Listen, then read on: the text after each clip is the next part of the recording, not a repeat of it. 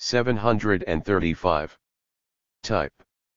He used the term elements 10 times in his concluding remarks, 1866, 41-42, several times very much as we would now use the word gene, but he had no clear concept concerning the genetic material. Regardless of what was really in Mendel's mind, what he had described meant to the early Mendelians that which we would now call Mendelian inheritance.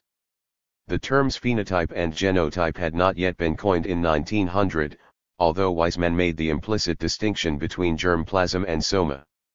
For de Vries there was no real 756 difference between the genetic material and the body, phenotype, since his pangens moved freely from the nucleus to the cytoplasm. A pangen corresponded for him to an elementary or unit character. He postulated the existence of a separate hereditary basis for each independently inheritable character. Sometimes de Vries referred to the genetic elements also as factors, and Bateson, as well as the Morgan school, adopted this terminology in the beginning. Like de Vries, Bateson also failed to make a clear distinction between an underlying genetic factor and the resulting phenotypic character. He referred to unit characters that are alternative to each other in the constitution of the gametes, 1902. In order to be able to refer to such alternate conditions, like smooth versus wrinkled in the P, Bateson introduced the term allelomorph, later shortened to allele. But again he failed to make a distinction between the somatic character and its determinant, gene, in the gamete. For a number of reasons, prior to about 1910 the silent assumption was made almost universally that there is a 1:1 relation between genetic factor, gene, and character. Hence, when one spoke of a unit character, it did not really matter whether one meant the underlying genetic basis or its phenotypic expression. It was, in part, this automatic assumption which led Cassel to propose his contamination theory. With the rapidly increasing genetic activity after 1900, the need arose for a technical term designating the material basis of an independently heritable character. The Danish geneticist W. L. Johansen, 1857-1927, realizing how similar the Mendelian factors behaved to de Vries's postulated pangens, proposed in 1909 to adopt a shortened version of pangen gene for the material basis of a hereditary character. Johansen was a physicalist, and the last thing he wanted was to provide a definition of the term gene that was tainted by preformationist language. He chided those who had a conception of the gene as a material, morphol. The flowering of Mendelian genetics. Logically characterized structure which is very dangerous for the smooth advance of genetics, a conception which we must urgently warn against, 1909, 375.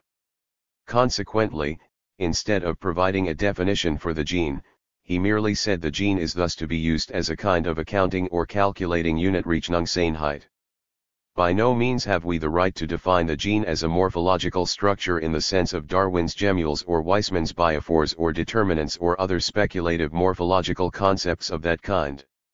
Nor have we any right to conceive that each special gene corresponds to a particular phenotypic unit character or, as morphologists like to say, a trait of the developed organism, 1909. This definition reflects a conflict permeating biology at that period. The physicalists and Johansen, owing to his training, was strongly influenced by them wanted to interpret everything in terms of forces. Embryologists coming from an epigenetic tradition were likewise quite unwilling to accept a corpuscular gene because it reminded them of preformation. Morgan's original reluctance to recognize genes, or at least corpuscular genes, was due to such reservations. Finally, there was still some influence of essentialism, which objected to any partitioning of the species' essence. In 1917 Goldschmidt castigated the extreme caution of geneticists toward the gene. We believe that this intellectual attitude toward the problem is the result of Johansen's doctrine of agnosticism in regard to the nature of the gene, which resulted in a kind of mystic reverence, abhorring the idea of earthly attributes for a gene. In due time, of course, it was proven that the gene has precisely those structural characteristics which Johansen had so carefully excluded from his definition. Indeed, From Morgan through Muller to Watson and Crick, there was an ever closer approach toward a structural concept of the gene.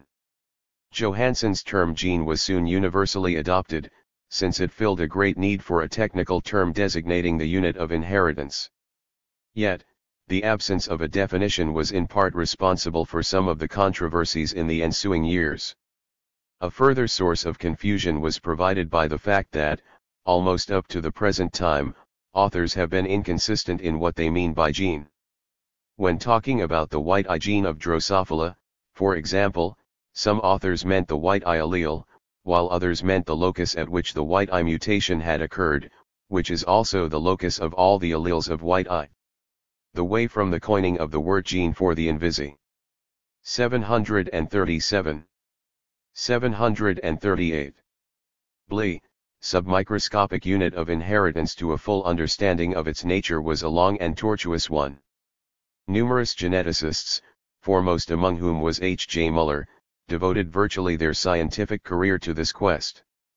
In the end, as we shall see, it was found, in the 1950s, that the portion of the macromolecule which functions as the gene has indeed the structural complexity and specificity which Johansson had rejected.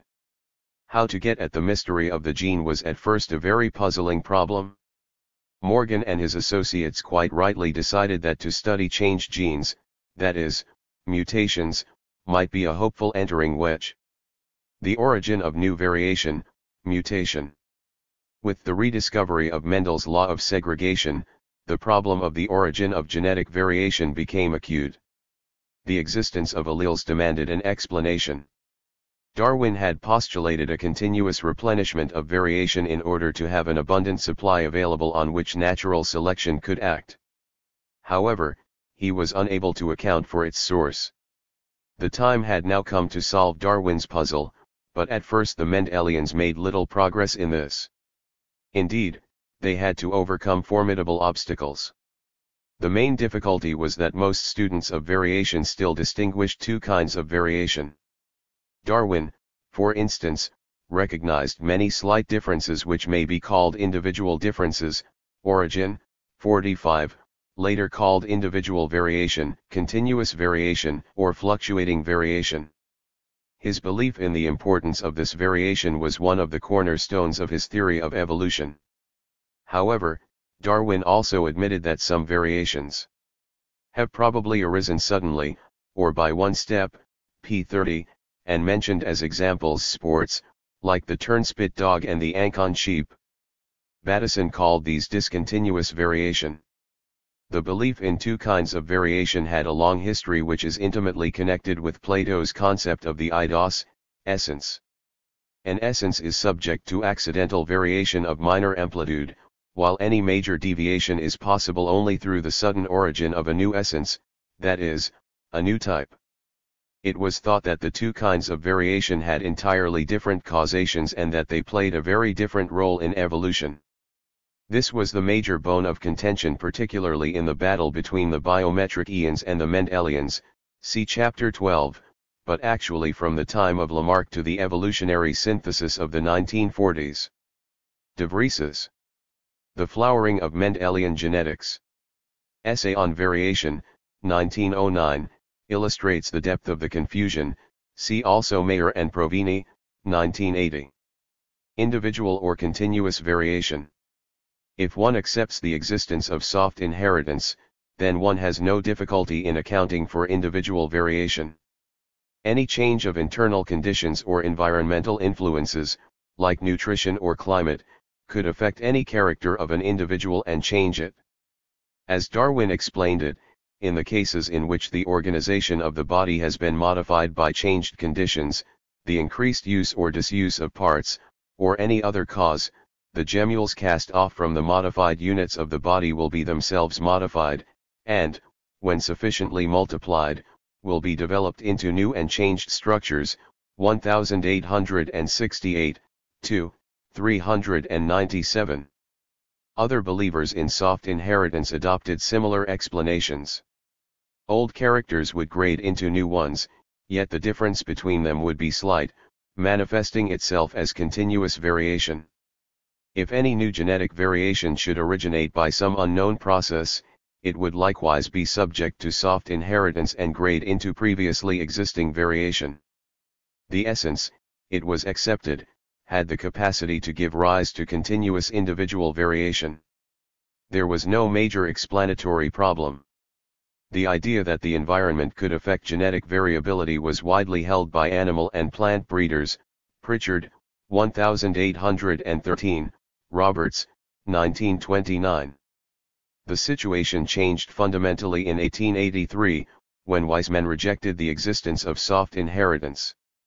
If the conditions of life cannot produce new variations and not even increase variability, what, then, can be the cause of individual variation? Neither Weismann nor de Vries had a sound theory for this, and the attention of the early Mendelians was so centered on discontinuous variation that they paid little attention, or none, to the problems of individual variation. How to reconcile discontinuous Mendelian factors with continuous variation puzzled them greatly. It was not simply the absence of the right kind of information that delayed the solution of this problem, but also the silent acceptance of a number of misconceptions. These included, in addition to the belief in two kinds of variation, the acceptance of soft inheritance, in spite of Weismann, of blending inheritance, in spite of Mendelism, of typological thinking, and a confounding of phenotype and genotype. A direct attack on the problem of the genetics of continuous variation and on the origin of its new components was not yet possible in the face of all these difficulties. And 739. 740. Misconceptions. The solution actually came in through the back door via a study of discontinuous variation, even though it was believed to have nothing to do with continuous variation. Discontinuous variation. That an occasional individual may fall way outside the norm of variation of the population to which it belongs had already been known among the ancients. It was observed among wild animals, among domestic animals and cultivated plants, and even in man. Any variant that fell outside the normal variation of a population was a case of discontinuous variation. Albinos, individuals with 6 digits, or indeed any kind of freaks, were described in the popular literature with fascination. In the 15th and early 16th centuries, when nature was credited with an enormous capacity for generation, that is, for the origin of new things, monsters were described with loving detail, most of them real animals with birth defects, like 2-headed calves, others purely mythical creatures, like chimeras displaying a combination of human and animal body parts. 10 in 1590 the apothecary Sprenger in Heidelberg discovered in his herb garden a celandine, Calodonium majus, with an entirely different leaf shape. He was able to propagate this plant and distribute its seeds widely. In due time specimens of it could be found in all major herbaria in Europe and descriptions of it in most 17th century books of plants. The new variant was generally treated as a new species of Calodonium. 310 years later a similarly aberrant plant, in the genus Oenothera, inspired de Vries to propose a major new theory of evolution.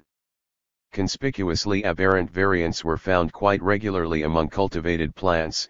Indeed, they had given rise to many of the best-known horticultural varieties, particularly when affecting the color or shape of the flower. They were likewise discovered among domestic animals, such as hornless individuals in cattle, or sheep characterized by very short legs, a breed, Ancon, quite popular for a while because these sheep were unable to jump fences or walls. In all these cases the breeders were able to develop pure lines by back-crossing to the parents and subsequent inbreeding, and reported what we would now call strictly Mendelian inheritance. There was no blending, no gradual return to the parental type, in contrast to Karl Rutter's findings with species hybrids. This fact, curiously, was completely ignored by Jenkin and Darwin in their famous controversy over blending inheritance, see chapter. The flowering of Mendelian genetics.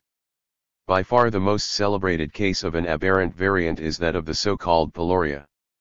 In 1741 a student at Uppsala brought a specimen of a plant to Linnaeus which at first sight seemed to be an ordinary butter and eggs plant, Linaria, being identical with it in its growth form, peculiar smell, characteristic color of the flower, calyx, fruit, and pollen. Yet, while the common Linaria has the typical asymmetrical flower of a snapdragon, the Peloria had a radially symmetrical flower with 5 spurs. Linnaeus came to the conclusion that this new plant propagates itself by its own seed, and is therefore a new species, not existing from the beginning of the world. More than that, according to the method of Linnaeus, Peloria was not merely a new species or genus but represented an entirely different class of flowers. This not only shook Linnaeus' concept of the constancy of species but seemed to refute even his axioms of classification. Larson, 1971, 99-104. At first Linnaeus thought hybridization was involved, but this idea soon had to be discarded. Ultimately, Peloria was shown not to be as constant as it had at first seemed, and Linnaeus finally decided to forget about this annoying species, not even mentioning it in the species Plantarum, 1755. More and more frequently such aberrant individuals or new varieties were found in the 100 years after Linnaeus, but they did not provide any new insight. Yet, a subtle change of emphasis during this period was perceptible. For Linnaeus and his contemporaries, such variants were discussed strictly in relation to the species concept. But as evolutionary thinking gradually emerged, varieties and the mode of their origin acquired a new significance. Unger's interest in this problem was, as we have seen, the stimulus for Mendel's experiments. After the publication of The Origin, variants were considered more and more frequently in relation to evolution. The sudden appearance of seemingly new species was nothing but disturbing to the fundamentalists who believed in only a single episode of creation.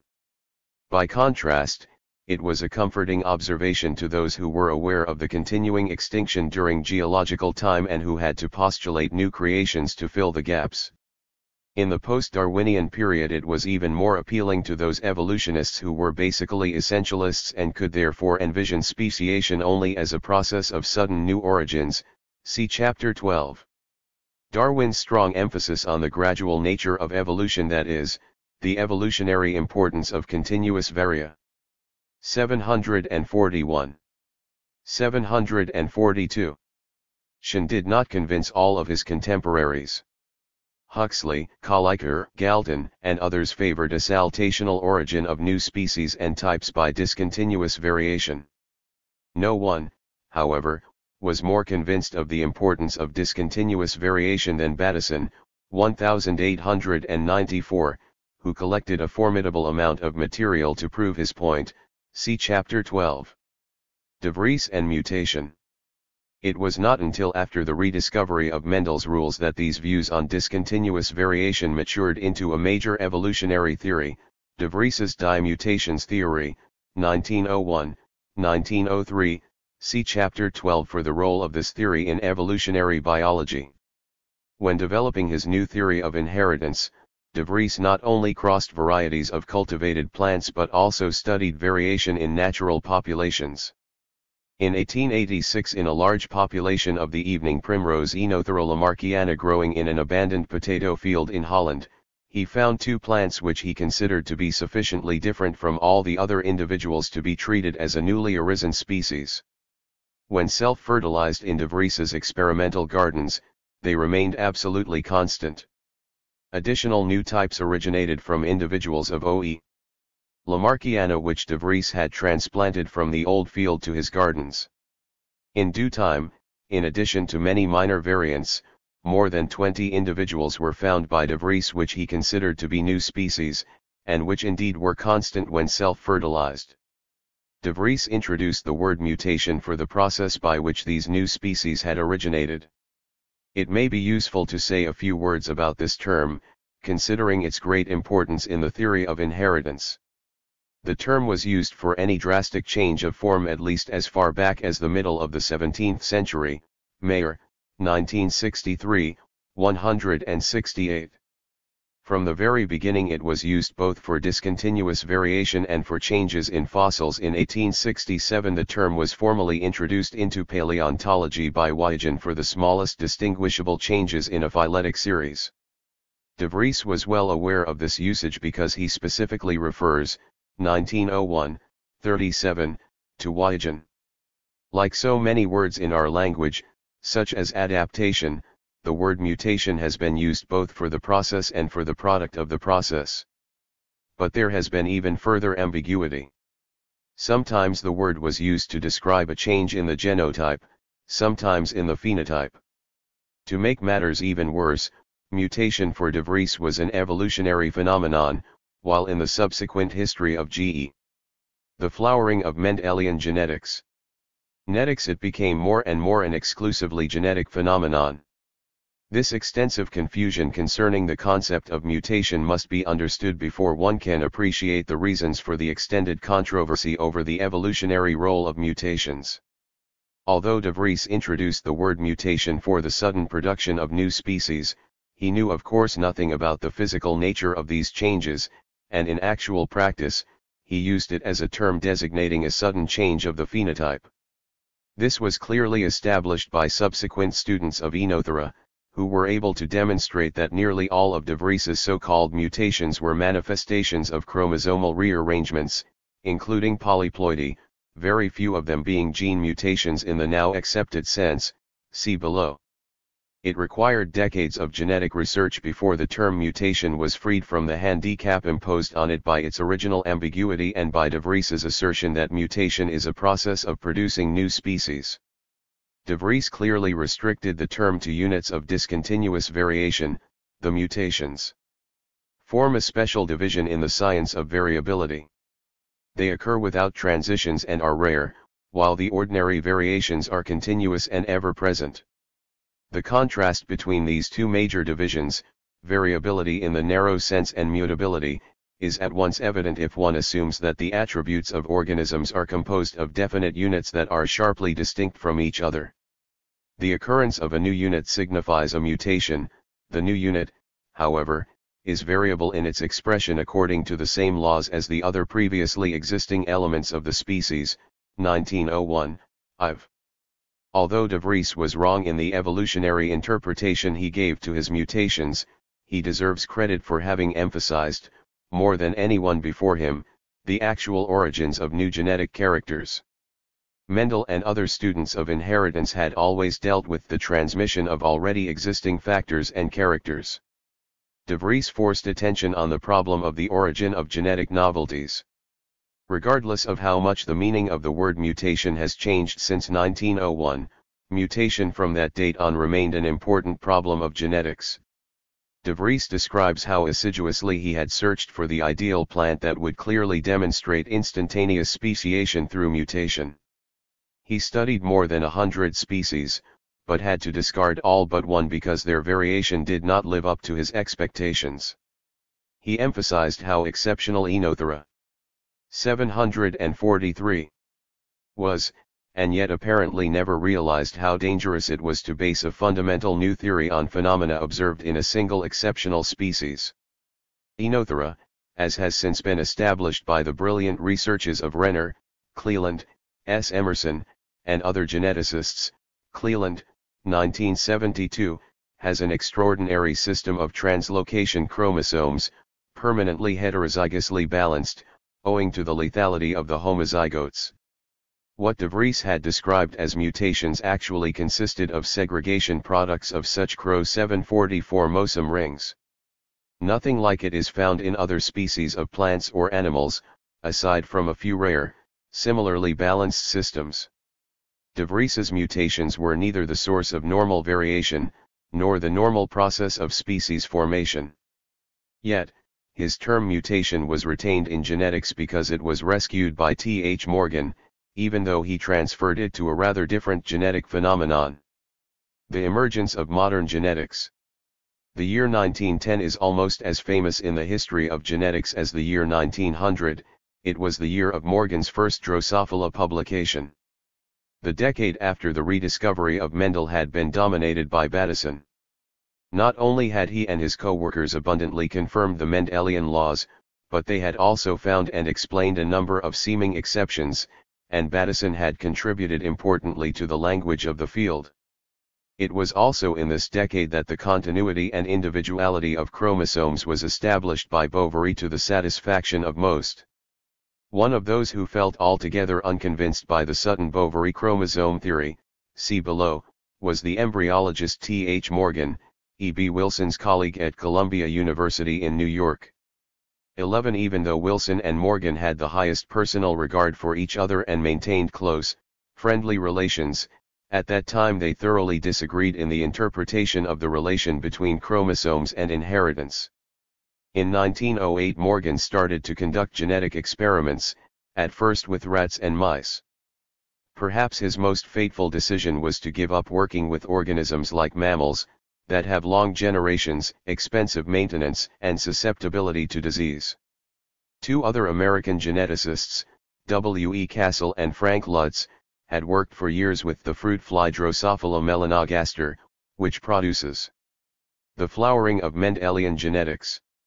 A new generation every 2 to 3 weeks, can be maintained in discarded milk bottles, and is virtually immune to disease.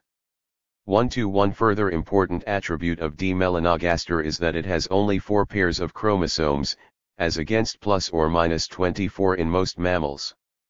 This made Drosophila specially suitable for studies in crossing over, such as were needed for the final substantiation of the chromosome theory. Chromosomes and Mendelian inheritance. After the mid-1890s a reaction set in against the speculative orgy of the Weismann years. In this new sober spirit the first accounts of the Mendelian laws by de Vries, Correns, and Bateson were rather descriptive, emphasizing ratios and the facts of segregation. Almost at once, however, a few students of inheritance, particularly those with a background in cytology, realized that one had to look for an explanation of the Mendelian phenomena, or, to be more specific, one had to search for a physical basis of Mendelian segregation. To these students it was obvious that there should be some connection between chromosomes and inheritance, a connection that was by no means acceptable to all. 1-3 In order to understand the opposition it is necessary to point out once more that the new science of genetics was born out of developmental biology. The original framework of the concepts of Weismann, Bateson, and Morgan was that of embryology. Although the battle between preformation and epigenesis had seemingly terminated 100 years earlier with the decisive victory of epigenesis, embryologists continued to be overly sensitive to any trace of preformational thinking. One has only to read some of Morgan's early, 1903, discussions of Mendelism or Johansson's discussions of the gene to get a feeling of their distaste for a corpuscular, hence for them preformationist, theory of Mendelian inheritance. Authors who based their theories of inheritance on physical forces, for instance Bateson in his theory of dynamic vortices, Coleman, 1970, saw a holistic, epigenetic unity in the genotype which seemed quite irreconcilable with the corpuscular theory. Such dynamic theories were held by certain geneticists long after the establishment of Mendelian genetics. R. Goldschmidt, for instance, as late as the 1950s, believed in fields of genetic forces and the possibility of systemic mutations of the entire genotype, another quite holistic concept. Johansson's objection to defining. 745. 746. The gene as a morphological structure seems to have had a similar background. Their opponents opted for a morphological corpuscular theory of inheritance, but were altogether uncertain how the genetic material was organized in the chromosomes.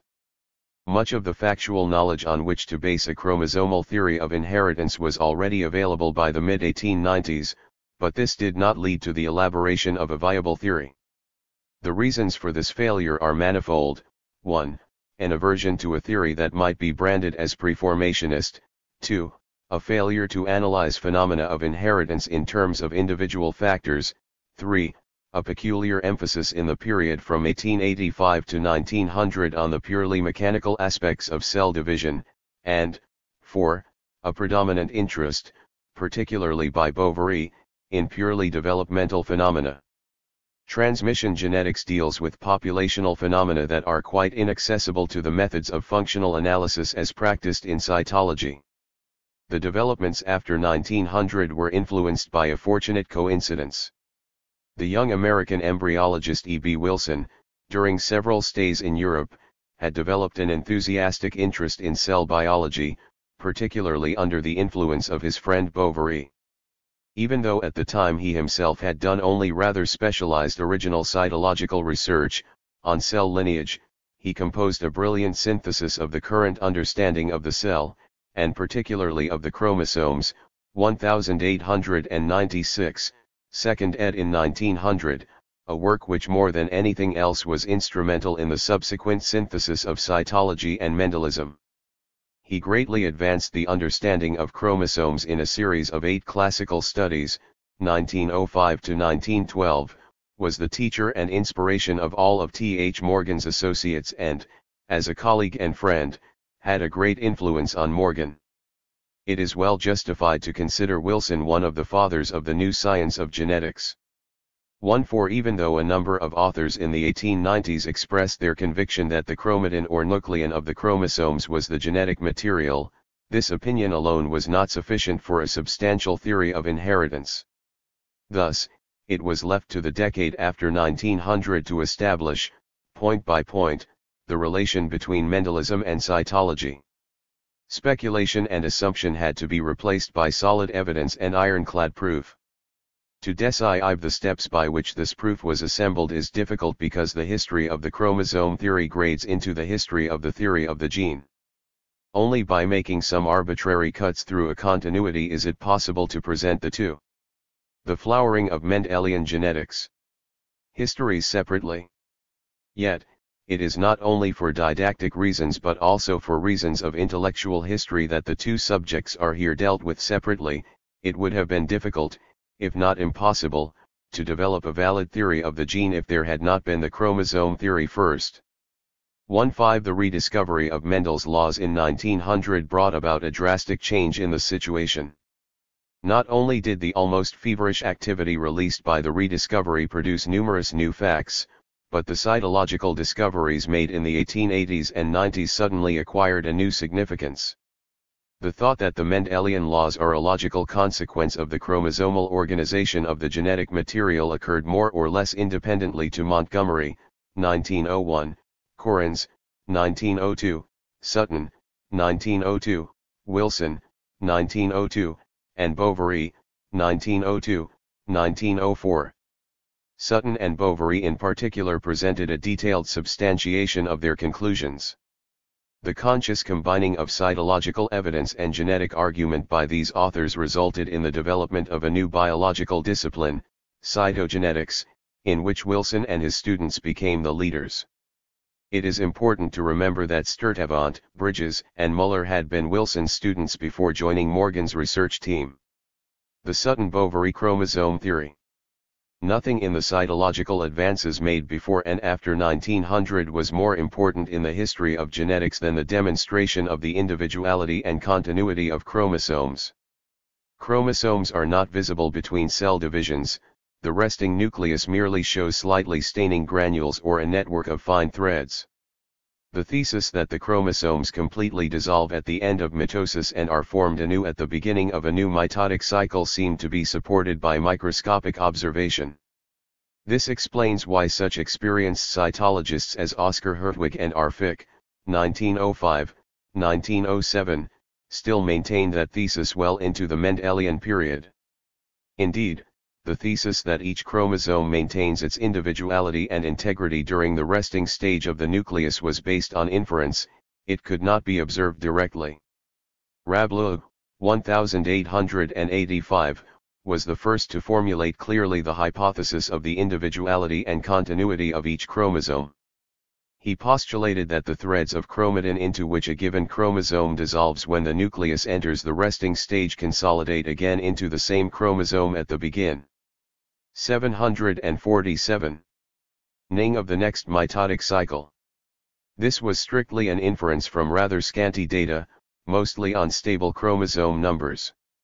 Van Beneden, see Chapter 15, and Boveri subsequently claimed priority for the same inference. There is no doubt that Boveri, more than anyone else, supplied the decisive proof for the theory of chromosome individuality.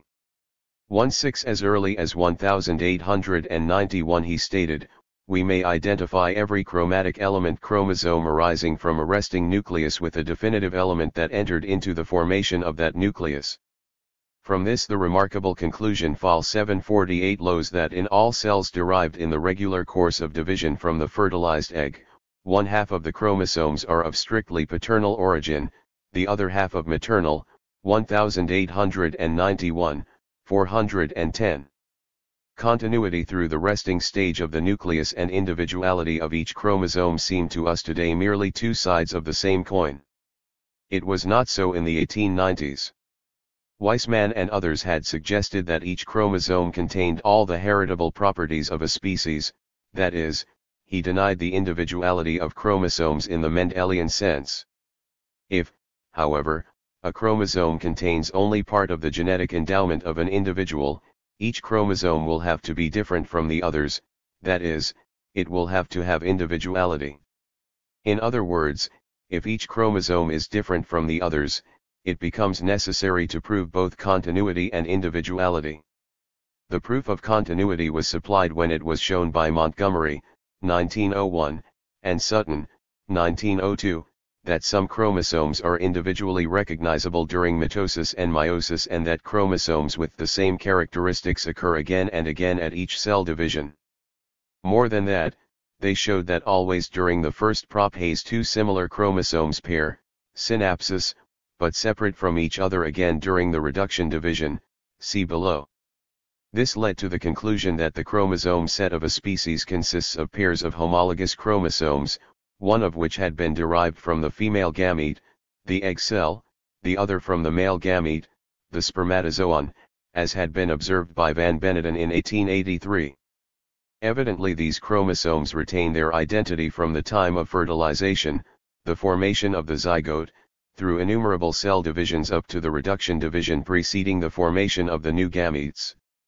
Sutton ended his paper with the remarkable conclusion that the association of paternal and maternal chromosomes in pairs and their subsequent separation during the reducing division may constitute the physical basis of the Mendelian law of heredity, 1902. The flowering of Mendelian genetics. Expanded on this thought the next year, 1903, see also McCusick, 1960. These observations did not entirely eliminate the possibility that morphologically dissimilar chromosomes nevertheless also had similar genetic properties. This possibility was excluded by Bovary, 1902, 1904, by an ingenious experiment. In a species of sea urchins with 36 chromosomes, Bovary was able, through proper manipulation, multiple fertilizations, and so forth, to produce embryos with highly variable chromosome numbers in the first 4 daughter cells. Yet, of all these embryos, only those that had 36 chromosomes in their daughter cells developed normally. Bovary concluded from this that each chromosome had a different quality and that the right combination of all of them had to be present in order to permit normal development. It was now clearly established that the chromosomes follow the same rules as genetic characters, that is, they show segregation and independent assortment. Sutton and Bovary implicitly or explicitly postulated that the genes are located on the chromosomes and that each chromosome has its particular set of genes. Clearly, especially as stated by Sutton, 1903, and Bovary, 1904, here was a well-rounded chromosomal theory of inheritance, deduced from the cytological evidence and from the independent assortment of Mendelian characters. It seemed to be able to explain all the facts of Mendelian inheritance. 17 Curiously, the importance and universal application of the Sutton-Bovary chromosomal theory of inheritance, so called by Sutton's professor, Wilson, 1928, was not at all recognized at first. It was rejected not only by Bateson and Goldschmidt but also by other well-qualified biologists, such as E. S. Russell, as late as 1930. In part this was due to the fact that it was arrived at by inference based on observation. T. H. Morgan, for one, asserted he would not accept conclusions that were not based on experiment, and similar statements were made by Johansen. Actually, much of the Sutton-Bovary theory was based on experiment, an indication that there were deeper reasons for Morgan's resistance. The evidence for the continuity of chromosomes through the resting stage was quite substantial by 1910, the evidence for their individuality rested mainly on Bovary's experiment. At first there was no definite evidence connecting a specific character trait with a definite chromosome. Sex determination was the character which first supplied such evidence. Eventually the most complete evidence came from linkage maps. 749.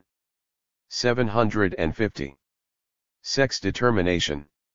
What determines the sex of a child has been the subject of much speculation at least from the days of the Greeks. 1-8 We now know that all the early theories were wrong.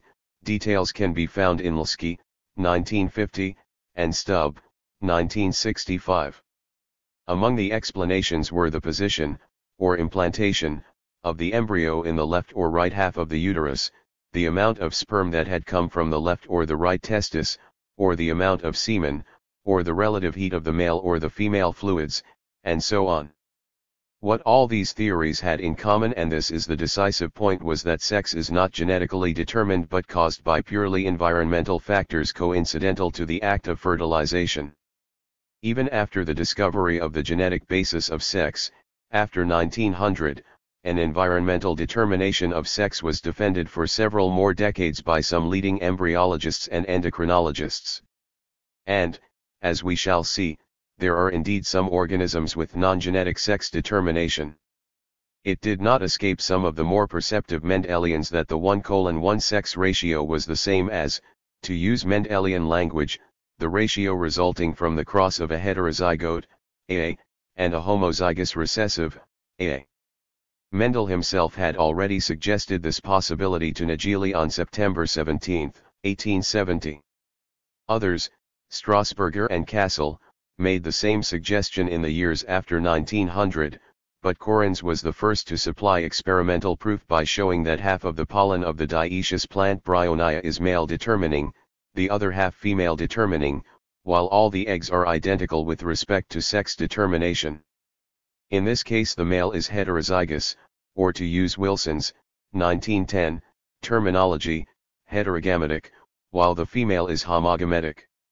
Eventually, it was shown that in birds and lepidopterans females are heterogametic, while in mammals, including man, and dipterans, including Drosophila, the male sex is heterogametic. Could it be that sex is connected with a definite chromosome? Gradually the evidence accumulated that would substantiate this suggestion. Sex chromosomes. From the beginning of chromosome studies it was observed that not all chromosomes are necessarily identical in appearance. 19 In 1891 Haenkeing observed during the meiosis of the insect Pyrocorus that half the spermatozoa received 11 chromosomes. The flowering of Mendelian genetics. While the other half received not only these 11 chromosomes but an additional heavily staining body. Uncertain whether it was a chromosome or not, Haenkeing designated this body as X. Nor did Haenkeing associate this X body with one of the sexes. During the next decade many additional cases were found of such extra chromosomes, or of the presence of one pair of chromosomes which differed in stainability, size, or other features from the remainder of the chromosome set.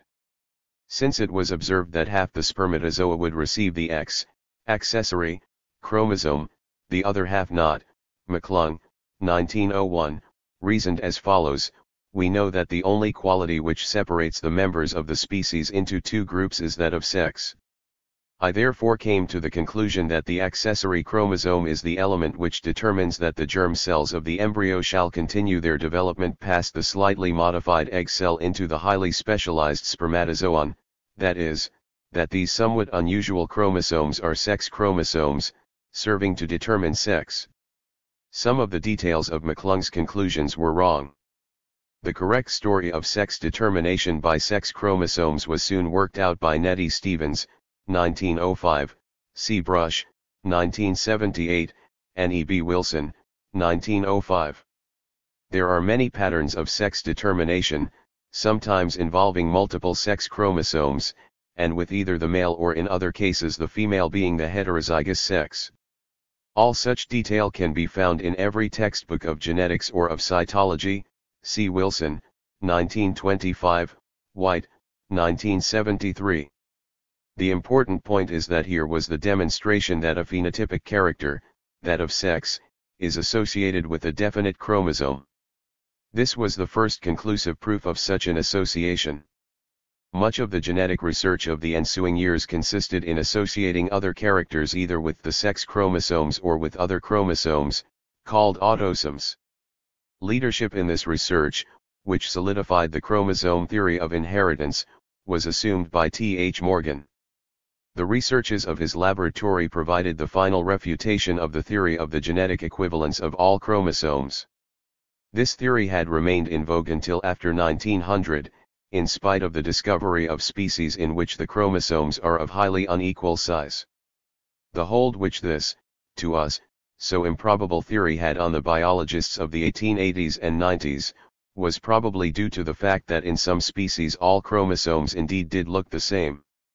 Now that the individuality of chromosomes had been conclusively established, and the association of at least one character, sex, with a definite chromosome had been discovered, genetics was ready to ask more precise questions about chromosomes and characters, or, to use Johansson's more concrete terminology, about the relation between chromosomes and genes.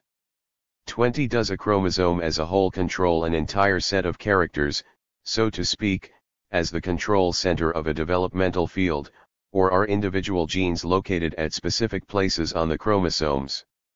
And what is the mutual relation of different genes located on the same chromosome or on different chromosomes? These questions were answered within a remarkably short time, essentially between 1905 and 1915, indeed largely between 1910 and 1915, through brilliant genetic experiments constantly checked against the cytological evidence. The starting point, invariably, was some rather simple Mendelian phenomenon. Morgan and the fly room. In 1909 Morgan began to breed Drosophila.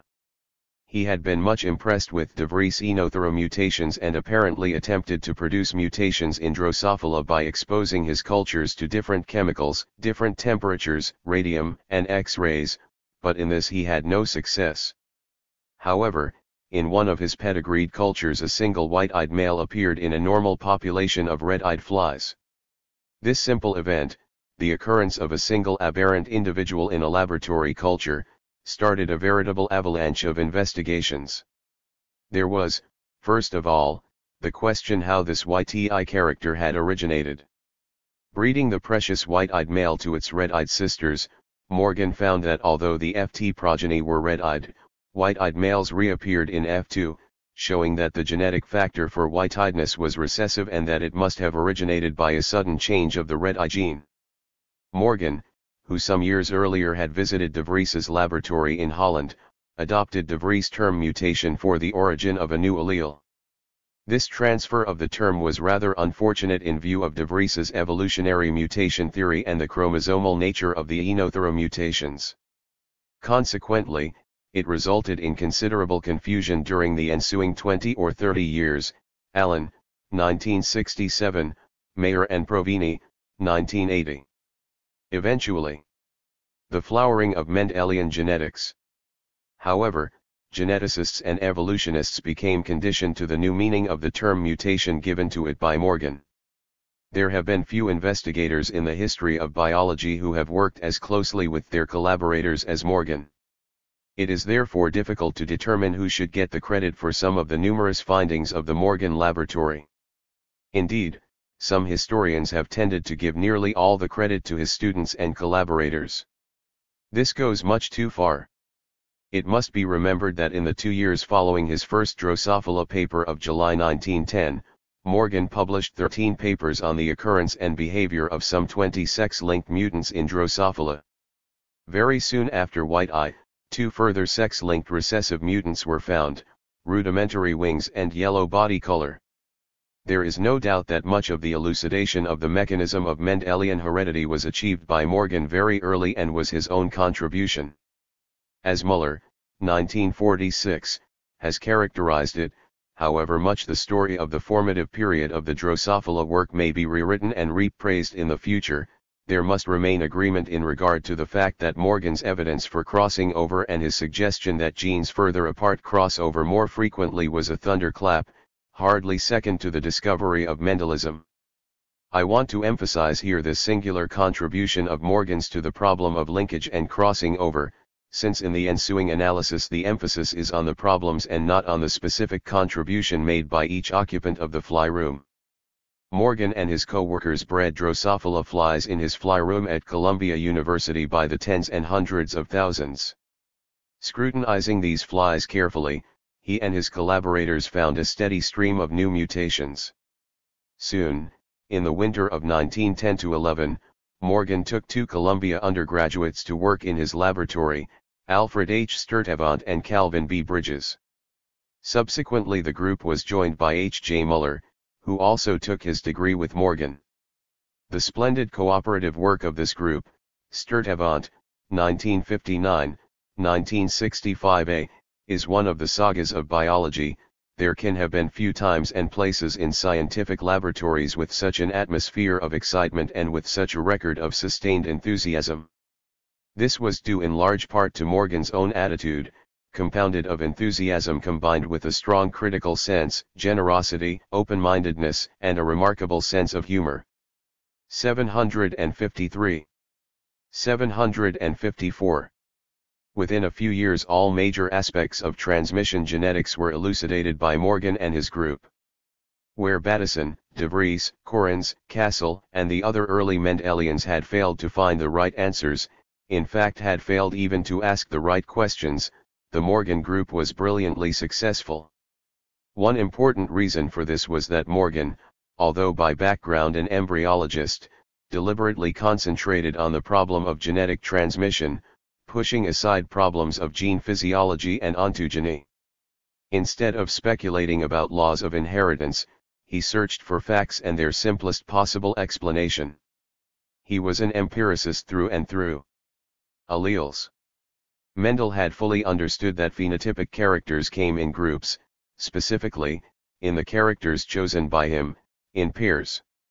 All the work done after 1900 confirmed that the material basis responsible for a phenotypic character could have alternate phenotypic manifestations or expressions. Translating this literally into Greek, these alternate determinants were allelomorphs, Bateson's term, or alleles.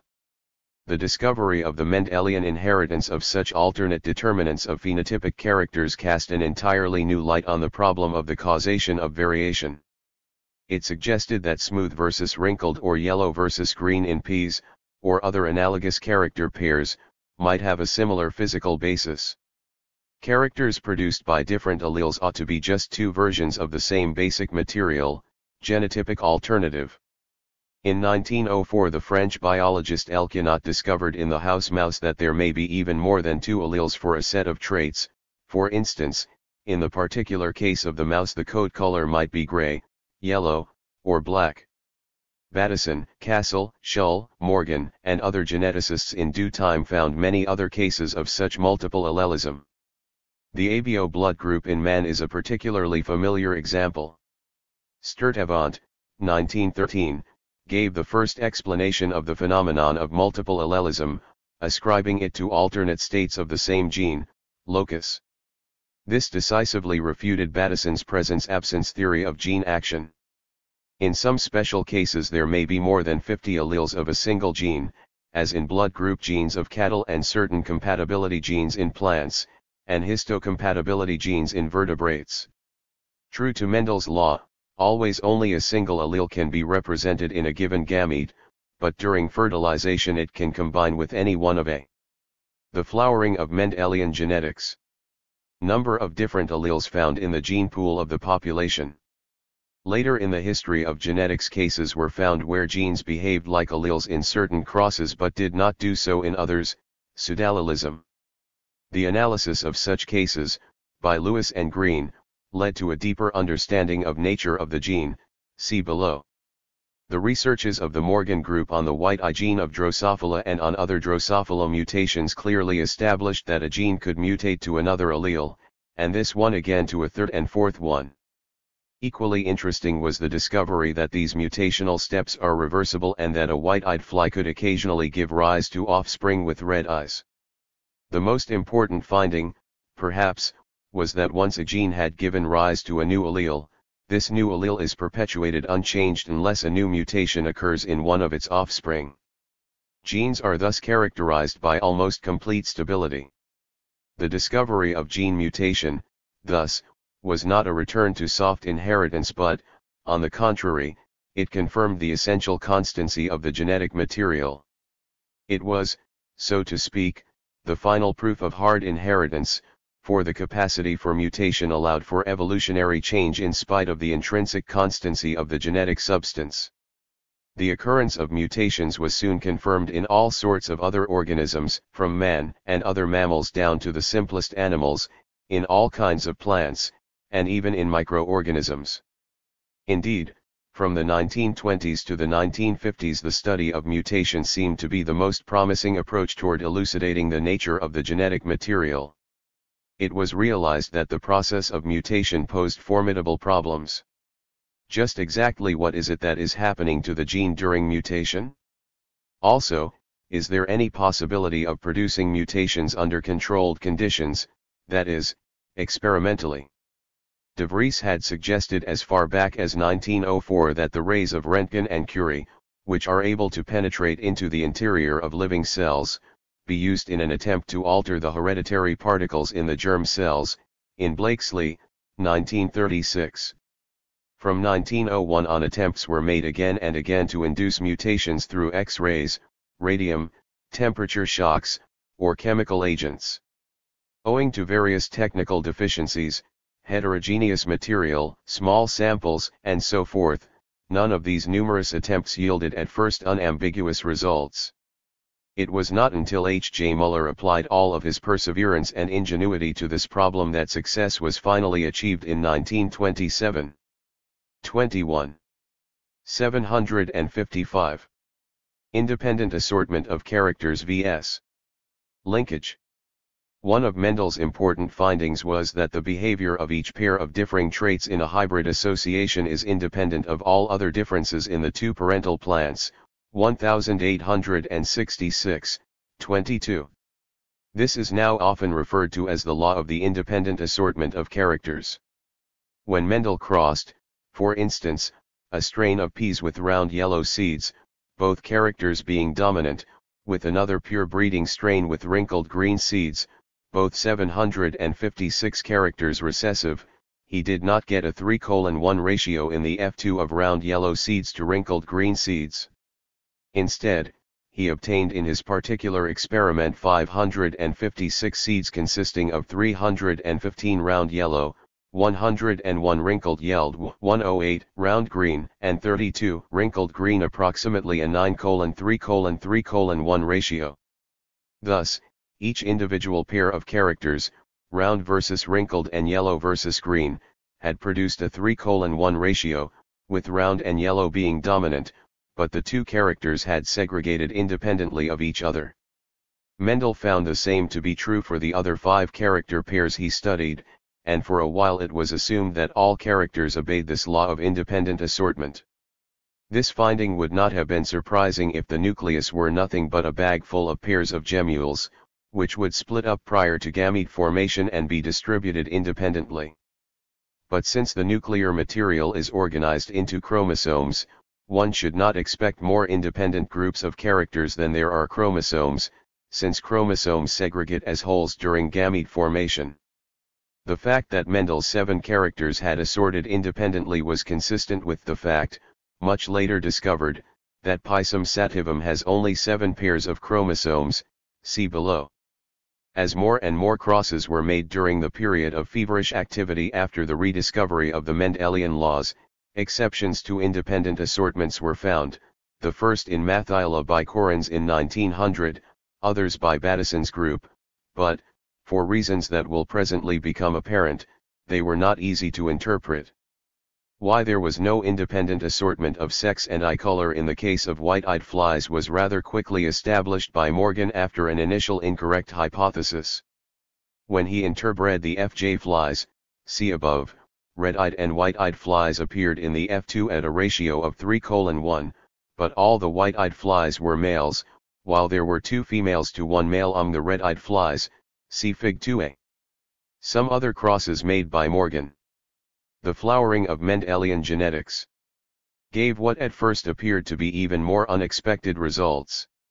For instance, when white-eyed females were crossed with normal red-eyed males, all of the female offspring were red-eyed and all of the male offspring white-eyed, see Fig 2b. Obviously the sex gene and the eye color gene did not assort independently. Morgan concluded from these observations in 1910 that the factor for eye color, which had mutated from red to white, was coupled with the X factor which determined sex. A year later, 1911, 384, he specifically explained this coupling of characters in chromosomal terms.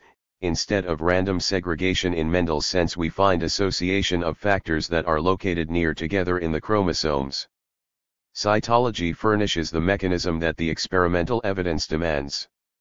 Some other mutations, like yellow body color and miniature wings, were also found to be linked with sex, that is, to be located on the sex chromosome. Other linked groups of characters had nothing to do with sex and were apparently located on the other chromosomes of Drosophila, designated as autosomes, to distinguish them from the sex chromosomes. De Vries, Correns, Bovary, and Sutton, in fact, had already predicted the occurrence of linkage on theoretical grounds. Their reasoning was based on the individuality of chromosomes and their continuity through the cell, mitotic, cycle. Non-disjunction. Work by one of Morgan's collaborators, Calvin Bridges, 1914, provided a still more convincing proof for the chromosome theory of inheritance. As we saw, when a white-eyed female Drosophila, carrying the recessive white allele on both X chromosomes, is crossed with a normal red-eyed male, carrying dominant red on its single X, it produces equal numbers of heterozygous red-eyed females and white-eyed males in the Phi. This is necessitated by the genetic constitution of the 2 parents. An abnormal strain of flies, however, turned up in Morgan's laboratory in which about 4.3% of the Phi progeny in such a cross consisted of white-eyed females and red-eyed males. I shall not go into the details of the explanation, which can be found in any classical textbook of genetics. It was based on the prediction by Bridges that females in this stock had not only the 2 X chromosomes but also a male Y chromosome. Presumably the original XXY female had originated when an abnormal egg with 2 XX chromosomes, due to failure of reduction, had been fertilized by a Y sperm. During gamete formation of such an individual with 3 sex chromosomes, 2. Phenotype pound. P. Red-white. Genotype pound. Gametes caret. Phenotype caret. F. Genotype T caret. Gametes A. Phenotype caret. F2. Genotype caret WWWWYWY. Figure 2a. F caret sons of red-eyed, mothers, having the X chromosome of the mother, are red-eyed. 50% of the male F2 of the F, females are again white-eyed, owing to normal Mendelian segregation. X and 1Y, either the 2 X chromosomes go to different gametes, eggs, resulting in X and XY eggs, this actually happening in 91.8% of the formed gametes, or else both X go to one egg and the Y to the other in 8.2% of the cases.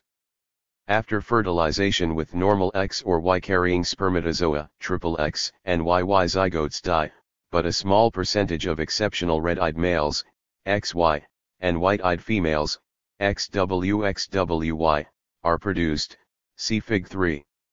Bridges' prediction was then confirmed by cytological examination, which indeed established the existence of XXY females and XYY males in this strain.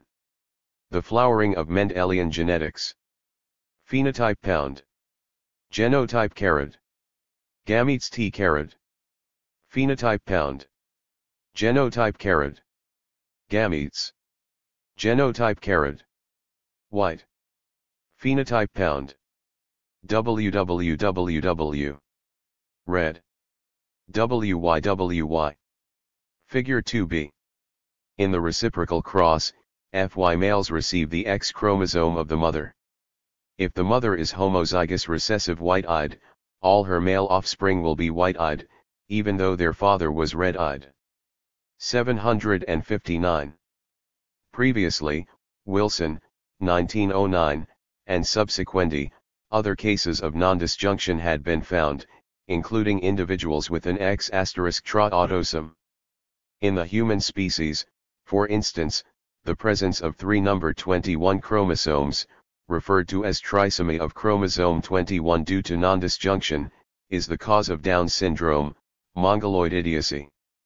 Individuals with an extra chromosome, trisomics, or with a missing autosome, monosomies, are viable in many plant species and have been used for interesting studies on the effects of different balances of the same genes.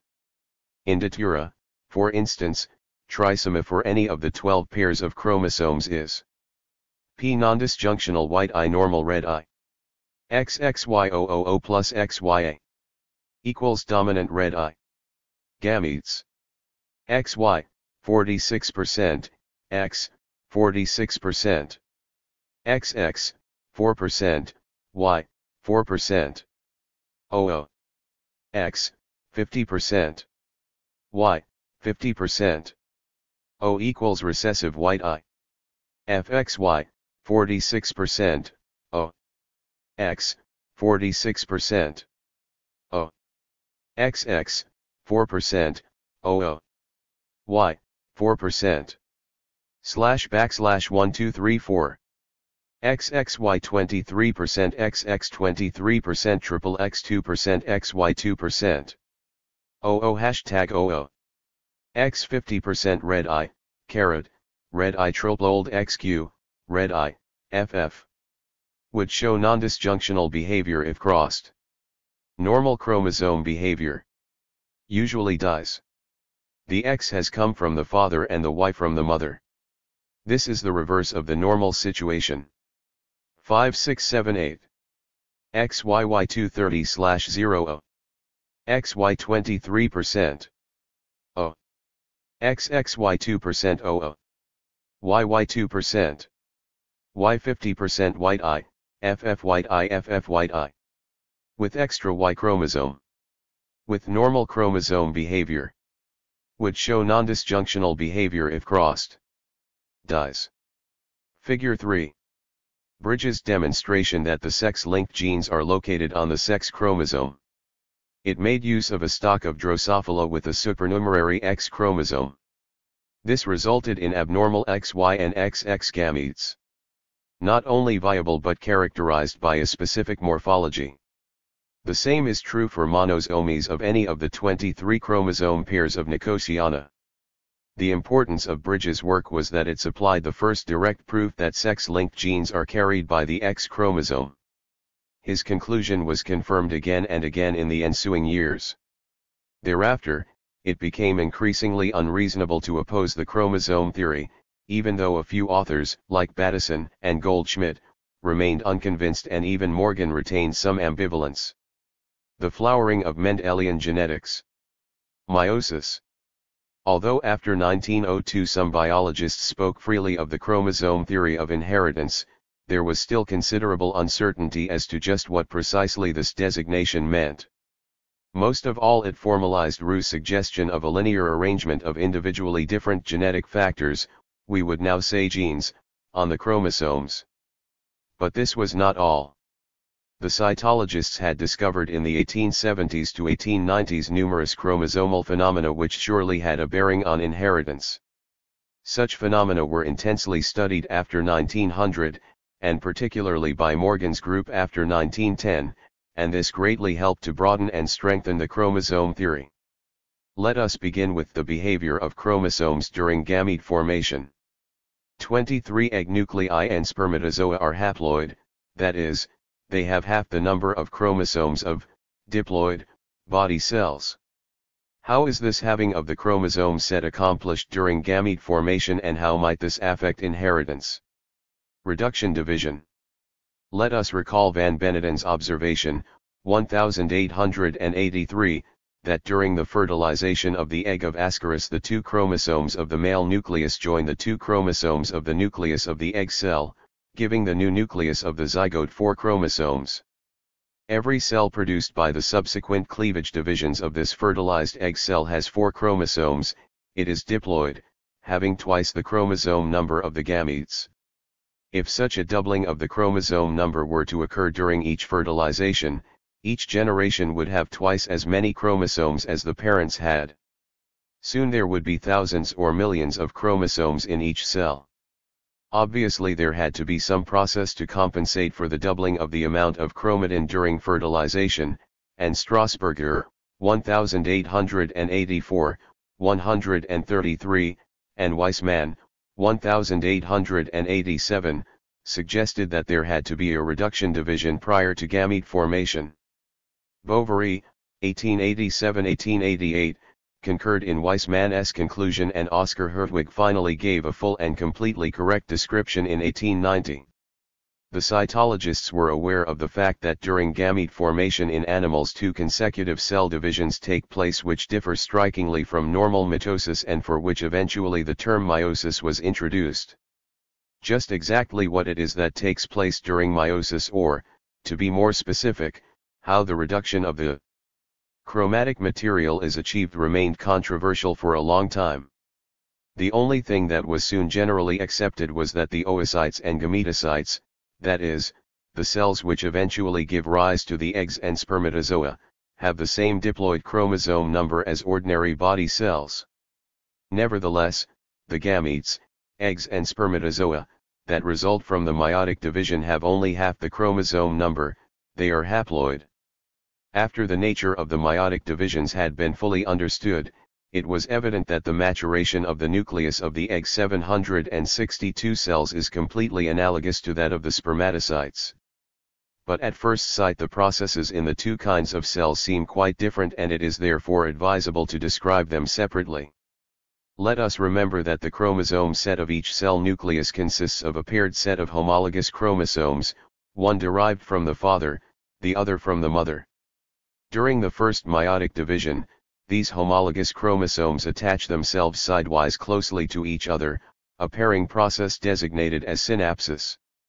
Just what happens during this pairing process was not at all clear at first. Indeed, the contact is so close that microscopic analysis is unable to reconstruct exactly what happens during the prophase of the first meiotic division. It took almost another 30 years before genetic analysis essentially clarified the process, see below. This first nuclear division during meiosis is unique because the nucleus divides but the chromosomes do not. As a result, half the chromosomes go to one daughter nucleus, the other half to the other nucleus. In the case of Ascaris, the chromosomal number is hereby reduced from 4 to 2. This first meiotic division is the reduction division postulated by Weissmann and previously suggested by Galton. In the second meiotic division the chromosomes split as in any mitotic division.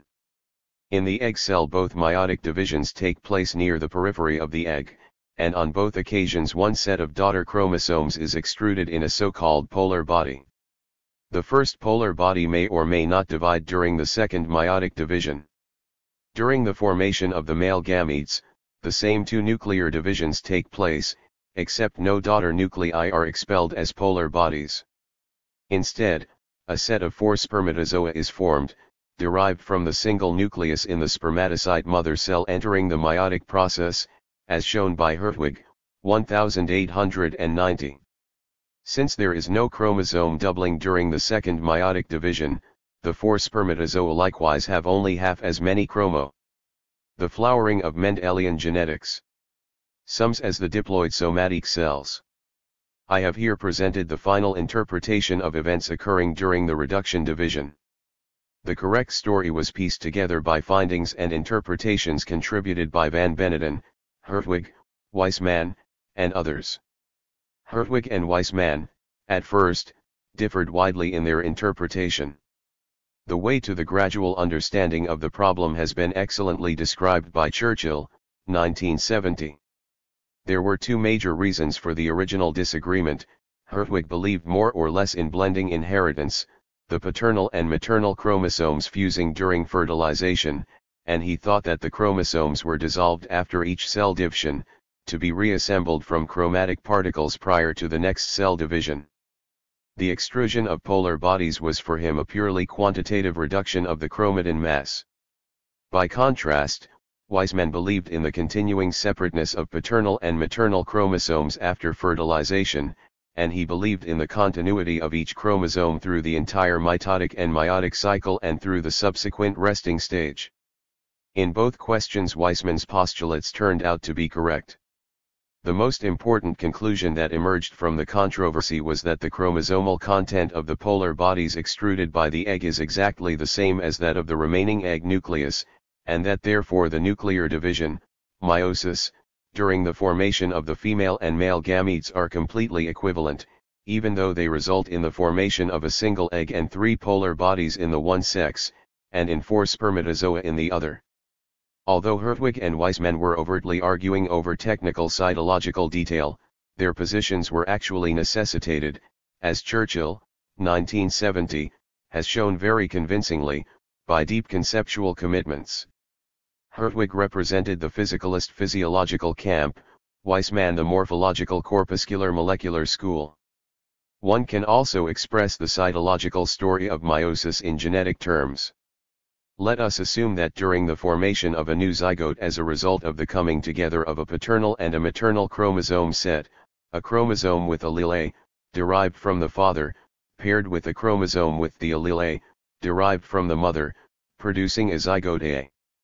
From the first cleavage division of the new zygote on, these 2 homologous chromosomes will remain paired and all somatic cells in the developing organism will be heterozygous A. It is only in the second meiotic division during gamete formation, the reduction division, that the 763, 764, 2 homologous chromosomes separate, forming in equal number gametes with the gene /4 and gametes with the gene A. Which chromosome goes to which of the 2 reduced daughter cells is entirely a matter of chance, see below. Thus Mendelian segregation is perfectly explained by the observed phenomena of chromosomal behavior during fertilization and gamete formation, the Sutton-Boveri theory. Meiosis, as described up to this point, can account perfectly for linkage and segregation, but it is not the complete story. It is unable to explain the phenomena of incomplete linkage, referred to above. However, this can be accounted for by an additional process occurring during meiosis, crossing over. Meiosis in plants is chromosomally the same as in animals, but it usually takes place at a different stage in the life cycle, prior to spore formation. Crossing over. Since any organism obviously has far more characteristics as well as genetic determinants for these characters than it has chromosomes, it was realized from the beginning, Correns, 1902, Sutton, 1903, that each chromosome must be the carrier of several if not many genes. This was soon confirmed by the work of Morgan's laboratory. The discovery of linkage groups, each associated with a definite chromosome, however, raised a new problem.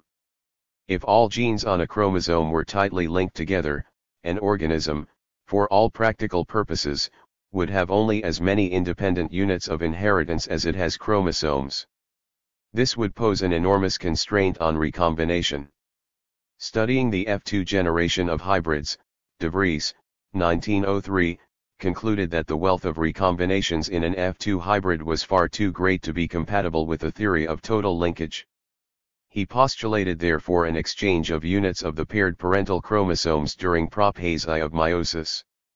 How many and which units would be exchanged may then simply be left to chance, 1910, 243, provided that exchange is always strictly mutual. Such an exchange was also predicted by Boveri, 1904, 118. Genetic analysis soon confirmed that the linkage of genes on the same chromosome is not complete. The first such observation was made by Bateson, Saunders, and Punnett, 1905. In the F2 of a cross of 2 varieties of sweet peas, Lathyrus, which differed in flower color and shape of the pollen grains, they got neither the expected 9:3:3:1 ratio nor a simple 3:1 but found 69.5% double dominance, 19.3% double recessives, and two classes of 5.6% hetero. The flowering of Mendelian genetics. Zygotes. Evidently the genes for the two characters had neither assorted independently nor been completely linked, 11% exceptions. Bateson proposed an ad hoc hypothesis to explain this, and since he did not believe in the chromosome theory, he did not consider crossing over. It has frequently been remarked how curious it is that Mendel had not encountered linkage. The P. Pisum sativum, has only 7 pairs of chromosomes, and Mendel studied 7 characters. Was it luck that they were not linked, thus sparing Mendel one additional complication? Presumably it was not. Mendel is known to have devoted several years to preliminary crosses before starting on his set of definitive experiments. It is quite likely that he had rejected characters, or at least one member of a character pair, which did not show independent assortment in the F2. It is also possible that the seed producers from whom Mendel had acquired his material favored independently assorting characters. Finally, map distances of some of the genes are great enough to simulate independent assortment, even if some genes had been located on the same chromosome. 4 exceptions to complete linkage became a serious problem when the intensive analysis of the genetic constitution of the Drosophila melanogaster began in Morgan's laboratory. He and his associates found that the percentage of broken linkages ranged widely, sometimes being as low as 1%. How could this variability be explained? Let us look more closely at one particular case. Let us take a set of 3 recessive genes: yellow body color, Y, white eye color, W, and miniature wings, M, which are among the genes located in Drosophila on the X chromosome. If a male with these 3 genes is crossed with a normal female, one would expect the 3 recessive characters to turn up in the F2 generation as a linked group. Actually, the linkage for body color and eye color was broken in 1.3% of the flies, for eye color and wing size in 32.6% and for body color and wing size in 33.8%. How can these figures be explained? The numerical values for these exceptions were too regular to be explained by such a haphazard process as a random exchange of units, as postulated by de Vries. However, cytological researches in the early 1900s permitted a different solution. The study of the details of meiosis had made enormous progress in the 20 years since the pioneer work of Bovary and Hertwig. No less than 6 different stages in the changes of the chromo. 765. Sums, the chromatic material, were now distinguished during prophase I. During one of these stages the 2 paired chromosomes are still quite thin, but each has split into 2 chromatin threads, chromatids, the so-called 4-strand stage. The 2 chromosomes form wavy loops and cross each other repeatedly.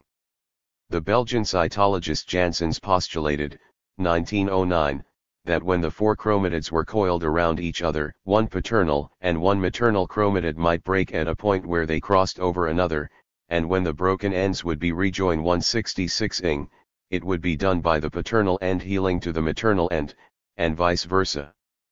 The other 2 chromatids would remain intact. Thus a chiasma would be formed, point where 2 chromosomes of a pair remain in contact during the later stages of prophase I of meiosis. The chiasma, in Janssens' views, is an indication of the crossing over of a paternal and a maternal chromatid. The final result would be a new chromosome consisting of pieces of the maternal and the paternal chromosome. The analysis of cases of incomplete linkage by the Morgan group was consistent with Janssens' theory. The process of crossing over is so complex that it took some 30 years until it was finally decided which of various competing interpretations was the correct one. See Whitehouse, 1965, for a very readable presentation. However, it is now fully established that crossing over takes place at the 4-strand stage and involves 2 of the 4 chromatids. Furthermore, it takes place at the very beginning of that stage. Grell, 1978. Morgan and his collaborator A. H. Sturtevant, Lewis, 1961, figured that the amount of incomplete linkage due to crossing over represented the linear distance of factors along the chromosomes. The chance of a chromosomal break, and hence crossing over, between two genes would be the smaller the closer the location of two genes on a chromosome. With the help of this reasoning, Sturtevant, who was then only 19 years old, was able to calculate the position and sequence of genes on a chromosome and indeed to produce a chromosome map, the first one, for the X chromosome of Drosophila melanogaster, published in 1913. He thereby established that the genes then known for this chromosome are arranged along the chromosome in a linear sequence. Among the early results there were some discrepancies. These were eliminated when Muller, 1916, showed that there could be double crossovers on long chromosomes, simulating a non-occur. The flowering of Mendelian genetics. Rents of crossing over for distant genes, and that the presence of a chiasma would interfere with the occurrence of further crossing over on nearby regions of the chromosome. Taking these two newly discovered phenomena, double crossover and interference, into account removed the discrepancies which had made some of Morgan's opponents skeptical of the validity of the crossing over theory. The chromosome theory of inheritance could now be supplemented by a theory of the gene, Morgan, 1926. By 1915 Morgan and his associates had studied more than 100 mutant genes. These fell into 4 linkage groups corresponding most admirably to the 4 chromosomes of Drosophila melanogaster. The indirect proof for the chromosomal nature of linkage groups was thus complete. However, it was not until 1931 that Stern was able to use some abnormal chromosomes, a piece of the X chromosome attached to the small 4th chromosome, to provide cytological proof for the thesis of crossing over. A similar proof was provided in the same year by Creighton and McClintock, 1931, for plants, maize. Indeed, maize turned out to be a remarkably favorable material for cytogenetic studies. Although it does not have giant chromosomes later so useful in Drosophila research, all 10 chromosomes are morphologically distinct, and the occurrence of extra chromosomes is not infrequent. Barbara McClintock used these attributes of maize during 30 years of brilliant studies for an interpretation of gene action, the comprehensiveness of which was not generally realized until the molecular geneticists, years later, arrived at similar conclusions. The story of crossing over as here presented is a considerable oversimplification, leaving out many complexities. For instance, the nature of the chiasmata, the bridges between chromosome segments that result from crossing over, has long been controversial. The number of chiasmata per chromosome arm is highly variable, and indeed there is no crossing over in some cases, for instance in the male Drosophila. There has been much argument as to the exact moment of the replication of chromosomes during the first meiotic division as well as the exact moment of chiasma formation, breakage and healing of chromatin strands, indeed even whether the presence of a chiasma always indicates genetic crossing over. Most importantly, the behavior of the different chromatid strands in a chromosome remained long controversial. As a result, the breakage fusion theory of Janssens and Morgan as an explanation of the phenomena of crossing over was rejected. 767. By certain authors. Belling, for instance, proposed the copy choice theory, and Winkler the gene conversion theory. Although in the end neither theory prevailed, both resulted in numerous experiments that led to a better understanding of crossing over and the nature of the gene. No comparative history of the 3 theories has yet been written. Textbooks of cytology and genetics must be consulted for full details on these technical matters, see also Grell, 1974. What is important is that all seeming exceptions could be explained ultimately in terms of the classical 768 chromosome theory. The reconstitution of chromosomes, effected by crossing over, is very important for the evolutionary process. It is an effective mechanism for the mixing of the paternal and maternal genes and, by producing new intrachromosomal combinations of genes, it provides a great abundance of new genotypes, far more than mutation, on which natural selection can act. There is still another chromosomal process which facilitates recombination, the independent movement of maternal and paternal chromosomes during the reduction division in meiosis. Prior to 1902 there was a widespread belief that the paternal and the maternal sets of chromosomes move as units. It was, for instance, believed by some authors that, during the maturation divisions of the egg cell, all the paternal chromosomes are eliminated in the polar bodies, to be replaced by a new set of father-derived chromosomes through fertilization. If this were true, no polar bodies would be produced during the maturation of the parthenogenetic eggs, but Boveri proved that polar body formation in parthenogenetic eggs does not differ in any way from that of sexual eggs. Furthermore, heterozygous females produce gametes with paternal genes. Finally, Carruthers, 1913, found that in species with unequal-sized, heteromorphic, chromosome pairs, the larger chromosome moves randomly to either pole. This was conclusive proof that the maternal and paternal chromosome sets did not segregate as unitary packages. There is, however, a rare genetic condition, meiotic drive, which prevents the random assignment of chromosomes to the polar bodies. This explains certain cases of the maintenance of otherwise deleterious genes in populations, see Part 2. Chromosomal rearrangements. Chromosomes occasionally break completely during chiasma formation, and may then be reassembled in new ways, instead of the flowering of Mendelian genetics, simply healing together where the break had occurred. If there was a double break, the middle piece can be turned around, resulting in a chromosomal inversion. It is called a paracentric inversion if the centromere is not located on the inverted chromosome section, or a pericentric if it includes the centromere. A translocation occurs when a piece of one chromosome breaks off and attaches to, or is inserted into, another chromosome with which it is not homologous. Occasionally unequal crossing over occurs, resulting in two daughter chromosomes, one of which has a duplicated piece of chromosome, while the other has a deficiency. 2.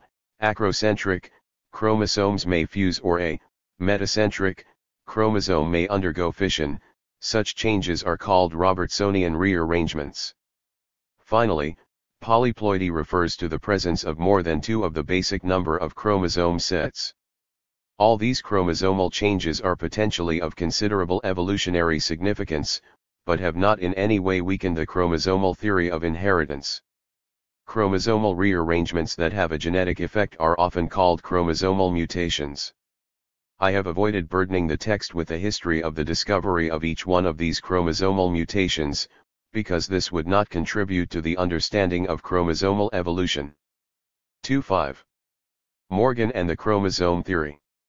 The claims made by some historians that Morgan and his group were the originators of the chromosome theory of inheritance is clearly not valid.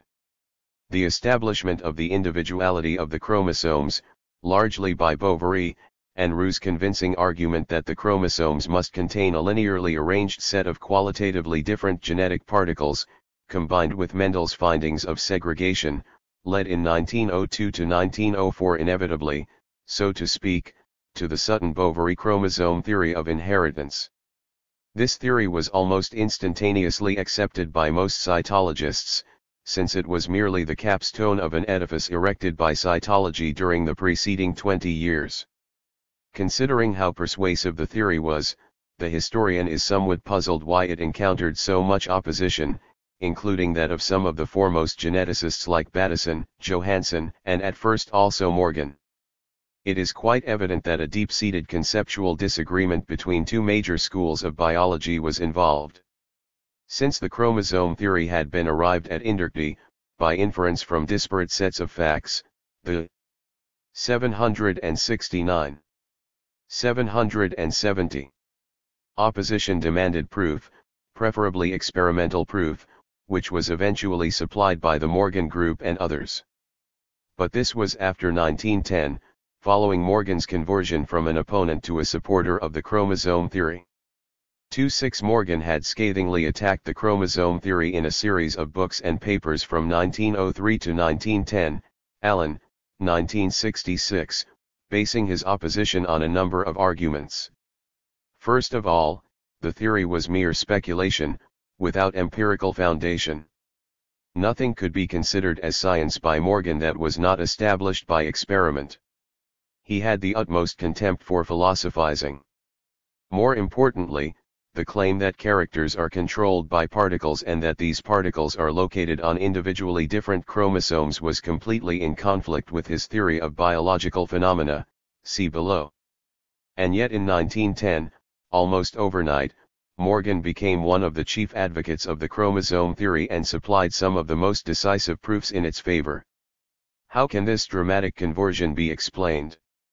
That it was sudden is documented by the dates of some of Morgan's pre- and post-conversion publications.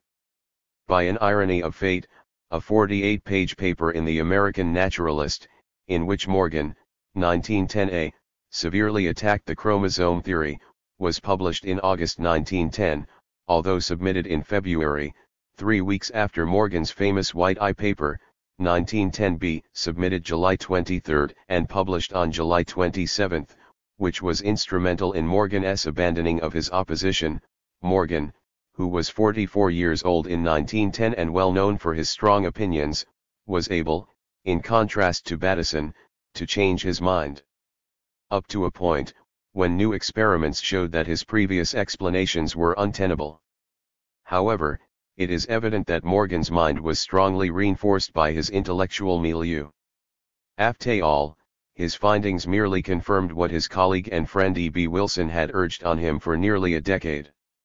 Wilson's arguments were reinforced by Morgan's remarkable team of young collaborators. They were outstanding for diversity of talent and character, and for lacking Morgan's 19th-century biases. The principal characteristics of the members of the Morgan team have been well described by Jack Schultz, 1967, himself a late EI member of the group, Morgan's skepticism and Muller's system building. Sturtevant's extraordinary analytical powers, and the brilliance of Bridges' experimental talents. All the younger members of the team, most of them cooped up together. The flowering of Mendelian genetics. In the small fly room, worked on Morgan's re-education.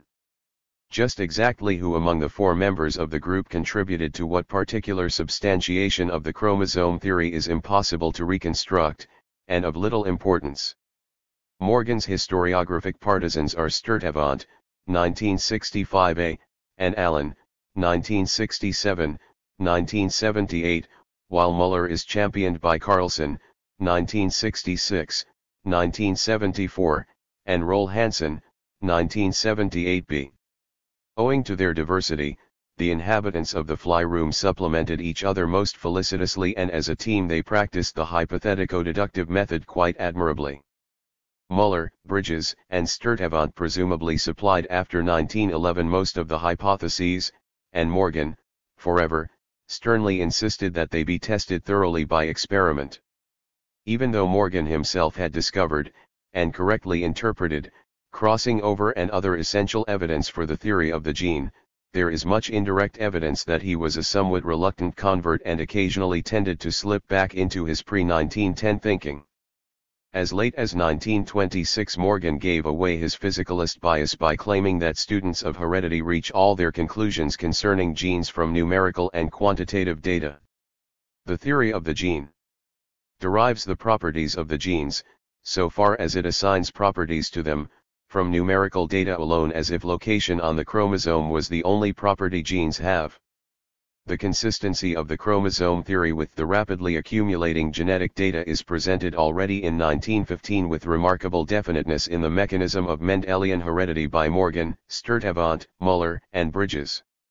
It is therefore somewhat puzzling why Bateson, Johansen, and others continued in their opposition, and why, instead of ignoring them, Morgan's 2 closest associates, Sturtevant and Bridges, felt the need to substantiate the validity of the chromosome theory by ever new experiments. They delighted in finding seeming exceptions or discrepancies, in order to be able to prove that they nevertheless could be explained in terms of the chromosome theory. One wonders why they did not close the book and turn to entirely new problems, as did Muller. So far as I can judge, the highly ingenious and meticulously precise work in Drosophila genetics from 1915 to the 1930s did not result in any essential revision of the Sutton-Boveri theory. What it did do, however, is to prove the theory and to show its biological implications. The answer to the question why the chromosome theory encountered so much resistance emerges from a study of the Con. 772. Temporary Literature, Coleman, 1970, Roll Hansen, 1978b. The chromosome theory was not merely one of the thousands of building stones in the edifice of biological knowledge, rather it was a test case for the validity of two basically different philosophies of biology, a confrontation of two Weltanschauungen. They were the same two schools that had differed on the nature of fertilization, contact versus fusion, and in other 19th century controversies, such as the origin of cell nuclei, see also Coleman, 1965, Churchill, 1971. It is difficult to describe the two opposing parties in terms that were not already obsolete in 1910. I can convey an impressionistic picture by saying that on one side were the physicalists, epigeneticists, embryologists, and on the other side the corpuscularists, preformationists, cytologists, but in doing so I am using designations that were inappropriate by 1910. For instance, labeling anybody a preformationist after 1800 is quite misleading. The physicalists, in principle, were extreme reductionists, but in this case they did not carry the analysis nearly as far as the corpuscularists. The physicalists were mechanists, but so were the corpuscularists. The physicalists always searched for movements and forces, they favored dynamic explanations, they attempted to quantify everything and express it in numerical values. The corpuscularists explained biological phenomena in terms of qualitatively different particles, in terms of structure, form, uniqueness, historical change, and populational aspects. Their physical explanations led them to invoke molecules, and thus chemistry, rather than forces, and thus physics. One may argue how best to designate the two opposing camps, but there is little doubt as to the fundamental differences in their interpretation of the nature of organic matter. Bateson, Johansen, and, at first, Morgan, were physicalists, and, if the chromosome theory of inheritance were correct, it could be interpreted as a refutation of their own conceptual framework. This was true in general as well as for particular aspects, as I shall now try to show. The physicalists were horrified by the idea of having to recognize corpuscular genes. To them this was nothing less than reviving preformation in a modernized form. The argument of preformation versus epigenesis had, of course, long been dead, if it is expressed in terms of an alternative between a homunculus and a vis viva. The idea of a homunculus was too absurd after the birth of embryology, ca 1816–1828, to be considered any longer, but the epigeneticists' belief in a generalized vis viva or general devil. The flowering of Mendelian genetics. Mental force was equally untenable after biologists had become aware of the precision of inheritance. To Roux, Weismann, and Bovary it was completely obvious that the precision of inheritance required postulating an architecture of the germ plasm, that is, a structural complexity of the genetic material, later articulated in the Sutton-Bovary chromosome theory. The physicalists found it difficult to understand how one could hold such ideas without falling back into the naive preformationism of Bonnet. An even sounder reason for the opposition was provided by embryology. Roux's brilliant 1883 theory of an equal division of the genetic material was soon seemingly refuted by Roux's own description of mosaic development and the results of cell lineage studies.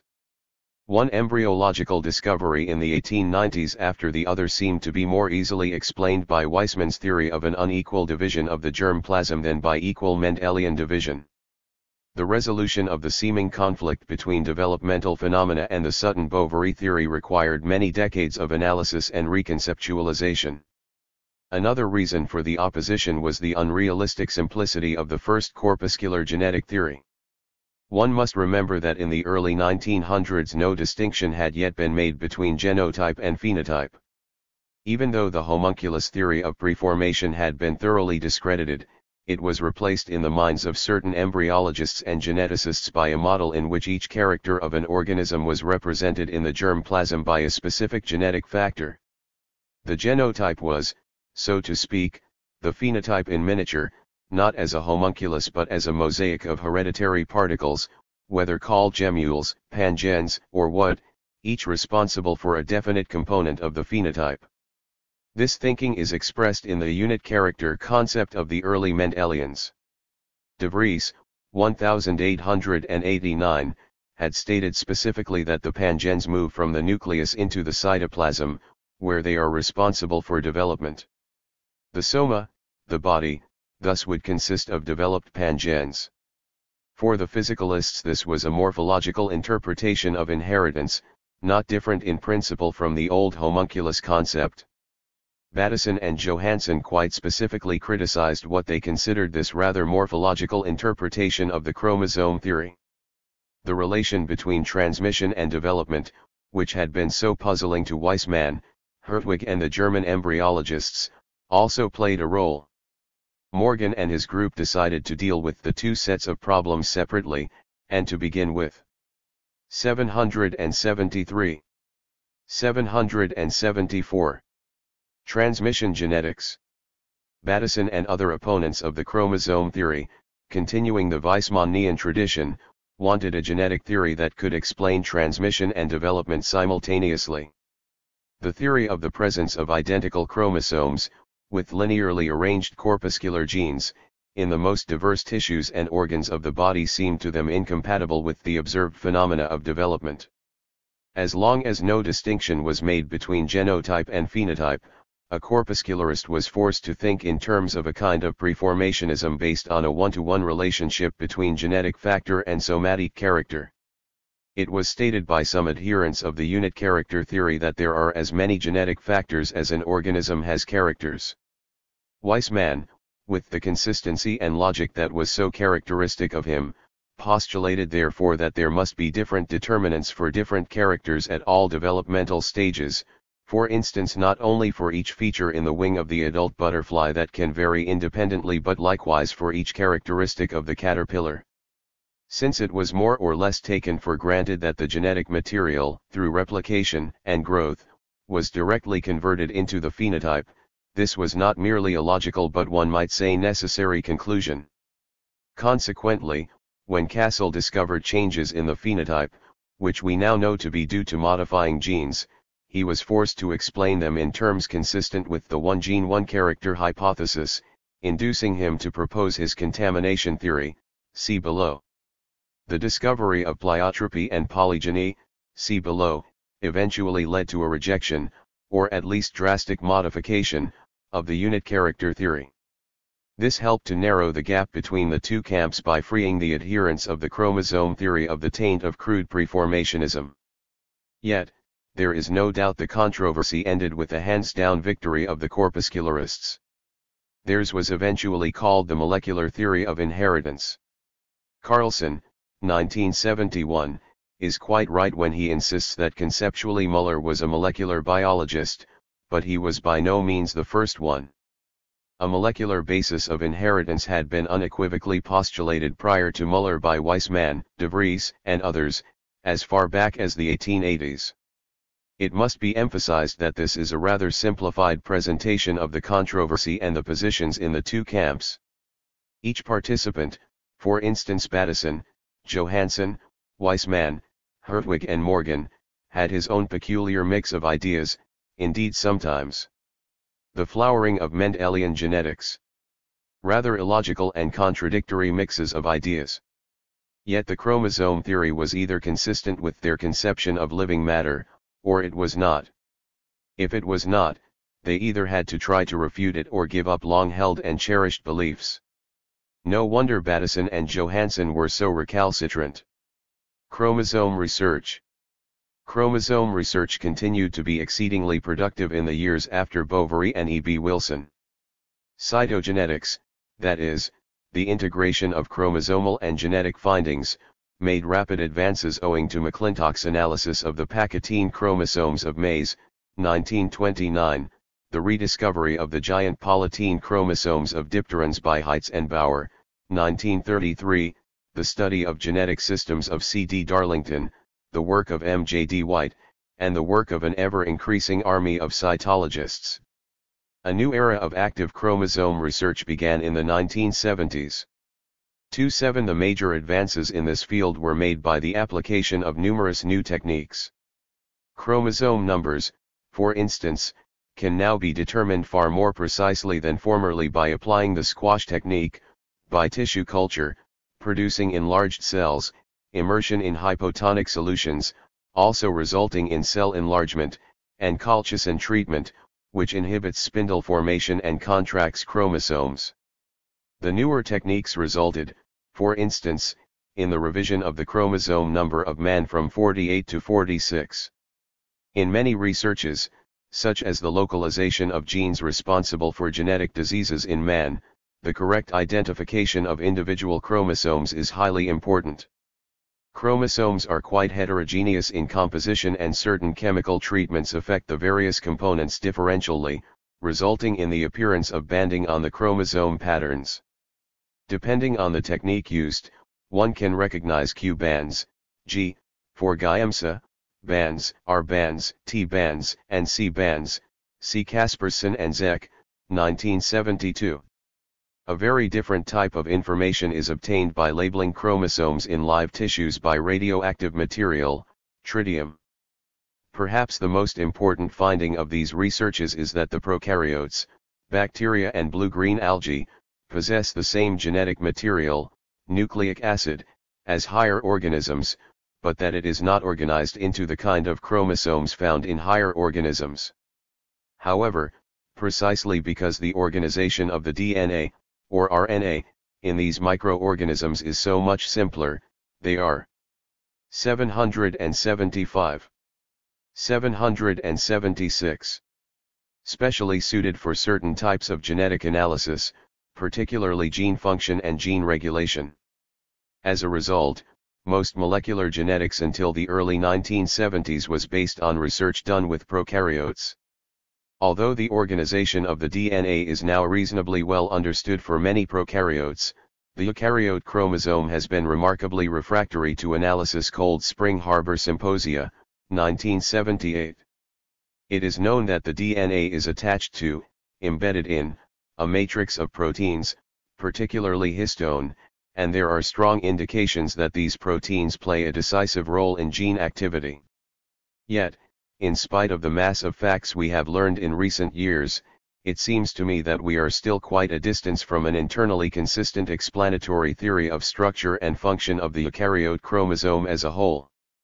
2.8 Thus, the acceptance of the chromosome theory of inheritance was by no means the end of the chromosome studies, but rather the entry into a new era of chromosome research. 18 Theories of the gene. The laws of Mendelian genetics provided an excellent explanation of the phenomena of discontinuous variation. They were easy to apply whenever sharply defined characters were involved, such as green versus yellow or smooth versus wrinkled in peas.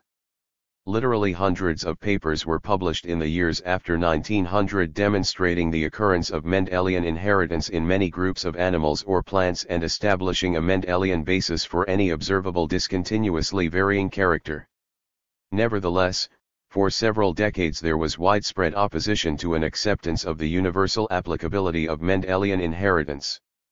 It would be a mistake to ascribe this opposition to ignorance or conservatism, for such an interpretation is too simplistic. Actually, the opponents had what they considered perfectly valid arguments. Furthermore, to set the record straight, they did not deny the occurrence of some Mendelian inheritance. What they denied was that all inheritance is Mendelian. Since many of these opponents were first-rate biologists, it is important to ask what their reasons were.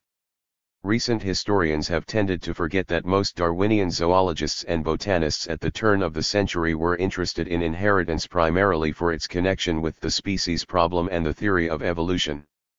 Therefore, these Darwinians read only the writings of those two Mendelians who were most interested in evolution. De Vries and Bateson and their theories forced the Darwinians inexorably into opposition.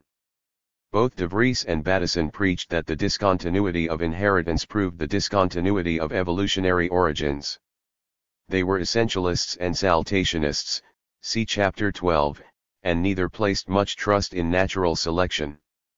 Thus, their views were totally at variance with those of the Darwinians, who saw evidence of gradual evolutionary change everywhere in nature. Owing to the claim of the Mendelians that there is a close correlation between the mode of genetic variation, that is, discontinuity, and the mode of evolution. 777. 778. And owing to their own conviction that evolution is gradual and continuous, the Darwinian naturalists were forced into the position of having to postulate some kind of non-Mendelian continuous form of inheritance to account for gradual evolution. Mayr and Provini, 1980. 1. The greatest weakness of the Mendelian position, as the naturalists saw it, was that it left continuous variation unexplained. With nearly everyone at that period still accepting the duality of variation, continuous and discontinuous, Mendelism, so it was said, had no explanation for quantitative variation. Let us remember that Weismann, De Vries, 1910, 73-74, and other authors of the 1880s and 90s had explained quantitative inheritance by unequal numbers of identical pangens or biophores contributed by the two parents. As stated by De Vries, the pangens present may vary in their relative number, some may increase, others may decrease or disappear almost entirely. And finally the grouping of the individual pangens may possibly change. All of these processes will amply explain a strongly fluctuating individual, continuous variation, 1910, 74. This explanation became void when the Mendelian theory, one element only per contrasting character from either parent, was accepted. Continuous variation was now left without an explanation, and I can find no adequate replacement for the unequal distribution theory in De Vries's post-1900 writings.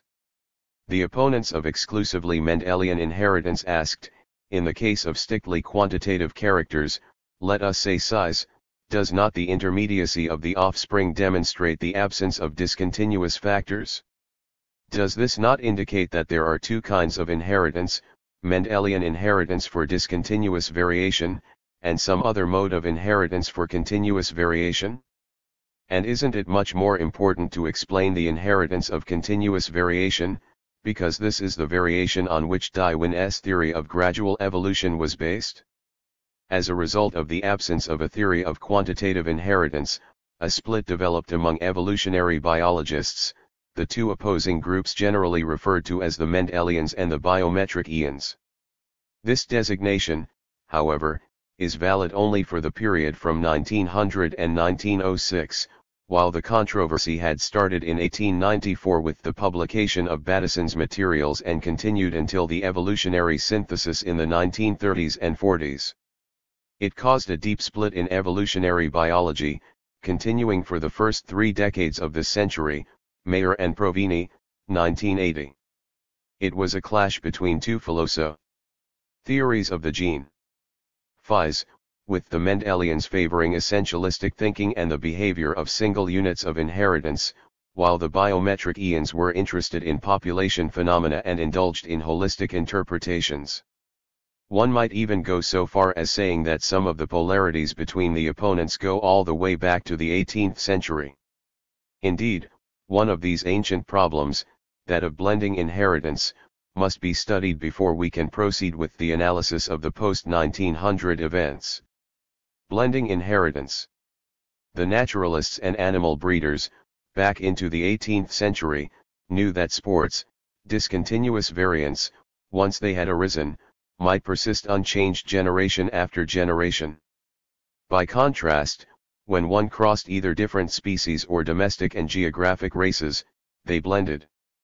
Darwin, for instance, uses the word blending almost invariably in connection with the crossing of species and races. So did Moritz Wagner and other naturalists writing about blending in the period after 1859.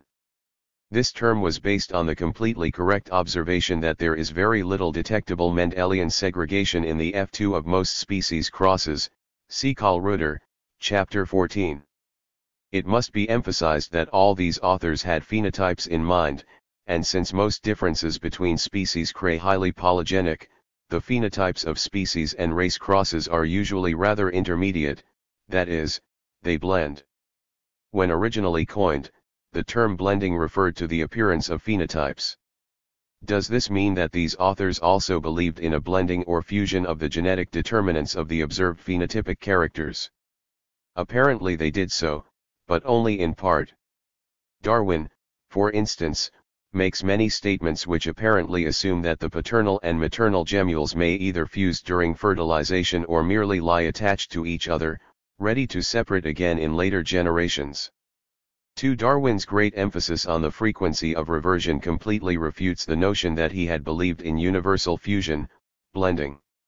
In The Origin, 1859, he refers to reversion no less than 8 times, pages 13, 14, 25, 152, 160, 161, 163, and 473, and in The Variation of Animals and Plants, 1868, he devoted an entire chapter, 13, to it.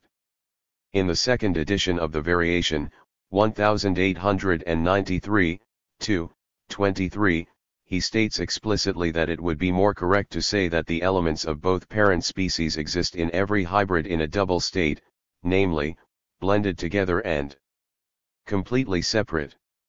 At other places he refers to pure and hybridized gemmules in the offspring of crosses. With particular aioval, Darwin refers to Naughton's views of the non-blending of parental characters in hybrids, see chapter 14.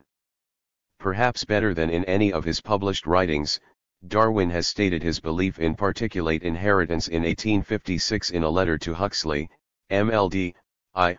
103. I have lately been inclined to speculate, very crudely and indistinctly, that propagation by true fertilization will turn out to be a sort of mixture, and not true fusion, of two distinct individ 780 or rather of innumerable individuals, as each parent has its parents and ancestors.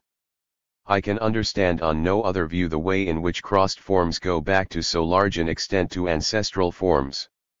Admittedly, in his subsequent writings Darwin never again stressed the particulate theory of inheritance quite so strongly as in this letter, but neither did he adopt a universal theory of blending, opposing claims notwithstanding. De Vries, 1889, has stated quite correctly that Darwin's interpretation of inheritance is, on the whole, far more compatible with particulate than with blending inheritance. Darwin, although the author of a 2-volume work on variation, was not primarily interested in the development of a genetic theory, and therefore he quoted reversion far more often as evidence for common descent than as evidence for a theory of inheritance.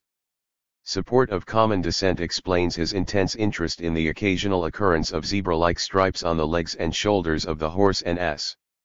Nageli was one of the few biologists of the post-Darwinian period to have clearly adopted a theory of exclusively blendino inheritance, perhaps also Oscar Hertwig, though a belief in blending inheritance was compatible with the hypothesis of gemmules, micelles, or other particles serving as the genetic material, provided maternal and paternal particles fused during fertilization. All the others not only postulated particles as carriers of inheritance, some of which, of course, might fuse during fertilization, but postulated also that at least some of these particles were transmitted intact from generation to generation. See, for instance, Galen, 1876, and De Vries, 1889.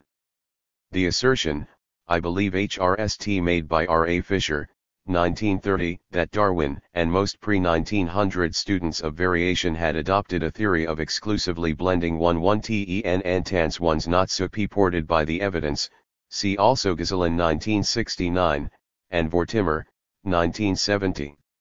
How fully this was understood at that period is evident from a statement made by the American Theories of the Gene embryologist E.G. Conklin in 1898, many other phenomena, especially particulate inheritance, the independent variability of parts, and the hereditary transmission of latent and patent characters, can at present only be explained by referring them to ultramicroscopic units of structure, from Carlson, 1966, 18.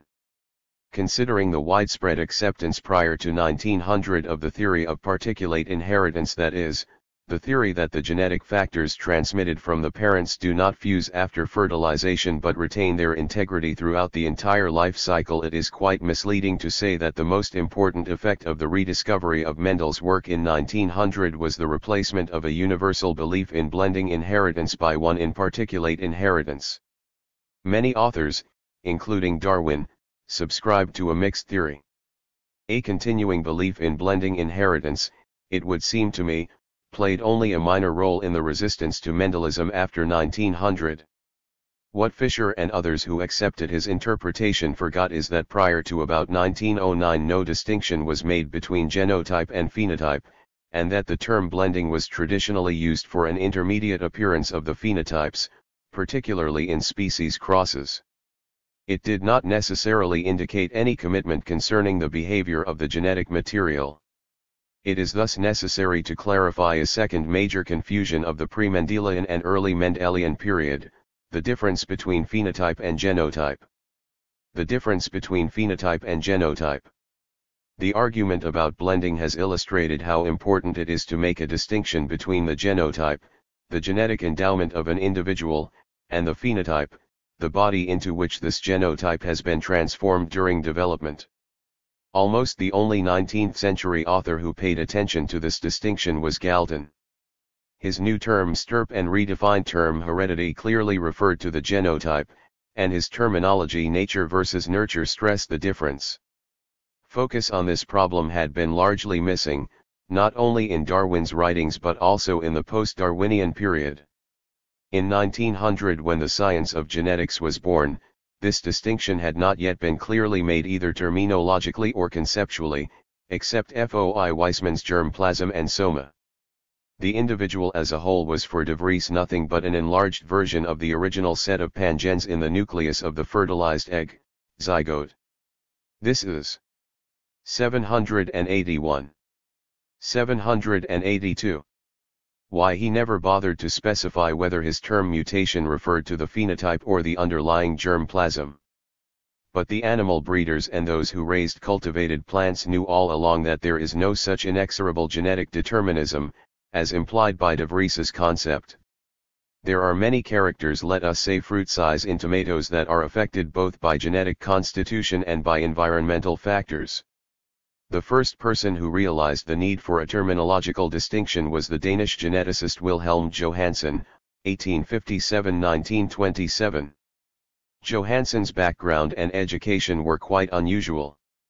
He was largely self-taught, receiving most of his early education in pharmaceutical and chemical laboratories. When he finally turned to plant physiology, he, like Gabon, whom he greatly admired, stressed quantitative methods and statistical analysis. Also very much an essentialist, he was disturbed by the considerable size variation of beans remaining after a series of generations of self-fertilization, which presumably should yield beans that were genetically eventually identical and largely homozygous. To escape from this variation, he designated the statistical mean value of the sample as the phenotype. One might designate the statistically derived type simply as phenotype. A given phenotype may be an expression for a biological unity, but by no means does it need to be. Most of the cases of phenotypes found in nature by statistical investigation are not. 1909, 123. His terminology as well as his discussion showed clearly that Johannsen tried to reach the pure essence, hence his pursuit of pure lines. Subsequent workers found this typological definition of little use, and redefined the phenotype as the realized characteristics of an individual. 3. Although the terms are those of Johannsen, the modern usage of phenotype and genotype is actually closer to Weismann's somatoplasm and germplasm. After Johannsen had coined the word gene, see chapter 17, he combined it with the root type to form the word genotype, as the counterpart to the term phenotype. Genotype refers to the genetic constitution of the zygote, formed by the union of two gametes. This constitution we designate by the word genotype. The word is entirely independent of any hypothesis, it is fact, not hypothesis that different zygotes arising by fertilization can thereby have different qualities, that, even under quite similar conditions of life, phenotypically diverse individuals can develop. 1909, 165-170. Yet, on the whole, Johansen tended to think, quite typologically, of the genotype of a population or species. Wolterek. Theories of the Gene. 1909, at about the same time, adopted a different terminology to express the important insight that the same genotype can produce rather different phenotypes under different environmental conditions. What is inherited, said Wolterek, is merely a norm of reaction, a predisposition to react in a specific manner to any set of environmental conditions. However, not until it was discovered, 1944 to 1953, that the genotype consists of DNA and the body of proteins, and other organic molecules, was the fundamental difference between the genotype and the phenotype fully understood. In the early years of genetics considerable confusion continued, from which even Johansen was not exempt. A failure to make a distinction between genotype and phenotype was at the bottom of many of the great controversies in the history of evolutionary biology, for instance those dealing with blending inheritance and with the nature of mutation. Indeed, a clear understanding of the difference between genetic endowment, genotype, and visible appearance, phenotype, was necessary for the final refutation of soft inheritance. It is no accident that Johansen himself made a decisive contribution to this refutation, though he was helped by a fortunate choice of a test organism. For what Johansen did was to choose a self-compatible plant, the garden bean, Phaseolus vulgaris. Since plants of this species are normally self-fertilized, they are highly homozygous. As his basic breeding stock Johansen chose 19 plants, the product of several generations of self-fertilization. Within each of these pure lines, he raised offspring from the largest and from the smallest beans. The variation within each group of descendants was virtually identical, regardless of the size of the parental bean.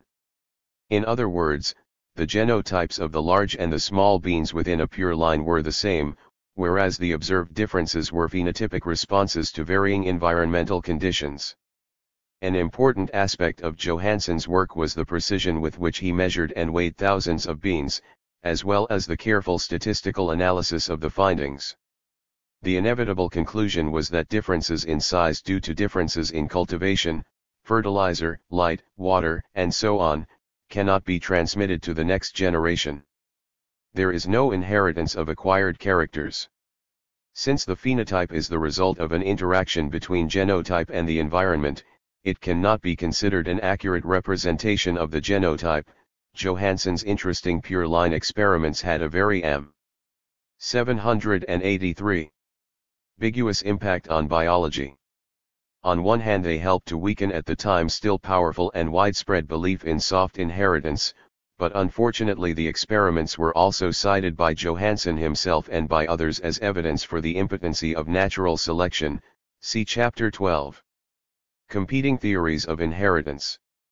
784 Now that we have clarified the problem of genotype versus phenotype and of blending inheritance, we are ready to consider comprehensively the reasons for the opposition to the belief in the universal validity of Mendelian inheritance. The existence of competing theories of inheritance played a large role in this opposition.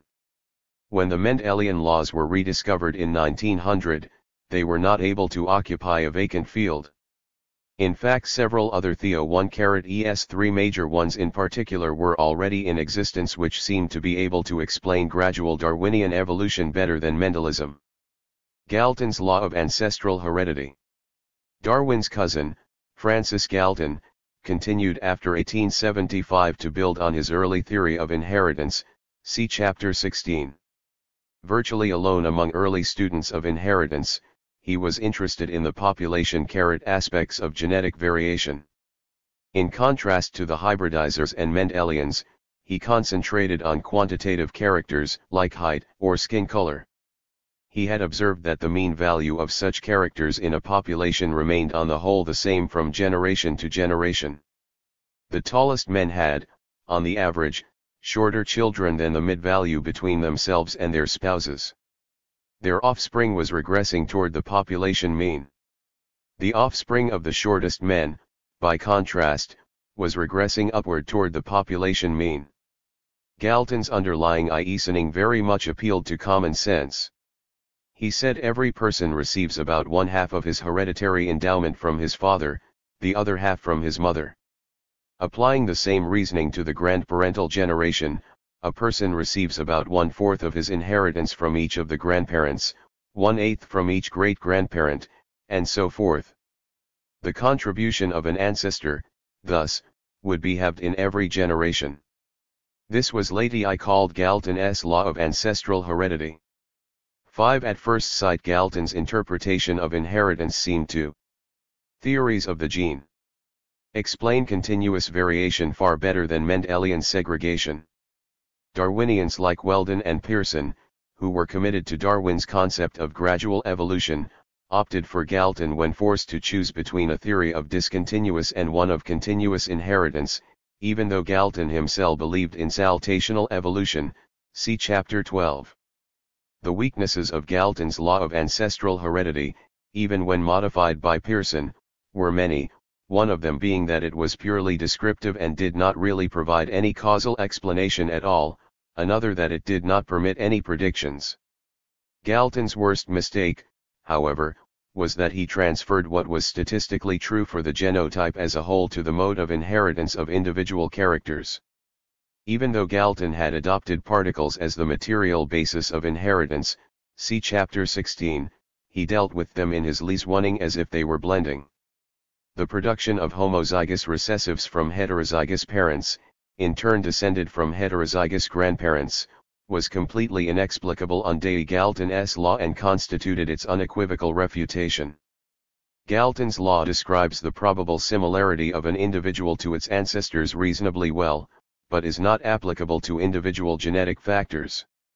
However, it took a considerable time for this to be fully understood, and Mendelism could not expect universal acceptance until all adherence to Galton's law had been given up. Even after Weldon had died in 1906 and Pearson, d. 1936, and Galton, d. 1911, had turned to other fields, the problem of inheritance of continuous variation remained controversial. To be sure, in a prophetic paper the British mathematician Ewell, 1902 234-235, had suggested that continuous variation might be due to the coaction of multiple factors. This explanation was completely ignored by his contemporaries, see below. Contamination theory. Efforts to explain continuous variation in a non-Mendelian manner continued for many more years.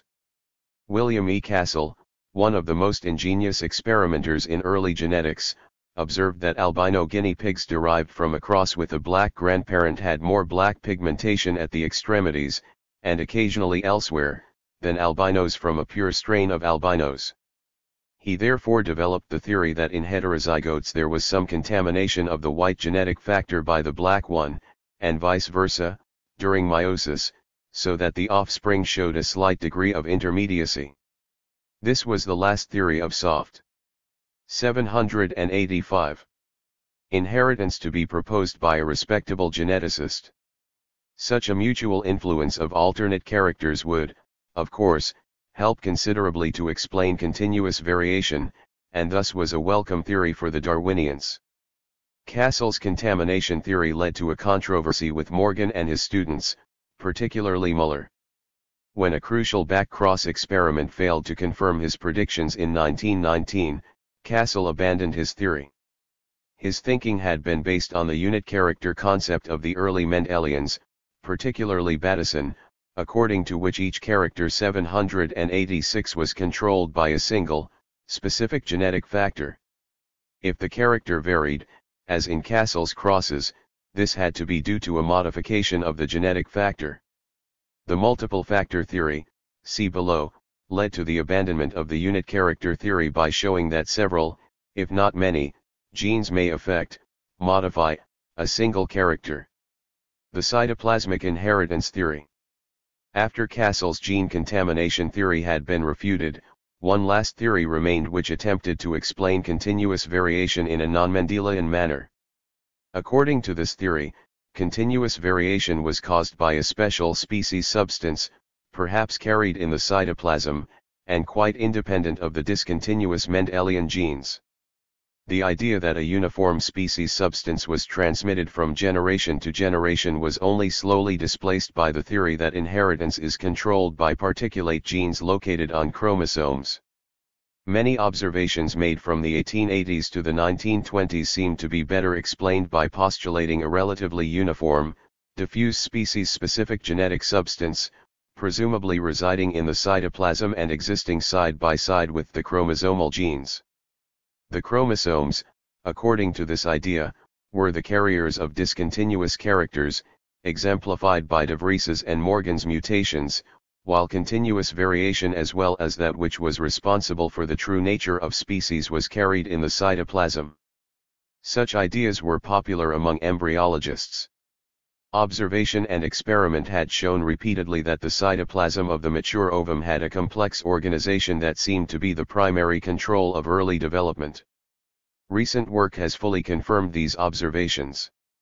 This fact was responsible for Roos' shift from equal to qualitative cell division. It was only very much later that it was discovered that this organization of the cytoplasm is controlled by genes acting during the formation of the ovum while still in the ovary. At any rate, from Wilhelm his Theories of the Gene 1874, 152, to Jacques Loeb, in 1916, many biologists openly expressed doubt whether the nucleus had anything to do with early development or the nature of species. Bovary, who himself had supplied the most decisive evidence in favor of the important role of the nucleus, see Chapter 17, continued to have reservations. 1903, Roos Archive, 16, 356.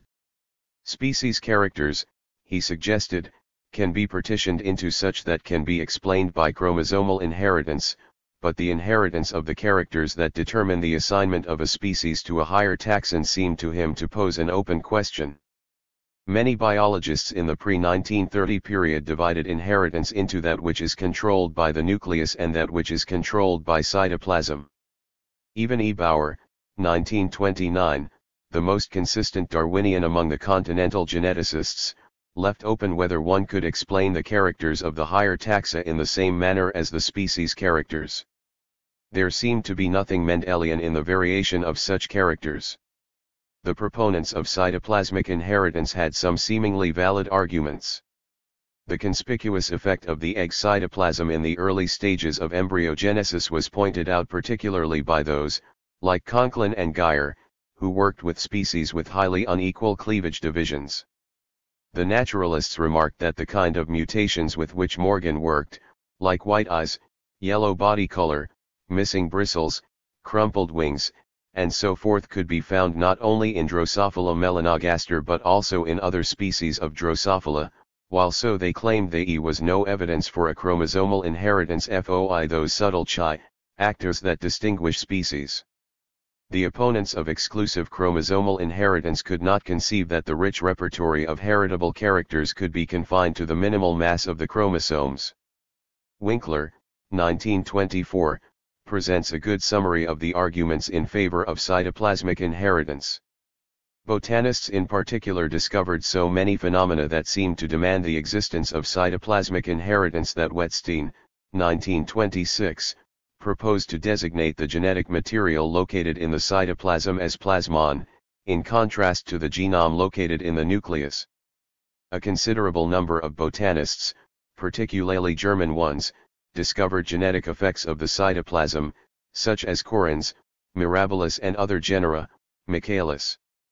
Epilobium, Schwemmlinothera, Erkers, Streptocarpus, Wettstein, Mosses, and others.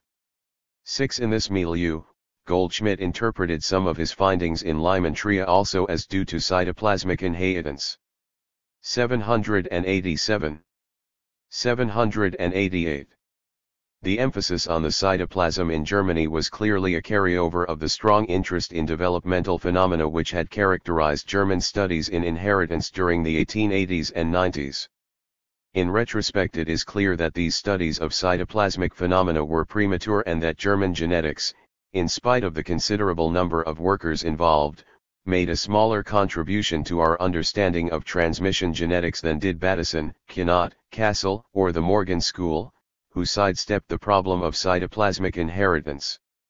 The belief in a major, general, independent contribution of the cytoplasm to inheritance was eventually refuted in a number of different ways.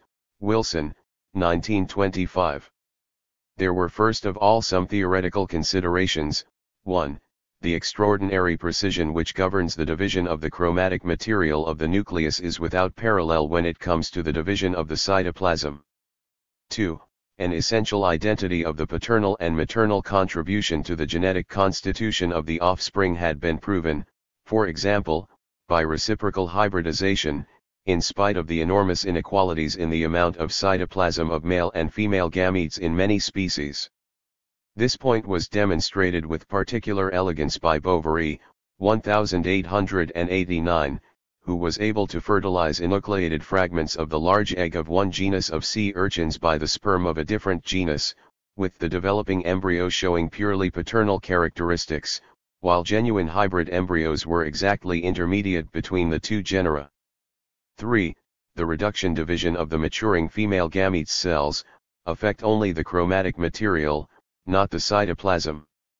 By contrast, the developing spermatozoa are stripped of most of the cytoplasm so that eventually an enormous inequality of maternal and paternal cytoplasm exists, yet there is complete equality in paternal and maternal genetic endowment.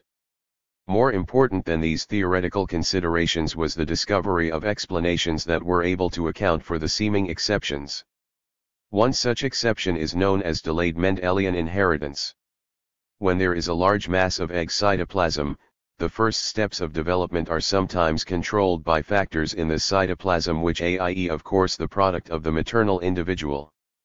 For instance, the direction of the coiling of snails, either dextral, clockwise, or sinistral, counterclockwise, is laid down in the first theories of the gene cleavage division and is determined by the egg cytoplasm. Nevertheless, it was eventually shown that the direction of coiling is indeed controlled by a gene acting on the ovarian egg prior to fertilization, and dextral coiling is dominant over sinistral coiling, at least in the species of Limnea peregrina in which the classical work on this problem was conducted. Boycott and Diver, 1923. A sinistral female fertilized by a dextral male will produce sinistrally coiling offspring, but these in turn will all have dextral offspring, owing to the influence of the dominant dextral paternal gene in the formation of the egg cytoplasm. The textbooks of genetics report many cases of such delayed Mendelian inheritance, sometimes extending over several generations, which on first sight would seem to indicate the occurrence of cytoplasmic inheritance. A second phenomenon cited as evidence for cytoplasmic inheritance is the inclusion in plant cells of chlorophyll grains and other so-called plastids and organelles which, to a lesser or greater extent, inherit their characteristics independently of the nucleus. Indeed, some of them have their own genetic material, DNA, a seeming heritage of their evolutionary origin. Variegation of leaves is one such maternally inherited plastid characteristic in certain species of plants. Organelles in animal cells, such as mitochondria, may likewise have their own DNA. Nevertheless, these phenomena do not fundamentally contradict the chromosomal theory of inheritance. The same is true for the interesting phenomena discovered by Sonborn, 1979, which indicate a good deal of autonomy of certain cytoplasmic structures in protozoans, ciliates. A third group of phenomena that were at one time believed to document the existence of cytoplasmic inheritance is the infection of certain tissues by microorganisms which are handed on to the gametes during gamete formation. This includes such phenomena as the petite colonie phenomenon in yeast discovered by F. Russey, 1953, Sonneborn's kappa factor in paramecium, pre-etal, 1974, a sex ratio factor in Drosophila, the sterility factor in Culex, Levin, and others. Thus, one after the other of the phenomena which at first seemed to indicate the occurrence of cytoplasmic inheritance we eventually shown to have a genic chromosomal explanation. A final clarification of all aspects of possible cytoplasmic inheritance was made possible when cytoplasm could be dissected into its elements through electron microscopy and correlated chemical LE searches. This does not mean that the genetics of cytoplasm is now a closed chapter. The cytoplasm plays an important role in 789. Development and in the regulation of gene activity. Indeed, there are indications that the elaborate architecture of the cytoplasm plays a greater role than is now realized. It is also possible, if not probable, and Sonneborn's researches certainly strengthen this view, that this architecture of the cytoplasm is, in part, species-specific and is involved in many of the processes of the cell. The old belief that the cytoplasm is important in inheritance, thus, is not dead, although it has been enormously modified. The Mendelian explanation of continuous variation. As one after the other of the non-Mendelian explanations of continuous variation were shown to be invalid, the conclusion became inevitable that continuous variation had to be explained in terms of discontinuous Mendelian genes. The solution was made possible when it was realized that a single aspect of the phenotype might be controlled by genes at several different loci. This, in fact, had already been worked out in full detail by Mendel, 1866-36, in explanation of the results of some of his species crosses, for example, Phaseolus nanus xph voltigiotus, and Gartner's species crosses. Even Bateson recognized this as the potential resolution of the conflict, if there were even so few, as, say, 4 or 5 pairs of possible allelomorphs, the various homo and heterozygous combinations might, on seriation, give so near an approach to a continuous curve that the purity, that is, discontinuity of the elements would be unsuspected, and their detection practically impossible. 1901, 234-235, 42, 3, 4, or many genes affecting single character, such as stature. He concluded, discontinuous variation must merge insensibly into continuous variation, simply owing to the compound nature of the majority of characters with which one deals. The conclusion that the inheritance of continuous variation can be explained in terms of the same discrete Mendelian factors as discontinuous variation was, however, slow to be accepted by the anti-Mendelians. The first to demonstrate experimentally, 1908-1911, that quantitative characters, resulting in continuous variation, can be inherited in a strictly Mendelian way was the Swedish plant breeder Nilsson L. In a cross between two varieties of wheat, one with red and the other with white seeds, he found only red-seeded plants in the F, and the F2. When the F2 plants were self-fertilized. Theories of the gene. A most peculiar segregation was observed in the F3, see genetics texts for details. His findings were consistent with the hypothesis that coloration was controlled by 3 separate genes that are inherited independently. It later turned out that Nilsson L. had been lucky in studying this problem in wheat, since this cereal is a hexaploid, that is, a polyploid with 3 sets of chromosomes, each with a gene controlling red color. However, he later found other non-polyploid cases where a single character was affected by 2 or 3 separate genes. East, 1910, independently arrived at the same interpretation of continuous variation on the basis of work with Mayr, and Davenport, 1910, through the study of skin color in man. 7. It is now known that the number of CP8 genes that may control a single character can be very large indeed. Mouse geneticists, for instance, have suggested that every coat color gene of the mouse simultaneously also has an effect on body size. The remarkable effect of multifactorial inheritance is that it converts discontinuous variation of the genotype into continuous variation of the phenotype. In the case of Nilsson L.'s wheat, for instance, the more dominant genes for red were present in a plant, the deeper red was the color. In a population in which various individuals could range from being homozygous recessive for all red genes, thus having no red genes at all, to homozygous dominant for all three genes, there will be a continuous range of ever deeper red coloration. When components of non-genetic phenotypic variation are superimposed on this, a smooth curve of continuous variation results, even though the genetic basis of this variation consists of discrete, that is, discontinuous, Mendelian factors. The puzzle of the genetic basis of continuous variation was finally solved. The expression of almost any gene, particularly those with quantitative effects, can be modified by other genes. The genes that modified the amount of pigmentation in Cassell's hooded rats are a typical illustration. Modifying genes are particularly important in evolution since they readily respond to selection and since they provide populations with the needed flexibility to respond to sudden changes of the environment. The essence of multifactorial, polygenic, inheritance is that a single component of the phenotype, a single character, can be controlled by several independent gene loci.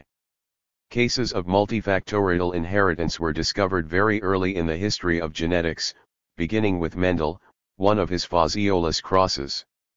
A celebrated case is that of the walnut comb in chickens, which Bateson and Punnett showed in 1905 to be due. 792. To the interaction of the pea comb and the rose comb loci, they also discovered a case of polygeny in the sweet pea. Nevertheless, there was a considerable reluctance among evolutionists to accept the multiple factor hypothesis of continuous variation. To them it seemed a rather arbitrary ad hoc hypothesis to cover up a weakness of the Mendelian interpretation. Even though multifactorial inheritance was discovered repeatedly from 1905 on, it seems to me that the Morgan school deserves the major credit for using it in order to refute the one gene one character, that is, unit character, theory of early Mendelism. Refutation of this theory permitted a much clearer separation of transmission genetics and physiological genetics. It removed some of the less acceptable, preformationist aspects of early Mendelian theory and required virtually no modification at all eventually to be translated into the language of molecular genetics, genetic programs. Multiple factor inheritance, also referred to as polygeny, is not the only example of an interaction of different genes. In fact, the variety and magnitude of possible interaction among genes, and as is now being realized of different kinds of DNA, is becoming daily more apparent. Its importance was already appreciated by some of the early Mendelians, however. Bateson in particular was interested in epistatic, his term, interactions among different gene loci. To take a particularly simple case, an albino gene might suppress pigment production of several different pigment genes.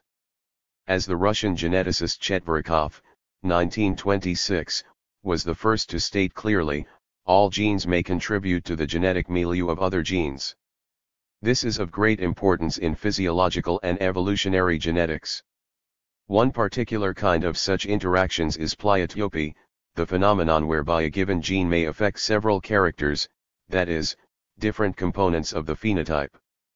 To know this is particularly important for the determination of the selective value of such genes. All the advances described in the preceding pages, including the discovery of polygeny and pleiotropy, made it ever more certain that all phenomena of inheritance could be interpreted in terms of discrete nuclear genes. Genetics was now ready to analyze the continuous variation of the biometric eons and show that it is consistent with Mendelian principles.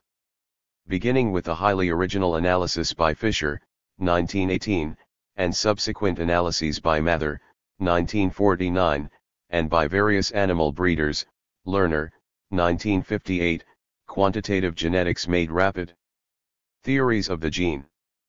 Progress from the 1940s on, Falconer, 1960, Thompson and Thode, 1979, see also Part 2. The demise of soft inheritance. The genes of Morgan and other geneticists of the second and third decade of the 20th century clearly represented hard inheritance. The only way they could change was by mutation, converting by a single step one previously constant gene into another. One might think that the demonstration of this fact would have spelled the demise of any and all theories of soft inheritance, but this was not the case. In fact, soft inheritance died hard. There were many reasons for this. One was that the first proponents of hard inheritance, the early Mendelians, De Vries, Bateson, Johansen, had quite unacceptable evolutionary ideas. Their opponents assumed, mistakenly, that to accept hard inheritance necessitated also the adoption of the clearly invalid evolutionary theories of the Mendelians. Furthermore, the genetic laws were worked out with the help of aberrant, if not clearly pathological, characters, albinism, extra digits, structural deficiencies, and so on.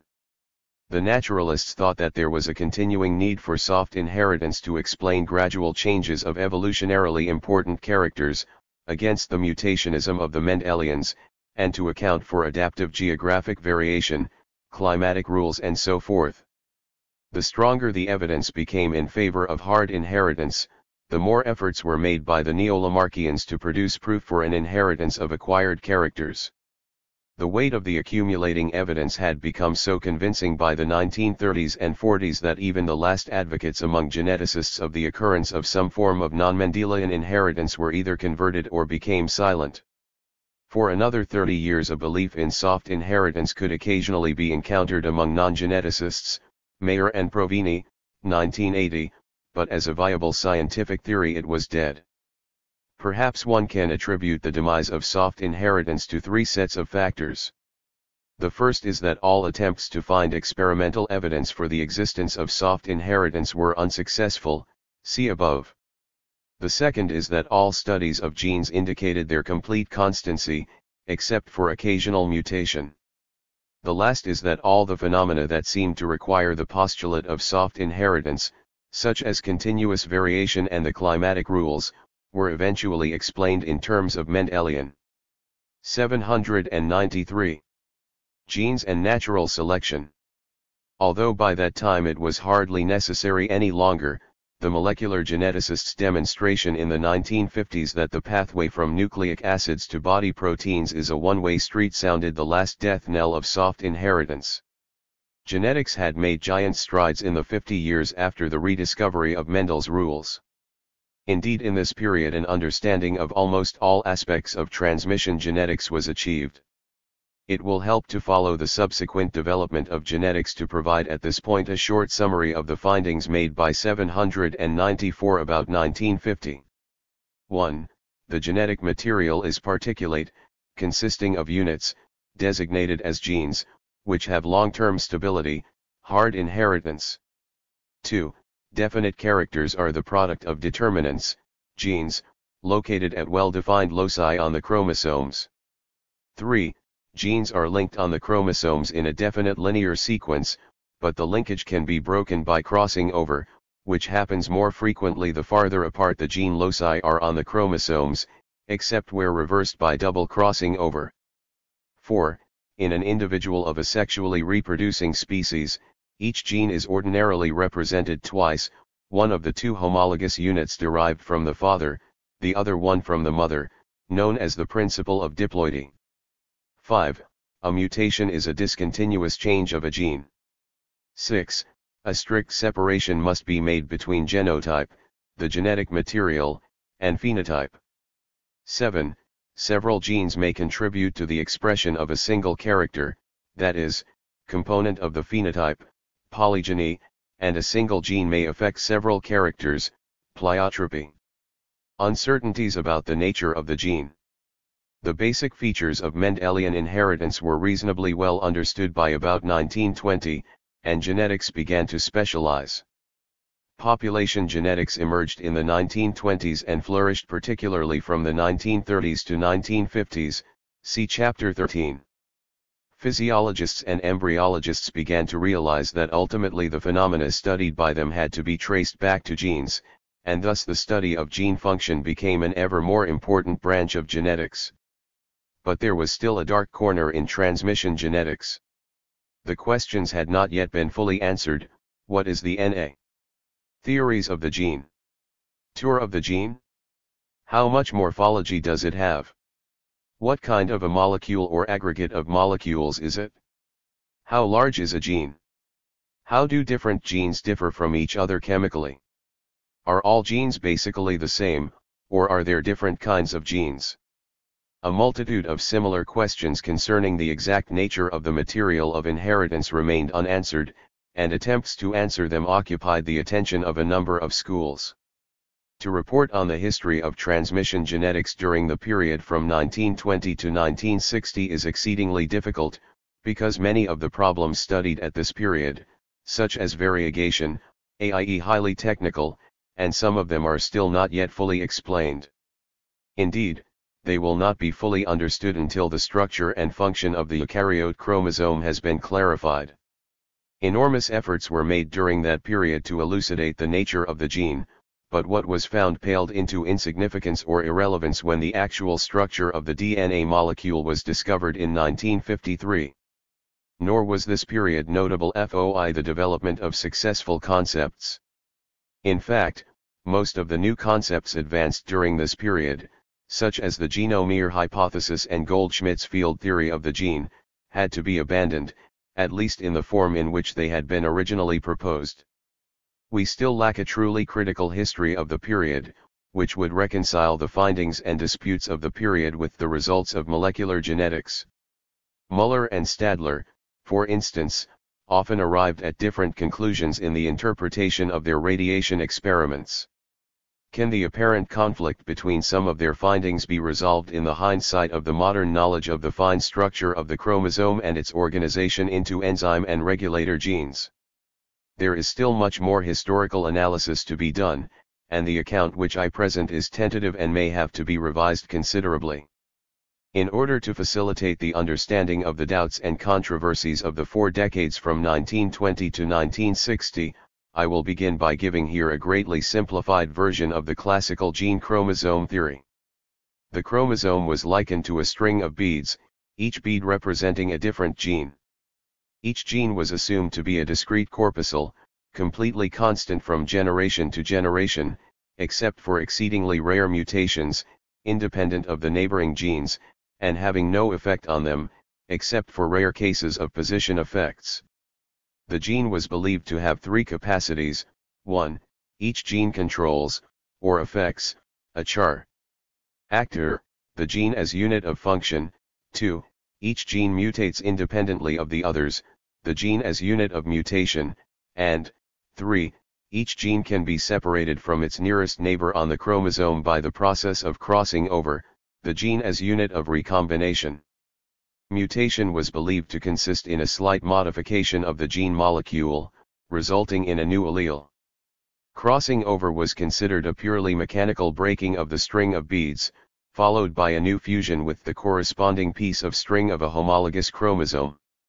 The concept that genes are quite independent of their neighbors, and that their position on the chromosome is a purely fortuitous one, seemed strongly reinforced by the discovery of the Morgan school that adjacent genes on Drosophila chromosomes often controlled entirely unrelated characteristics, while the genes affecting a single feature, let us say the eye, were widely scattered over all the chromosomes. The proximity of genes was, so it was widely thought, simply the product of the history of former chromosome breakages. The fact that there are as many linkage groups as there are chromosomes was also consistent with the theory. Furthermore, if the gene is a definite corpuscle, then it should be possible, with the help of various techniques, to calculate its approximate size, and use this as a second approach to estimate the number of genes that can be accommodated in the total chromatic thread of a nucleus. Muller, one is tempted to say of course, was the first one, in Morgan, 1922, to make such calculations, which were refined in 1929. On the basis of a number of indicators, including frequency of mutation and certain aspects of crossing over, the best value for the total number of genes in Drosophila melanogaster was estimated by him in 1929 to be between 1,400 and 1,800. Various authors using the techniques of irradiation arrived later at estimates of 1,300 and 1,800 for the X chromosome alone, and thus a total of over 14,000 genes for all chromosomes. Cytological observations seem to give further support to the string of beads concept, and even to the possibility of counting the beads. The nuclear material during the leptotene stage of meiosis indeed often had the appearance of such a string, with definite beads, referred to by the cytologists as chromomeres.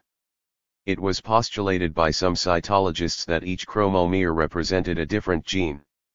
Belling, 1931, counted about 2,500 pairs of chromomeres in the nucleus of Lilium.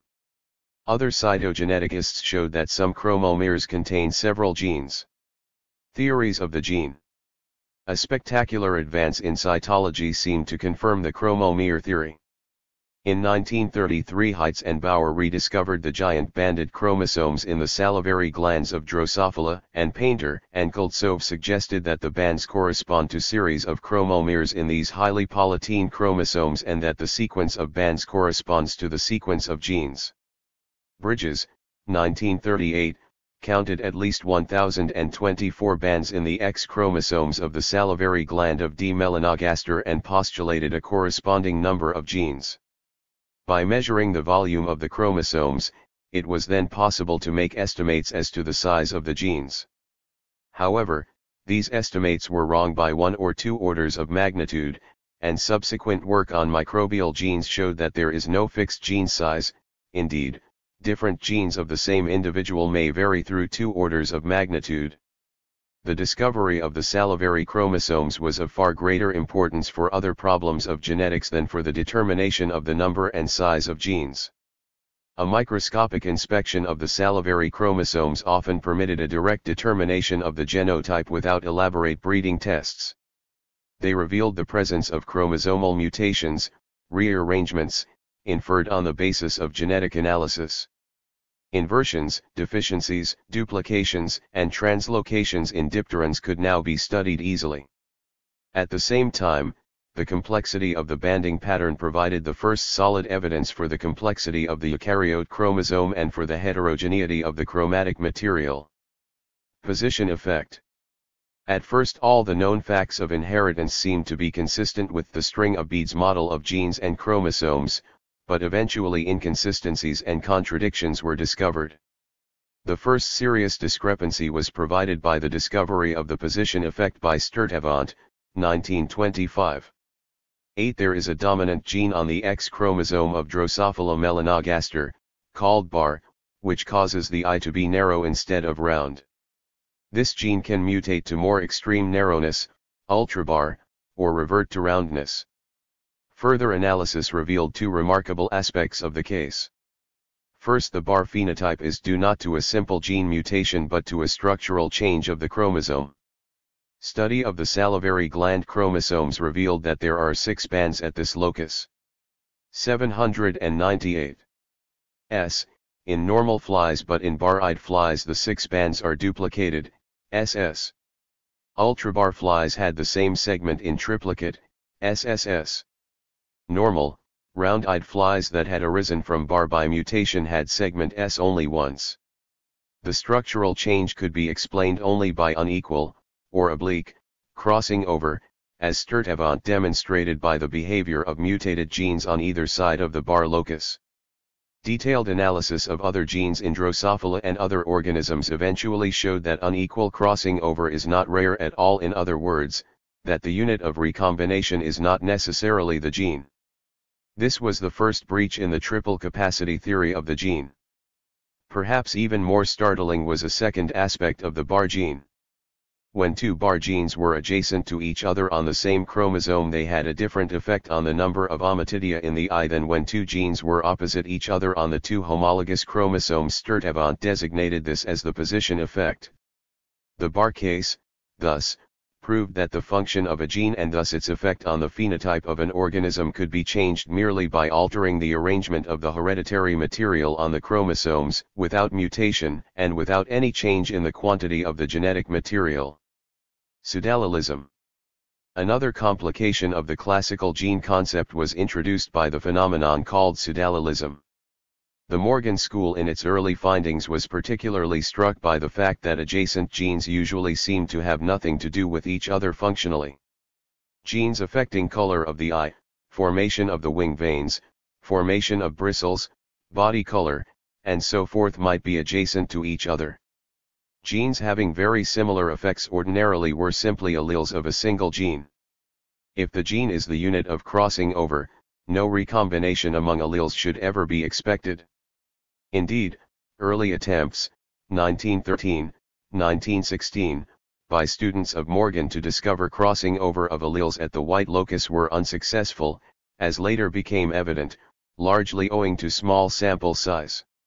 However, after Sturtevant, 1925, had proposed the theory of unequal crossing over of the bar duplication and Bridges, 1936, had substantiated it on the basis of evidence provided by salivary chromosomes, it seemed time to try once more for recombination among seeming alleles. Oliver, 1940, was the first to succeed, finding evidence for unequal crossing over of alleles at the theories of the gene lozenge locus of Drosophila villanogaster. Heterozygotes for two different alleles, LZG/LZP, bracketed by marker genes, reverted to wild type with a frequency of about 0.2%. Recombination of the marker genes proved that crossing over among the alleles had occurred. Genes that are so closely adjacent that crossing over can be recorded only in very large samples, and which therefore normally behave as if they were alleles, are designated pseudo-alleles. Lewis, 1967. They share functional similarity with true alleles, and also share the capacity to produce a mutant phenotype when in transposition.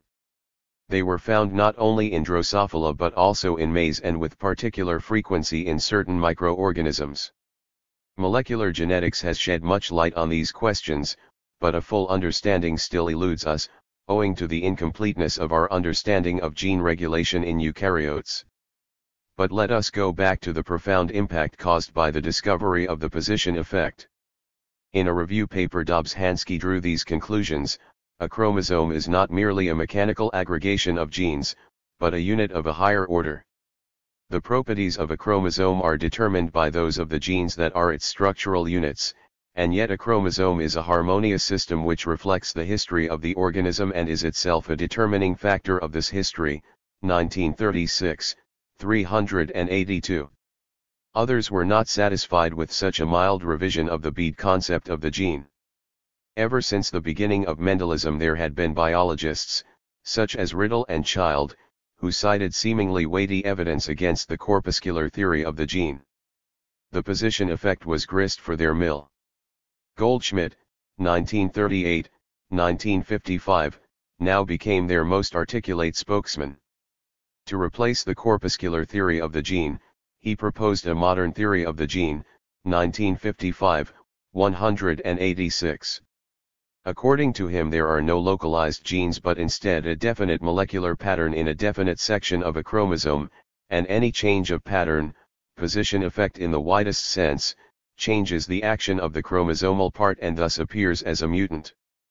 The chromosome as a whole is a molecular field, and what used to be considered genes were discrete or even overlapping sections of this field. Mutation, then, is a repatterning of the chromosomal field. This field theory was in conflict with too many facts of genetics to be accepted, but the mere fact that such an experienced geneticist as Goldschmidt could propose it seriously showed how insecure the theory of the gene 800 still was. This is also reflected by a number of theoretical papers on the gene published from the 1930s to 1950s, Demiric, 1938, 1955, Muller, 1945, Stadler, 1954. Unstable genes. In some of his earliest genetic work, Hugo de Vries discovered in 1892 a variety of snapdragon, Antirrhinum majus, with red striped flowers which in its offspring might produce a wide range of variegation, from small specks to narrow or broad streaks to large red sectors of the flower. Different flowers or flowers on different branches of the same plant might differ from each other in variegation. Since this first discovery, unstable genes have been found in many kinds of plants and animals, and numerous explanations were proposed, such as shifts in dominance or the presence of genomeres, subgenes of a major, highly complex, gene. This theory, owing to its extreme corpuscularity, was, so to speak, the polar opposite of the field theory. According to the genome theory, all genes were believed to be composed of different particles that were unequally distributed during mitotic divisions, shades of Weissmann. Correns, e.g. Anderson, Aster, and Emmerich favored, for a while, the genome hypothesis, but the weight of the counter-evidence made them abandon it by the beginning of the 1930s, Emmerich, 1967, Carlson, 1966, 97-105. Emmerich finally ascribed the instability to a chemical instability of the genes, which explained nothing, of course, but simply transferred the bothersome phenomenon from the domain of the biologist to that of the chemist. When, after a considerable lull, unstable genes again received attention, their behavior was ascribed to an interaction of gene loci or chromosomes. I am referring to the work of Barbara McClintock, 1951, who showed that introduction of a structurally unstable chromosome G into certain genotypes of maize produced the mutation of many genes of chromosome G and of other chromosomes to unstable recessive forms. What was apparently involved was a reversible inhibition of the expression of these genes. Although the true significance of this aberrant finding, as it was then referred to, was not generally acknowledged until a dozen years later, when it was rediscovered in microbial genetics, here was clear evidence that a mutation at one locus could be simulated by regulatory activities at a different locus. In other words, the phenotypic expression of a gene may be changed by other genes, while the gene itself remains completely constant. No. Theories of the gene. One knows how frequent such pseudo-mutations due to epistatic gene interactions are. In a period of over 50 years, numerous investigators had devoted a great deal of time and effort to the study of unstable genes in the belief that the explanation of the instability would shed important light on the nature of the gene. Alas, it turned out that the phenomenon is due not to some property of a single gene but to the functioning, interaction, of the entire system of genes. The period from the 1930s to 1950s saw intense activity among the students of the gene, but it was also a period of considerable frustration. Microscopy did not succeed in providing a better picture of the gene than the purely genetic analysis. This was true even for the giant salivary chromosomes, which showed a bewildering variety of bands not closely correlated with any of the functions of the genes inferred to be located on or near these bands. Not being able to see genes directly, one could learn about them only by inference. And virtually the only way in which one could extract information about a gene was by studying its changes through mutation. This was true in spite of the spectacular success of the study of the change in the chemistry of the gene products caused by mutation, particularly in microorganisms, beginning with the brilliant researches of Beadle and Tatum.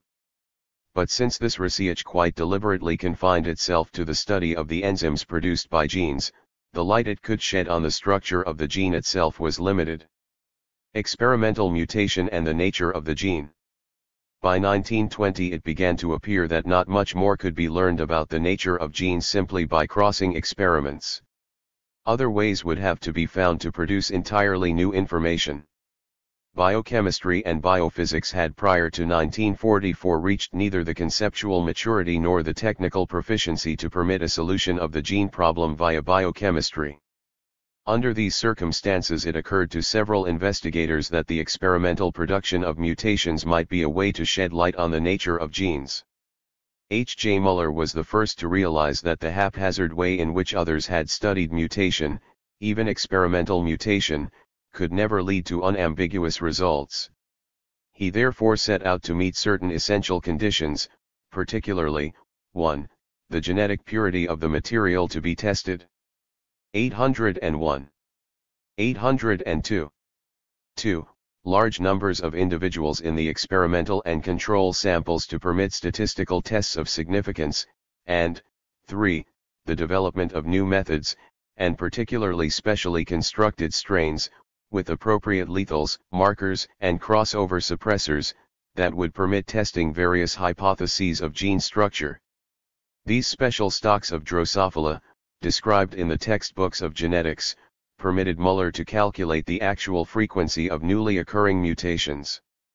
This was particularly important since many mutations are recessive and it is always difficult to determine the time when a recessive mutant has first occurred.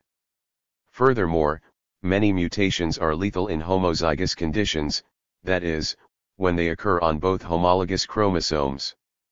Homozygous lethals are, of course, lost, not showing in the offspring.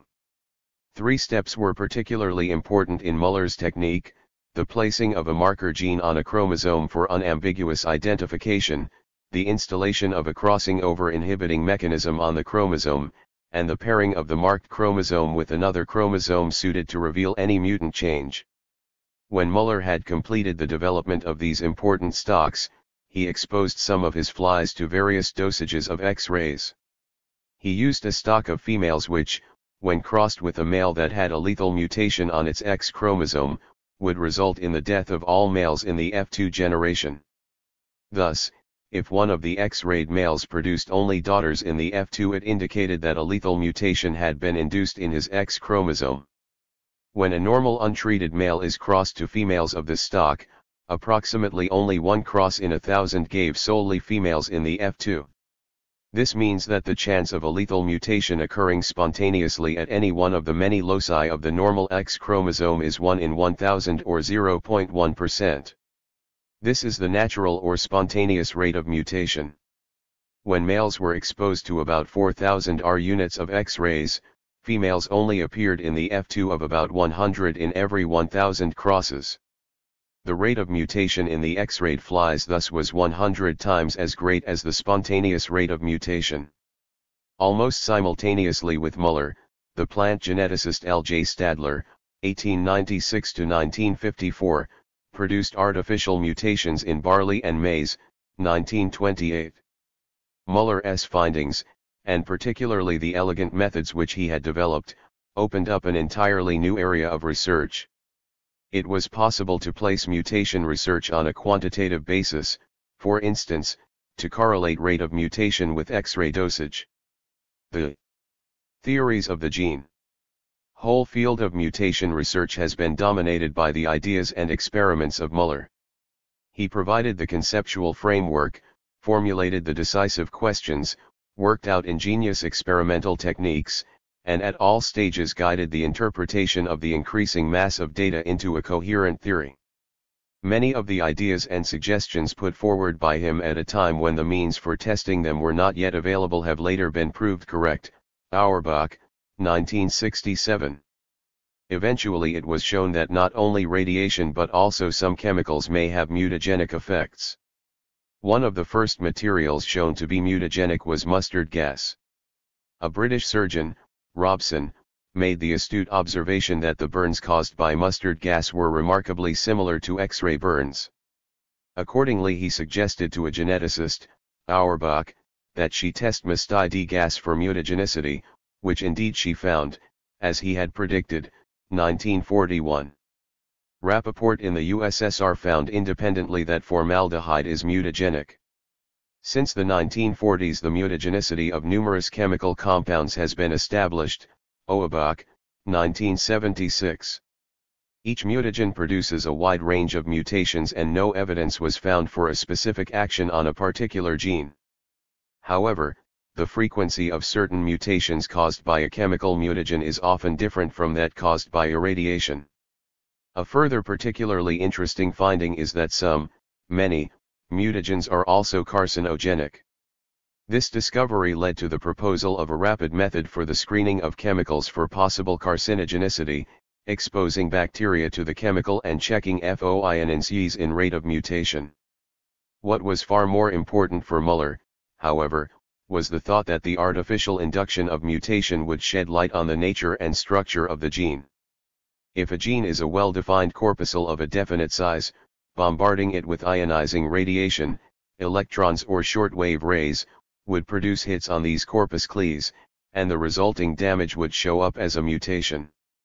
This was the hit theory or target theory of mutation, articulated in more detail by the physicists K. G. Zimmer and M. Dolbrovik in a classical joint paper with Timofey Fresovsky, 1935. The target theory did not lead to consistent results, however. Carlson, 1966, 158 to 165, and thus failed to produce a better understanding of the gene. Furthermore, it was found that even radiation of the substrate might increase mutation rate, and that many chemicals, mustard gas, phenol, and so on, are as mutagenic as irradiation. Anything that could interfere with the NOR. 803. 804. Malprocess of gene replication might result in a mutation. This led some authors to adopt as the definition of mutation any error in gene replication, recently shown not to apply to all cases of mutation. The irradiation technique, however, encountered an even more fundamental difficulty. What was being irradiated were not genes in isolation but rather the chromosomes, that is, the genes and the matrix in which they are embedded. Both the genes and the chromosomal matrix are vulnerable to X-ray damage, but the study of the resulting mutated phenotypes rarely revealed whether a gene mutation or a matrix, chromosome, mutation was involved. Cytological examination very often led to the discovery of small, often quite minute, deficiencies on the chromosomes and could thus be clearly identified as chromosomal mutations.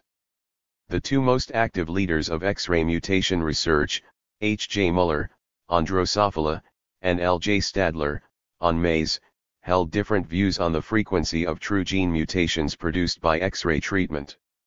Stadler accepted only those cases where the irradiation of the new mutant could produce a reversion to the pre-irradiation character. Such cases, at least in maize, were very rare. In all other cases Stadler suspected either the production of unstable genes or chromosome damage. As he said in his last publication, 1954, a mutant may meet every test of gene mutation, and yet, if it is not capable of reverse mutation, there is ground for the suspicion that it may be due to gene loss chromosomal deletion, while, if it is capable of reverse mutation, there is ground for suspicion that it may be due to an expression effect unstable gene. Not everyone, least of all Muller, took an equally pessimistic view of irradiation effects. Yet, even at best, there were severe limits to the information that could be extracted from the irradiation experiments. Two facts were clearly established in this period. The first was that in contrast to the initial impression, genes with similar functions sometimes are closely adjacent on the chromosomes, gene complexes, Lewis, 1967, and the second, that genes must have considerable structural complexity, morphology, to permit the partial independence of function, mutation, and recombination. This complexity had to be at the macromolecular level. More and more it became apparent to the geneticists that they were up against a wall which they could not scale with their genetic cytological equipment. One further observation made during the irradiation theories of the gene Mentz was disturbing. The earlier after the irradiation the mutation rate was determined, the higher the rate was found to be. It seemed as if damaged chromosomes had the ability to heal, at least in part, or to restore sections that had been knocked out. Subsequent research revealed indeed that there are some regular repair mechanisms capable of repairing damaged genes and chemosomes, Hannawalt et al., 1978, Generoso et al., 1980. Observed mutations, then, to put it bluntly, could be considered as errors or failures of the repair genes. As much as was learned in the 1920s, 30s, and 40s by the dedicated work of the mutation workers, it added remarkably little to our understanding of the nature of the gene. It is quite true what de Méric, 1967, one of the most active participants in these researches, said in retrospect: throughout the first half-century of genetics, our concept of the physical structure of genes remained more or less static. No real progress was made until new methods and different material were used. Eukaryote chromosomes are so complex that even today we lack an understanding of their organization and of the integration of genes in these chromosomes. I. Cold Spring Harbor Symposia, 1978. It has now become apparent that it was impossible in the first half of the century to seek an access to the understanding of the gene via the eukaryote chromosome. Real progress was not made until the analysis was transferred from such eukaryotes as mice, Drosophila, and maize to the bacterium Escherichia coli and to viruses. Since prokaryotes lack chromosomes and their genetic material is organized much more simply, permitting an access to the DNA unimpeded by the chromosomal matrix. The most important lessons learned from the study of eukaryote chromosomes were of a negative kind. Unequal crossing over showed that the functional gene is not necessarily the unit of recombination. Mutational analysis, particularly in microorganisms, had shown that there might be several different mutational sites within a single functional gene. And the position effect, cis-TIANS differences, had shown that the gene is not necessarily the unit of function. The original simple dogma that the gene is simultaneously the unit of recombination, of mutation, and of function thus had to be abandoned. In view of these contradictions, Benzer, 1957, made the radical proposal to abandon the term gene altogether and to replace it by three different terms: mutant for the unit of mutation, recon for the unit of recombination, as determined by crossover location, and cistran, from the cis-trans diff. 805. 806. Difference in position effects, for the unit of gene function. Among these three, the cistran comes closest to the traditional concept of the gene, since a gene is normally characterized by its effects. Ultimately, the term gene returned to universal usage, with the definition given by Benzer for the cistran. The terms mutant and recon never came into general usage. Different gene concepts. Precisely what concept of the gene various geneticists had in the period from 1900 to the 1950s is difficult to determine. This is true even if we limit our attention to those who accepted a corpuscular gene, disregarding those who had held theories or believed in a diffuse, continuous genetic substance. Since there is as yet no analysis by any historian available, I will try to offer a few preliminary comments. Matters are made more complex by the fact that several of the leading geneticists changed their views during their lifetimes. The four ways of looking at genes which I here describe by no means exhaust the possibilities. Perhaps the oldest view was that the genes themselves are the building stones of the organism. Darwin's gemule theory comes perhaps close to this view. It was somewhat modified by de Vries, 1889, when he postulated that the pangens move from the nucleus into the cytoplasm of the cells that form the building stones of the tissues and organs of which an organism consists. Sometimes the silent assumption was made that genes consist of proteins.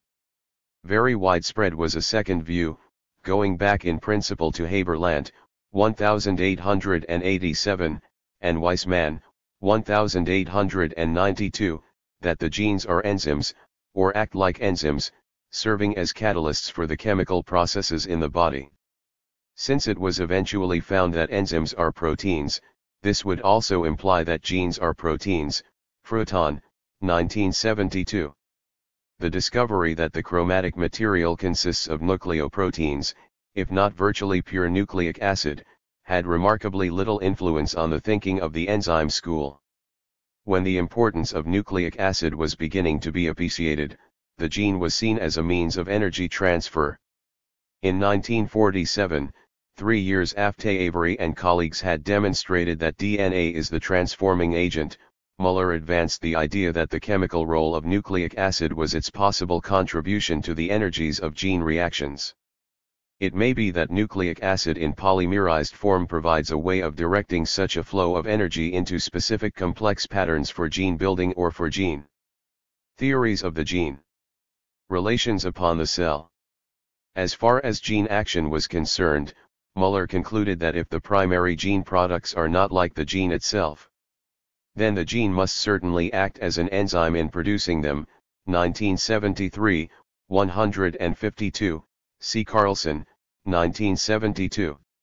Still, Muller thought it was too early to conclude that either the gene or its primary products do always, or usually, act as enzymes. Instead, Muller suggested a gene might produce more molecules similar in composition, or complementary, to itself or to part of itself, and these gene products might actually become used up in the reactions which they in turn take part in. Either of the two alternatives suggested by Müller had a strongly metabolic bias. Finally, the gene was viewed by some as the conveyor of highly specific information. In a vague manner, this idea had been around for a long time. It is such an obvious thought that some author or another must have articulated it specifically before 1953. Yet, I did not encounter such a hypothesis in a casual search of the literature. It requires, among other conceptual components, the acceptance of a complete separation of genotype and phenotype. The concept of the gene as a unit of information has, of course, now become the modern standard concept, after the structure of DNA and the role it plays in the production of proteins, transcription and translation, was discovered. Each of these four concepts of the gene made certain assumptions concerning the chemical composition of genes and their function. How all-important the chemistry of the gene is in determining its nature was, however, not fully realized before about 1950. 807. 19. The chemical basis of inheritance. 808. In retrospect, it is evident that the methods available prior to the origin of molecular biology were altogether inadequate for a full understanding of the gene. During the period from 1910 to 1950, it became increasingly obvious that highly complex molecules formed the material basis of inheritance, and that the only way to achieve further progress was to learn more about the chemistry of the gene. To treat the molecular basis of inheritance either as a shapeless corpuscle or as a simple molecule was clearly inappropriate. The study of the gene was no longer a problem for the classical biologist, it had become a problem in the frontier region and at first, the no man's land between biology, chemistry, and physics. And in the 1940s, when the problem was seriously attacked, it turned out that chemistry had already gone a long way toward the solution of the structure of the gene. Cairns, Stent, and Watson, 1966. Let us remember that by the mid-1880s it was generally believed that the nucleus was the seat of inheritance, see Chapter 16, or, more narrowly, that the chromosomes or, more specifically, the chromatin were the genetic material. The term chromatin had been given by Fleming in 1879 to the stainable material in the nucleus. This at once raised the question as to the chemical nature of the chromatin. Was it a special substance, probably a protein, different from other substances or from the protein of the cytoplasm? Actually, an answer to this question had already been given 10 years earlier, in 1869, by the Swiss physiologist and organic chemist Friedrich Mayr, 1844 to 1895, one who had shown that chromatin is not a protein at all. After Mayr had obtained his medical degree in 1868, he followed the advice of his uncle, the famous anatomist and histologist Wilhelm His, to take up histochemistry. As His said, since in my own histological research I had come to the conclusion again and again that the ultimate questions about the development of tissues can be solved only by way of chemistry, Mayr decided. The chemical basis of inheritance. To obtain postdoctoral training in the laboratory of the famous organic chemist Hoppe-Seyler in Tübingen, arriving there Easter 1868. Hoppe-Seyler suggested to Mayr that he study the constitution of the lymphoid cells because of their considerable medical importance. He used pus, which in those pre-antibiotic days was abundantly available in hospitals. Mayr, a most careful, conscientious, and competent worker, developed entirely new methods of purification and was soon able to separate the pus cells from all other components of the pus. He then tried to analyze the cytoplasm of the cells by separating it from the nuclei, and to determine its constituents. These endeavors were at first frustratingly unsuccessful. As the end product of one of his extraction procedures, Mayr obtained a precipitate that did not have the properties of any of the known proteins. As his next step, Mayr washed whole pus cells in highly diluted hydrochloric acid, and all that was eventually left were nuclei. The unknown substance thus must have come from the nuclei. Since the research on the constitution of the cytoplasm had reached a dead end, Mayr decided to study instead the chemistry of the new I have presented the sequence of events in some detail because the myth has developed that Mayr had started his research in order to solve the secret of inheritance. Nothing of the sort. Here was simply an organic chemist following the advice of his uncle to add to our knowledge of the chemistry of cells and tissues. What is impressive when one reads Mayr's work is his methodological inventiveness. Forever he applies new techniques, particularly new extraction and purification procedures, and he fully deserved, by his hard work and ingenuity, to become the discoverer of DNA. I think it is also correct to say that, prior to Mayr, biochemists worked with whole tissues, while Mayr isolated cells, or even parts of cells, such as nuclei. When Mayr analyzed the material he had obtained from the nuclei, he found that its outstanding characteristic was a rich content of phosphorus. Since this nuclear material was not one of the known organic substances, Mayr gave it a new name, nuclein. Mayr arrived in Tübingen in the spring of 1868 and completed an account of his discovery in the late fall of 1869. The results were so novel, however, that Hoppeseeler did not at once publish the manuscript Mayr had submitted to him, but decided to check the results himself. Only after his own research. 809. 810. And that of some of his other students, had confirmed everything Mayr had claimed was the nuclein manuscript published in the spring of 1871. After he had returned to Basel in 1871, Mayr discovered that the sperm of the Rhine salmon provided a rich source of nuclein, for each spermatozoon is a single cell, and its head is essentially the nucleus. Mayr now had an almost unlimited supply of nuclein, as he jokingly said, the salmon testes supply tons of nuclein, and he devoted the next years to its study.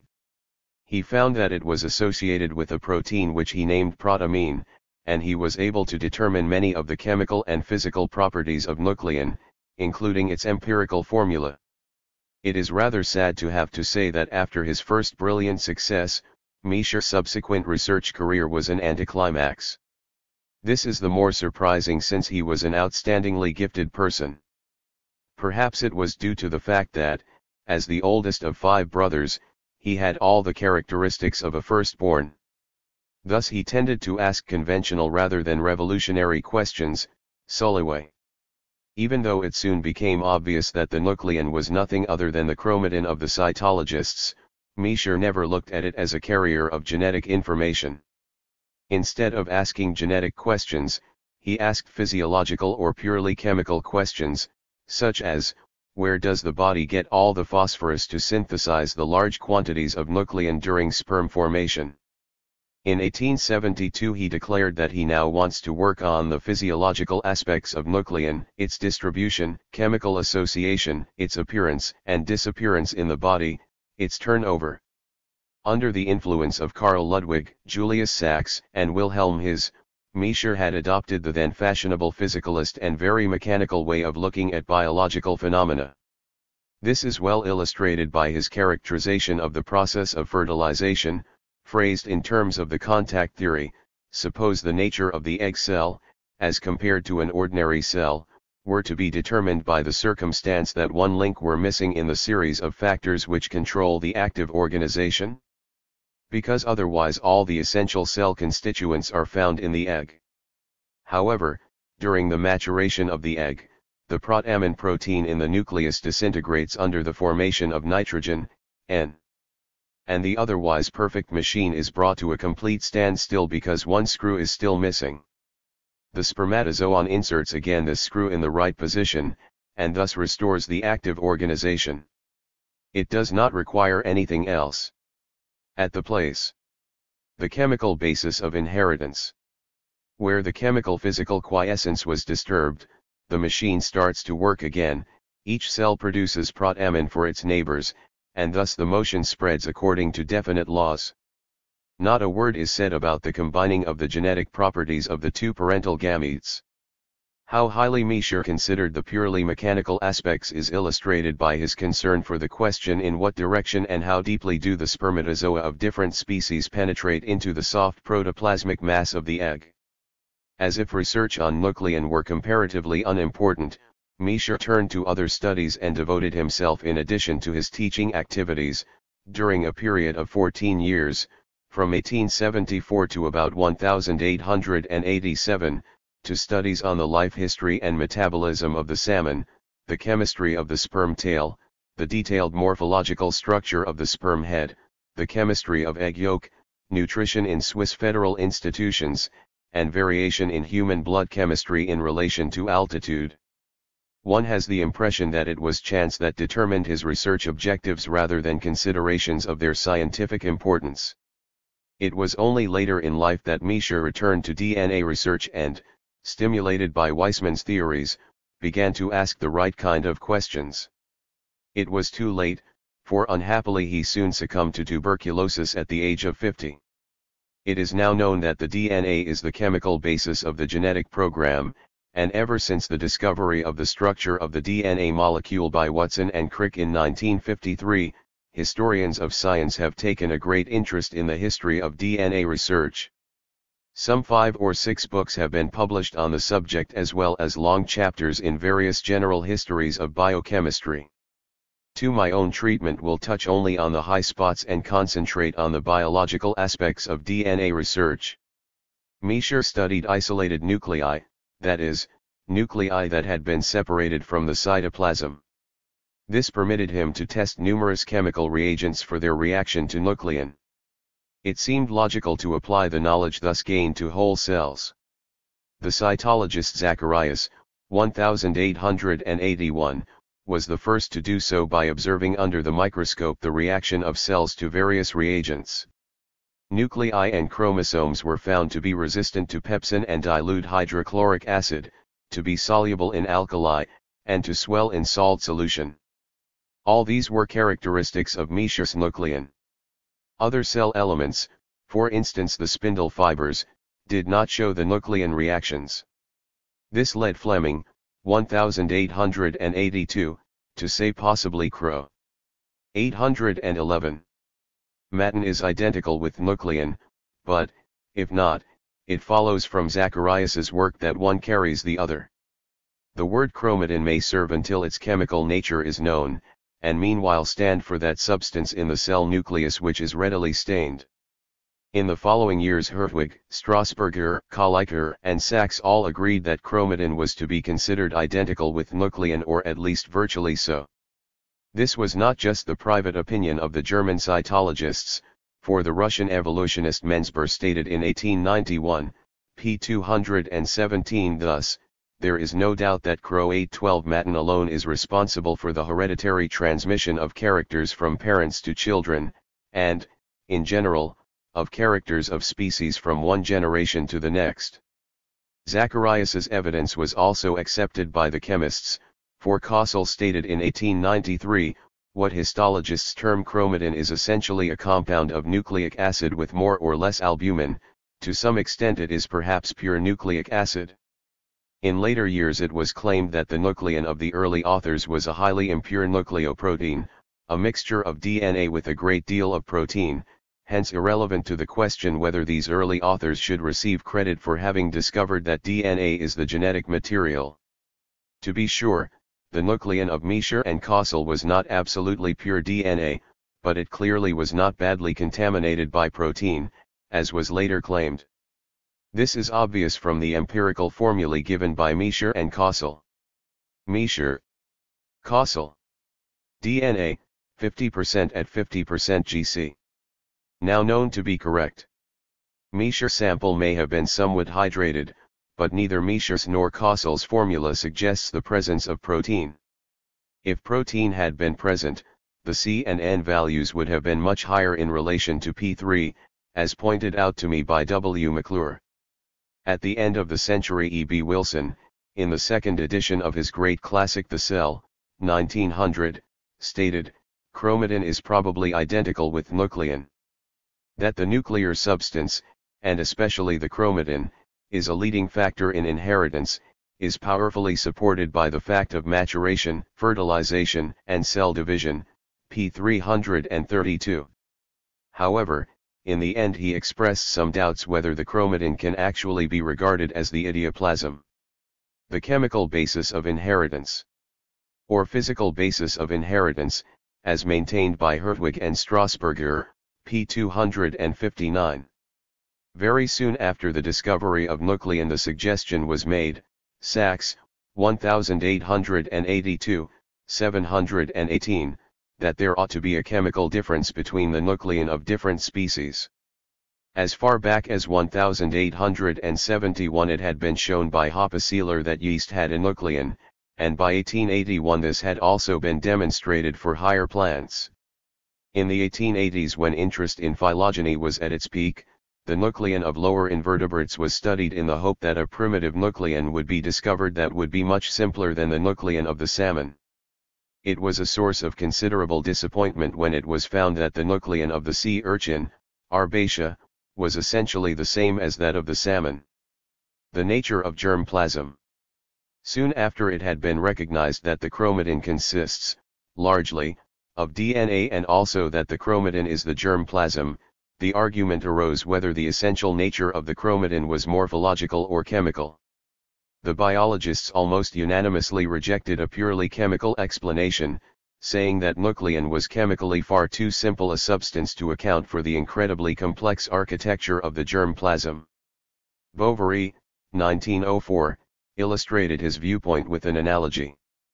If a nucleus is compared to a watch, the morphology of the nucleus deals with the entire machinery of the watch, while the chemistry of the nucleus at best can tell us about the metal of which the wheels have been made. 1904, 123. It was again the case of the blind men and the elephant, because the eventual solution was that the morphology of macromolecules, unknown in Bovary's days, explain the remarkable architecture of the germplasm. Among the early authors, de Vries, with his background both in botany and physical chemistry, had the soundest ideas. He emphasized that the germplasm could not be a simple chemical. The historically acquired characteristics require a molecular structure of such complexity, that present-day chemistry is quite unable to provide an explanation. 1889, 31. Even before him Kalliker, 1885, 41, had suggested that the nuclei of identical chemical composition might be able to have different effects owing to the molecular structure of their effective substance, idioplasm. Prophetic words. By the end of the 1880s the cytologists had made all the con. 813. 814. Attributions that they could make with their methods. They had shown as convincingly as is possible that the chromatin satisfied all the requirements of the genetic material and that the sperm head was virtually solid genetic substance. Just exactly what the substance was chemically did not particularly interest them, nor were they concerned with the size of the molecule and its structure. This was peculiar, because it should have been rather obvious that the role of DNA in inheritance could never be elucidated until its structure was understood. My search through the literature suggests that this question was never seriously asked, perhaps simply because methods to provide the information to answer this question were not yet available at that time. At this point the problem was taken over by the chemists, and for more than half a century, the quest for the nature of DNA was a purely chemical affair. The first need was to confirm that nuclein was truly a substance altogether different from the proteins and that it had nothing to do with other phosphorus-rich substances in organisms, such as lecithin. Mayr still had confused ideas on these questions. To establish the unique characteristics of nuclein, it was necessary to develop methods of purifying nuclein and to make sure that the protein component was stripped off. Altman, 1889, was successful in this, and he named the protein-free portion of the nuclear material nucleic acid. How radically different the nucleic acids are from the proteins was far better realized by the chemists than by the biologists. As late as 1900, Wilson thought that pure nucleic acids grade into albumins through a series containing less and less phosphorus. They vary in composition with varying physiological conditions, p. 334. As far as the study of the pure DNA was concerned, Two ways were theoretically open to the investigators. They could either break up the DNA molecule and determine its components, or study the molecule as a whole, as was done after the 1920s when Staudinger had developed the principles of polymer chemistry. The second, however, was quite impossible within the conceptual framework of organic chemistry around the turn of the century, when it was dominated by the concepts of colloid chemistry. For the next 50 years the two great leaders in this research were A. Kossel and P. A. Levine. A description of the step-by-step elucidation of the chemical nature of the nucleic acid molecule is given by historians of biochemistry, Fruton, 1972, Portugal and Cohen, 1977. By 1910 it was generally agreed that the DNA, the chemical basis of inheritance molecule, contained four bases, two purines, guanine and adenine, and two pyrimidines, cytosine and thymine, a phosphate, and a sugar. Yet it took another 40 years before it was determined, in 1953, how these constituents are put together. Kossel, 1853 to 1927, started work on nuclein in Hoppe Seyler's laboratory in 1879 and was able to demonstrate in that year the occurrence of a base, hypoxanthine, in the breakdown products of nuclein. Eventually he showed that hypoxanthine was derived from another base, adenine, and his work, in due time, led to the discovery or recognition of the other three bases. In 1908 Phoebus Aaron Levine, 1869 to 1940, entered the field of DNA research and soon became its leader. As early as 1893, Kossel had shown that a pentose sugar was part of the yeast nucleic acid, and in 1909 Levine and Jacobs identified it as a ribose. Other workers prepared their nucleic acid from the thymus gland of calves, thymonucleic acid, and found a different sugar. Its identification turned out to be extremely difficult, but Levine and co-workers finally, 1929, showed it to be 2-deoxyribose. For many years it was believed that ribose was the carbohydrate of plant nucleic acid and deoxyribose that of animal nucleic acid. But eventually ribonucleic acid, RNA, was found in the pancreas and in other animal cells, and deoxyribonucleic acid, DNA, in the nuclei of plant cells. However, it was not until about the 1930s that it was fully understood that all animal and plant cells have both DNA and RNA. The cytochemists had only the vaguest idea of the function of nucleic acids in the cells. The ones most frequently supported were to serve as a pH buffer or to help with energy transfer. Although much was learned about the chemical composition of DNA during the first 3 decades of the century, little progress was made in the understanding of the molecule as a whole and its biological action. Throughout this period the erroneous assumption was made that the 4 bases occurred in the nucleic acid in equal portions, a belief which served as the basis of the so-called tetranucleotide theory of the structure of DNA. This theory envisioned nucleic acid as a relatively small molecule with a molecular weight of about 1,500. It must be remembered that in order to get at the constituents of DNA, Kossel and Levine had to use the rather harsh analytical methods of organic chemistry. These, as we now know, destroy what is actually an extremely large molecule. At the time, however, the low molecular weights, 815, arrived at by various methods fitted quite well into the concepts of colloid chemistry prevalent at that time. New progress had to await the rise of polymer chemistry in the 1920s and 30s. 3. The shifting fortunes of the nucleic acid theory of inheritance. When the conviction spread that DNA was a rather small and 816 simple molecule, the belief in its capacity to control development gradually lost persuasion. How could such a molecule be of importance in inheritance and control development from the fertilized zygote to the full-grown organism, considering the immense complexity of the developmental pathway?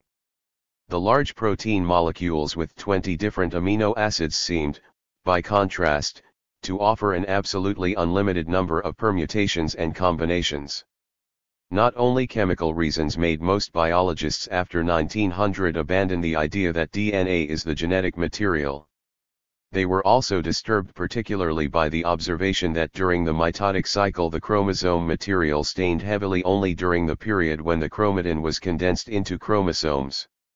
In the resting stage of the cell the chromosomes seemed to disintegrate into a poorly staining diffuse granular mass.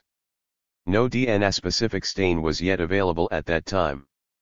Boveri had suggested as early as 1888 that the chromatin is lost from the chromosomal framework during the resting stage and is reconstituted at the beginning of the mitotic cycle. This suggestion was eventually more and more frequently adopted, and by 1909 Strasburger opined that the chromatin may form the nutritive material for the carriers of hereditary units. The chromatin itself cannot be the hereditary substance, as it afterwards leaves the chromosomes and the amount of it is subject to considerable variation in the nucleus, according to its stage of development, p. 108. In 1920 Goldschmidt asserted emphatically, if we consider the nucleon of the chromosomes as the genetic material, as is customary, then it is absolutely impossible to have a chemical idea of its diversified effects.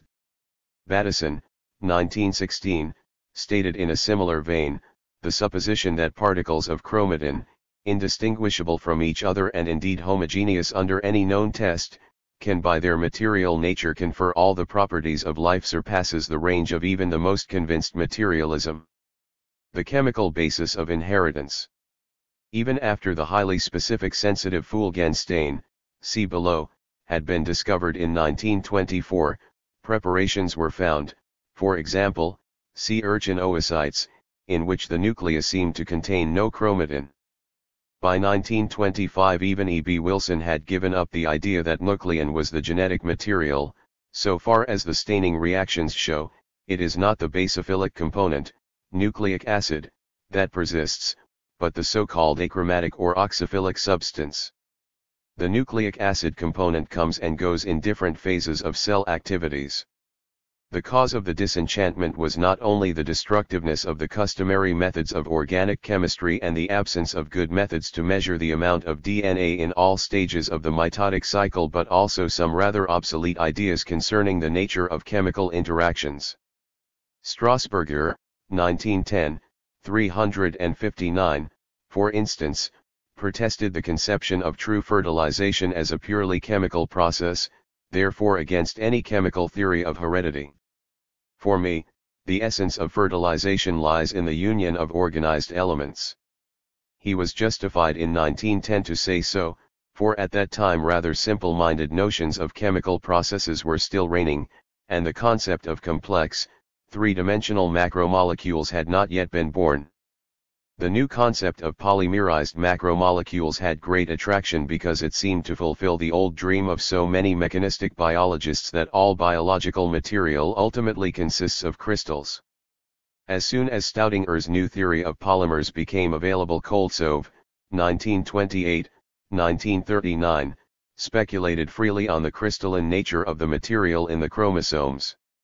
16 years later Schrödinger, 1944, proposed his theory of aperiodic crystals, avowedly influenced by a paper, the senior author of which, Timofey Fresovsky, had been an associate of Koltsov. For since polymerized macromolecules are easily broken up into their components, their extraction requires far more delicate methods than had been practiced by Kossel and Levine. When such methods were employed, particularly the Swedish school of Hamarsten, a product was obtained that was snow white and of a peculiar consistency like gun cotton, quite different from the degraded products of the harsher extraction methods. The study of such large molecules required entirely new methods, and when these, ultracentrifuging, filtration, light absorption, and so on, were applied in the 1930s and 40s by Kaspersson and others, much to everyone's astonishment the DNA molecules with a molecular weight of 500,000 to 1,817,000 turned out to be larger by more than 2 orders of magnitude than the earlier estimates, 1,500. Indeed, they were considerably larger than protein molecules. These new findings completely removed one major objection to the theory of DNA as the carrier of the genetic information. What was needed next, and it was a considerably more difficult requirement, was to find a method by which to separate the DNA cleanly and completely from the protein and to demonstrate, by biological methods, that it was the DNA component that was responsible for hereditary transmission. 818 This was achieved in 1944. It was Oswald Theodore Avery, 1877 to 1955, and his associates who supplied this proof when working on the transforming principle of the pneumonia bacterium. 5. It had long been known that pneumococci occur in several types, differing in their virulence. In 1928 the British bacteriologist F. Griffith, 1877 to 1941, discovered that when he simultaneously injected mice with living type R, rough, avirulent pneumococci and with heat-killed type S, smooth, virulent cells, many of the animals died, and their blood contained living type S organisms.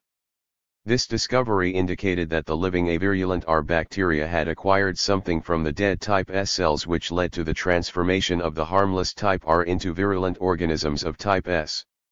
As it was interpreted later, some genetic information had been transferred by the transforming principle. After many years of experimentation, Avery, MacLeod, and McCarthy, 1944, succeeded in showing that the transforming principle in an aqueous cell-free solution was DNA. That this was indeed pure DNA and not an associated protein, as was claimed by some of Avery's opponents, was proven by a series of extremely sensitive tests, immune reactions and so on. The DNA solution did not show any reaction whatsoever with any tests for proteins. Furthermore, Avery and colleagues showed that no chemical mutagen was involved because the particular heritable modification was predictable. The autonomy of the material was further supported by its self-reproduction in transformed cells and, in certain later experiments, by linkage studies. Finally, when treated with a highly specific enzyme, desoxyribonuclease, a complete and irreversible inactivation of the transforming substance was brought about. The molecular weight was about 500,000 and the ultraviolet absorption properties were characteristic of nucleic acids. Avery and his group remained extremely careful, perhaps too careful, in the evaluation of their findings, but the evidence, the chemical basis of inheritance, was so strong that they no longer needed to prove their point. The shoe was now on the other foot, and it was up to the opponents to refute Avery's claim. The impact of Avery's findings was electrifying. I can confirm this on the basis of my own personal experience, having spent my summers during the second half of the 1940s at Cold Spring Harbor. My friends and I were all convinced that it was now conclusively demonstrated that DNA was the genetic material. Burnett, after visiting Avery's laboratory in 1943, wrote home to his wife. Avery has just made an extremely exciting discovery which, put rather crudely, is nothing less than the isolation of a pure gene in the form of desoxyribonucleic acid, Albee, 1974, 205. It was discussed at 6 major conferences in 1946 alone. Not everyone was converted, of course, and Muller, 1947, expressed himself quite skeptically. Goldschmidt remained skeptical as late as 1955, we conclude. That it cannot be stated as a dogma or as a proven fact that DNA is the genetic material, p. 56. Goldschmidt was 76 years old when he wrote this. The resistance was not restricted to the elder geneticists, however. Some biochemists, for example A. E. Mirsky, were even more skeptical. The question asked by the skeptics was whether pure DNA is the transforming agent or a minute quantity of protein mixed with it, a possibility advanced by Mirsky and some other doubters. Among these, significantly, were most members of the phage group, including Delbriac and Luria, neither of whom knew much biochemistry. Although they were fully aware of Avery's findings, they still accepted the tetranucleotide theory, so they could not believe that DNA could have the necessary complexity to be the genetic material. Their skepticism carried considerable weight since the phage group at that time was dominant in molecular biology. They finally were converted when members of their own group, Hershey and Chase, carried out an experiment with radioactive labeled bacterial viruses, bacteriophages. The empty protein coats, ghosts, labeled with S35, of phages could be largely separated experimentally from infected bacteria which had taken up little or no S35, while the P32, phosphorus, labeled content of these phages was found in the bacteria and not in the ghosts.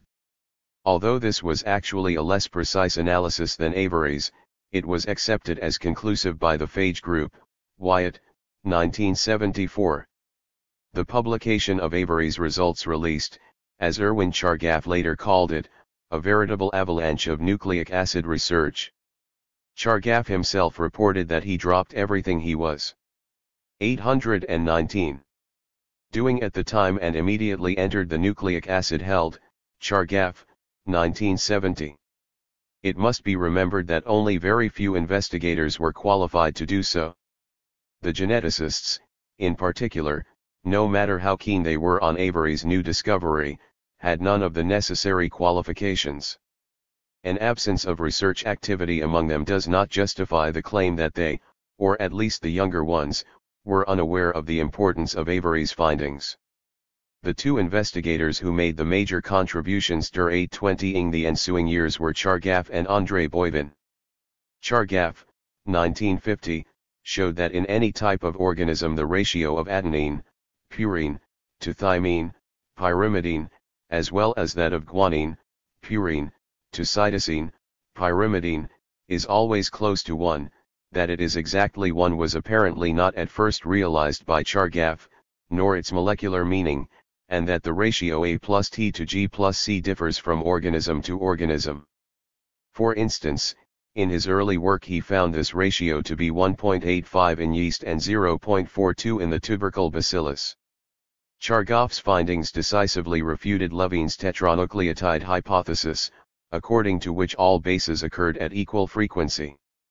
The way was now open for new molecular theory of DNA. As it later turned out, the base pairing, purine with pyrimidine, discovered by Chargaff was one of the most important clues in the subsequent construction of the double helix.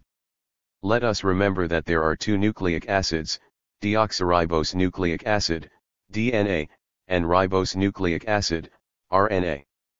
After it had been demonstrated that they are not restricted to animals and plants, respectively, the question arose what role they play in the cell and, more specifically, where in the cell they are found. That DNA is characteristic of nuclei was known since Meysher's days, and there had long been indications that RNA is the typical nucleic acid of the cytoplasm, but whether diffused DNA also occurs in the cytoplasm and some RNA in the nucleus remained controversial. What was needed were techniques, applicable to intact cells, which would differentiate between DNA and RNA. In other words, further progress depended on technical breakthroughs. In 1923 the cytochemist R. Fulgen, 1884–1955, introduced a staining method, an aldehyde reaction, later called Fulgen reaction, which was specific for DNA. This permitted the conclusive confirmation that DNA is restricted to the nucleus, except for the special DNA of some cellular organelles. It took a good many more years until a specific RNA reaction was discovered. Brachet, 1940, 1941, Kasperson, 1941. 6. This permitted the clear demonstration that RNA occurs in the nucleolus and in the cytoplasm. The chemical basis of inheritance. The cytological research of the preceding generations permitted quantitative as well as qualitative predictions about nuclear DNA. 1. Since chromatin is replicated and then divided equally at every cell division, all cells produced by mitosis should contain the identical amount of DNA. 2. Gametes, owing to the reduction division, should have half the amount of DNA of somatic cells in diploid organisms. 3. DNA should be an extremely stable compound, to judge from the relative rarity of mutations. 4. Since during fertilization two rather different sets of DNA come together, they must have the capacity to work harmoniously together. 5. Considering the tremendous genetic variation observed at every level, from local gene pool to highest taxa, DNA must be able to assume a very large number of possible configurations. The new methods of determining the amount of DNA per cell soon permitted confirmation of the two quantitative predictions.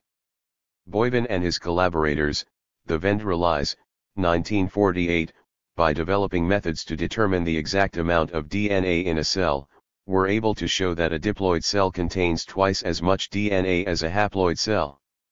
Later it was found that polyploid cells have the expected multiples of haploid cells.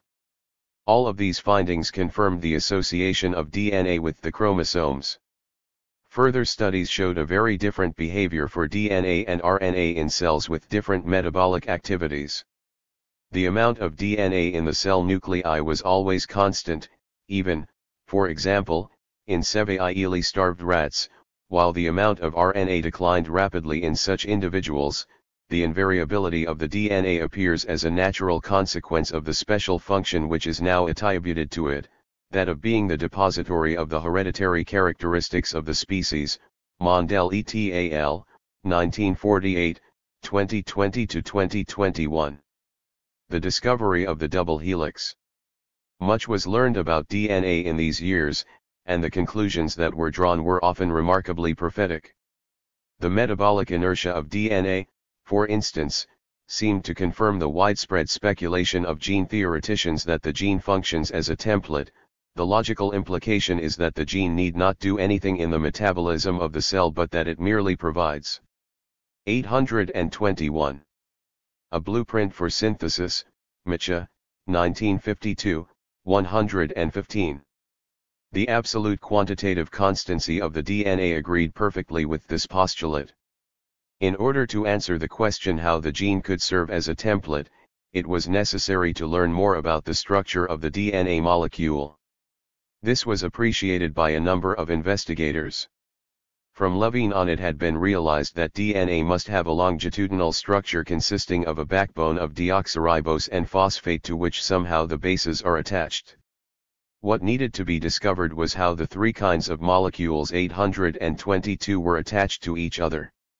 Only then would it be possible to determine how DNA could carry out its genetic function. 3 laboratories, in particular, were in hot pursuit of this goal and had, when they started to work on this project, perhaps an equal chance of success. One was that of Linus Pauling at the California Institute of Technology, Pasadena, who had discovered the alpha helix structure of proteins and had made such important contributions to our understanding of the forces that bond molecules together. The second group, Maurice Wilkins and his associates, worked at King's College, London. Their special competence was X-ray crystallography, and Rosalind Franklin in this group succeeded in taking some excellent pictures of the X-ray diffraction pattern of DNA. From her work, and from other findings, arose several questions. Is the backbone of the DNA molecule straight or is it twisted into a helix? Furthermore, is there only a single helix or 2, or 3? Finally, how are the purine-pyrimidine bases attached to the backbone? Are the bases attached on the outside like the bristles of a bottle brush? Or, if there is a double or triple helix, would the bristles be on the inside, and how are these bases attached to each other? These and many other questions had been raised by Pauling and the King's College group, but had not yet been settled when a third group of investigators started DNA work at Cambridge, James D. Watson and Francis Crick.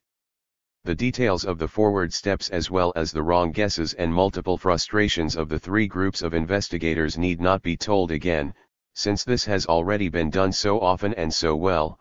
Albee, 1974, Judson, 1979. What is important to mention is that one of the investigators, James D. Watson, more than any of the others, realized the decisive importance of the DNA molecule in biology, and it was this understanding which urged him relentlessly to push this work toward a successful conclusion, in spite of his rather modest technical qualifications for this task. The chemical basis of inheritance. Wilkins as late as 1950 had wondered what nucleic acid is in cells for. Watson, B. 1928, had done his PhD research at Bloomington, Indiana, under S. E. Luria. There and at Cold Spring Harbor he had learned of the importance of DNA, and when some other research plans of his could not be activated for technical reasons, he decided to go to England and take up DNA research. At the Cavendish Laboratory at Cambridge he encountered a kindred soul in Francis Crick, b. 1916. Crick, equally brilliant as Watson, had some of the technical know-how which Watson lacked but was, at least in the beginning, not nearly as compulsive about the importance of DNA as Watson. Both of them were highly deficient of certain kinds of knowledge, but by talking to many people, visiting relevant laboratories, and endlessly experimenting with various models, they eventually came up with the right solution in February and March of 1953. Cut-out models of the various component molecules were of great help to them in arriving at the three-dimensional structure of DNA. The most crucial bit of information was Chargaff's, 1950, discovery of the 1:1 ratio of purines and pyrimidines, at NGC. Although this discovery had been available for 2 years, it had been more or less ignored by all three groups of DNA investigators. When Watson and Crick finally realized the importance of this numerical relationship, it took them only another 3 weeks of fiddling with their cutout models to hit on the correct structure. The final result, with which every high school student is now familiar, is that DNA is a double helix, and that the two strands are connected, like the steps of a circular staircase, by a sequence of base pairs, one purine and one pyrimidine. It is the sequence of the 4 possible base pairs, at, Ta, Cg, Gc, which, as was shortly afterwards discovered, provides the genetic information. This information serves as the blueprint in the assembling of polypeptides and proteins and thus controls cellular differentiation. Watson and Crick's double helix fitted all the facts so perfectly that it was accepted by everyone almost at once, including the two most actively competing laboratories, those of Pauling and Wilkins. This dispelled all the remaining doubts whether or not DNA was truly the genetic material. As Roux had conceived it in 1883, the basic process of transmission genetics is the division of a nucleus into 2 identical halves. This phrasing misplaces the emphasis. The decisive event, 823, is actually the doubling of the genetic material, followed by its segregation into 2 daughter cells. The most crucial event in cell division, thus, is the exact replication of the DNA. Just how this could be done was a complete mystery until the double helix was discovered.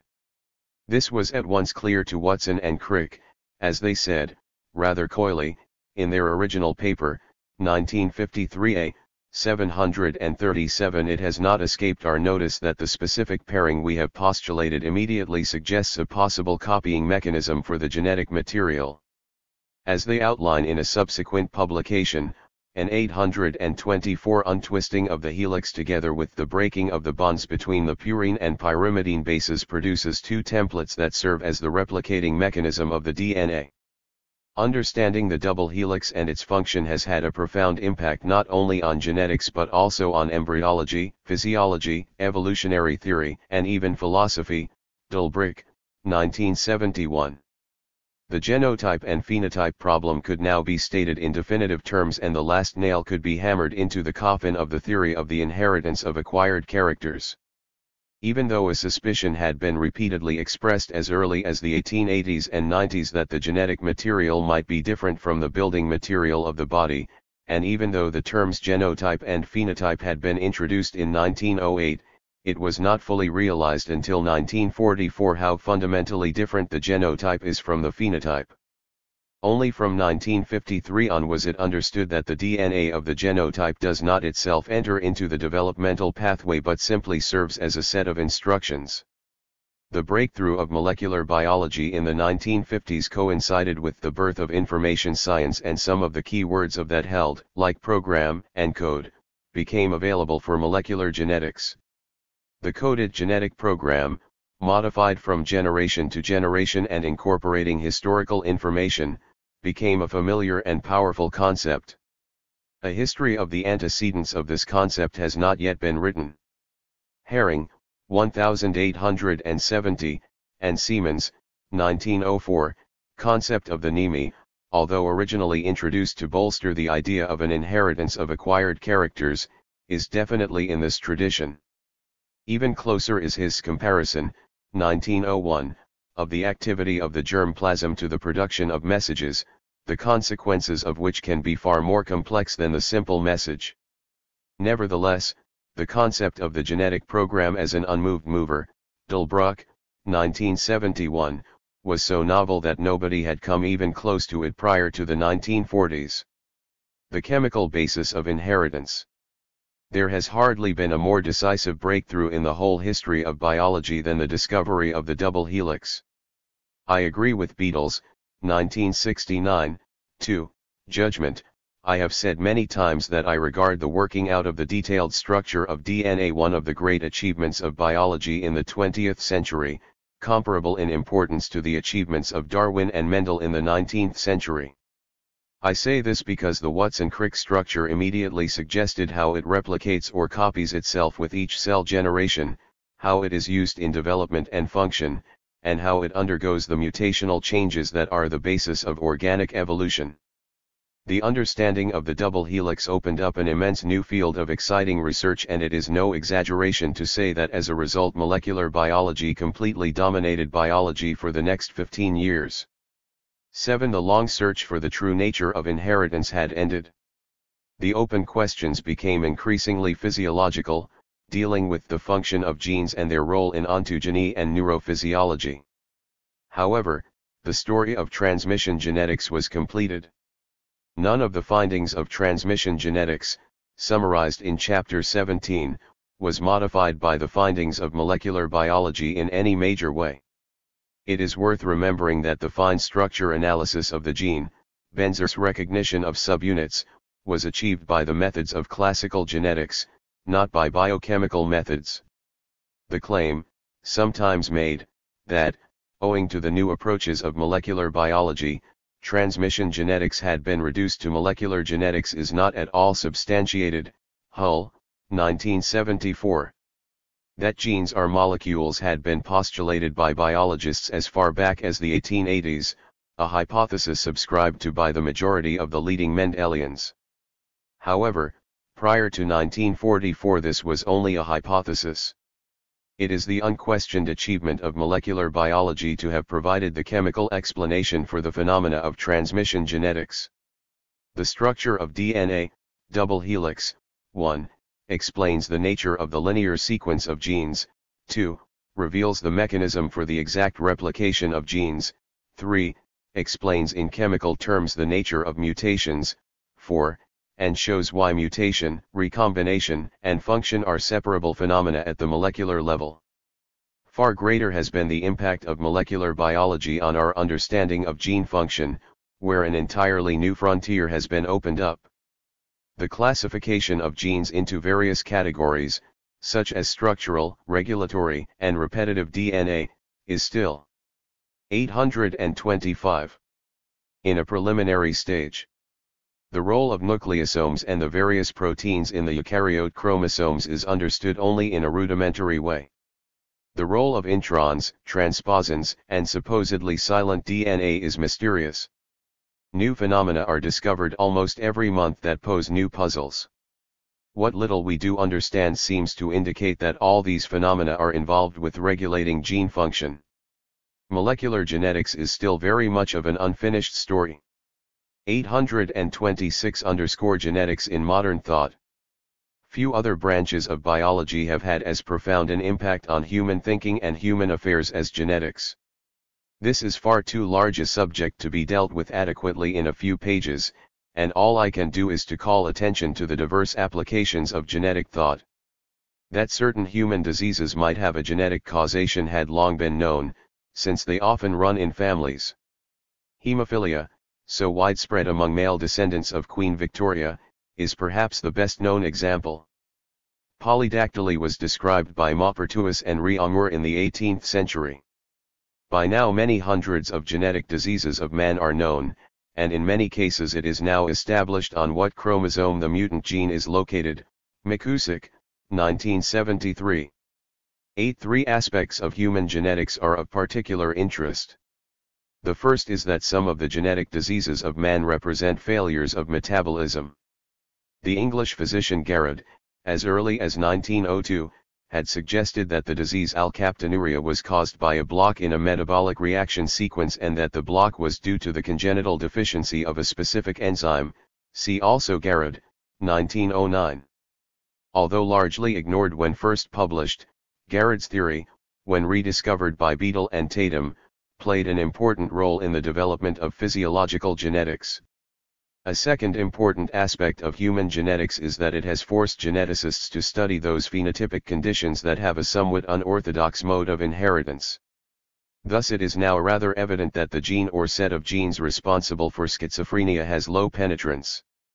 This means that a person may not show the manifestations of this disease even though he or she has the requisite genetic condition. Genes with low penetrance are quite widespread in Drosophila, as shown by the work of Timofey Fresovsky and of Goldschmidt, but, for obvious reasons, their study, the chemical basis of inheritance, is avoided by geneticists. There are other genes that are variable in the intensity of their expression, for instance, apparently the genes for diabetes, and the study of such genes has likewise expanded our understanding of the modes of inheritance. Perhaps the most far-reaching impact that genetic thinking has had on modern man is to raise the possibility that almost all human characteristics may have a partial genetic basis. This claim is made not only for physical but also for mental or behavioral attributes. The relative contribution of the genetic constitution on non-physical human characteristics, particularly intelligence, is one of the most controversial current biological and social subjects. Finally, it might be pointed out how important genetics has become in animal and plant breeding. Milk production in dairy cattle and egg production in chickens are two examples of the magnificent achievements of animal geneticists. The breeding of crop plants for disease resistance and the development of hybrid corn and short-stem cereals are other illustrations. Even if the so-called Green Revolution was not quite as successful as predicted, it has helped nonetheless to increase, sometimes dramatically, the productivity of many crop plants. Primitive man in thousands of years made less progress in his endeavors to improve crop plants than modern genetics was able to accomplish in a 10-year period. Anyone who studies a modern textbook of genetics is overwhelmed by the wealth of facts and interpretations. As far as a non-specialist is concerned, even the most elementary text contains not just all you want to know about heredity but actually far more than you want to know. The situation is aggravated by the fact that modern genetics has more or less separated into 3 or 4 largely independent fields: transmission or classical genetics, evolutionary or population genetics, molecular genetics, and physiological or developmental genetics. This creates a formidable difficulty for the historian of ideas who wants to summarize in few sentences the major concepts that have emerged from the mass of researches conducted and published from 1865 to 1980. My own attempt to do so is admittedly provisional. 1. The most spectacular and until the 1940s totally unexpected finding is that the genetic material, now known to consist of DNA, does not itself participate in building the body of a new individual but merely serves as a blueprint, as a set of insti-fictions, designated as the genetic program. 2. The code, with the help of which the program is translated into the individual organisms, is identical throughout the 827. 828. Living world, from the lowest microorganism to the highest plants and animals. 3. The genetic program, genome, in all sexually reproducing diploid organisms is double, consisting of one set of instructions received from the father and another from the mother. The two programs are normally strictly homologous, and act together as a unit. 4. The program consists of DNA molecules, associated in the eukaryotes with certain proteins, (ce hist ones), whose detailed function is still uncertain but which apparently assist in regulating the activity of different loci in different cells. 5. The pathway from the DNA of the genome to the proteins of the cytoplasm, transcription and translation, is strictly a one-way track. The proteins of the body cannot induce any changes in the DNA. An inheritance of acquired characters is thus a chemical impossibility. 6. The genetic material, DNA, is completely constant, hard, from generation to generation, except for a very occasional, about 1 in 100,000, mutation, that is, an error in replication. 7. Every individual in sexually reproducing organisms is genetically unique, because several different alleles may be represented at tens of thousands of loci in a given population or species. 8. This enormous store of genetic variation supplies almost unlimited material for natural selection. 20. Epilogue, Toward a Science of Science. Increasingly often one reads references to a science of science. What is meant by this designation?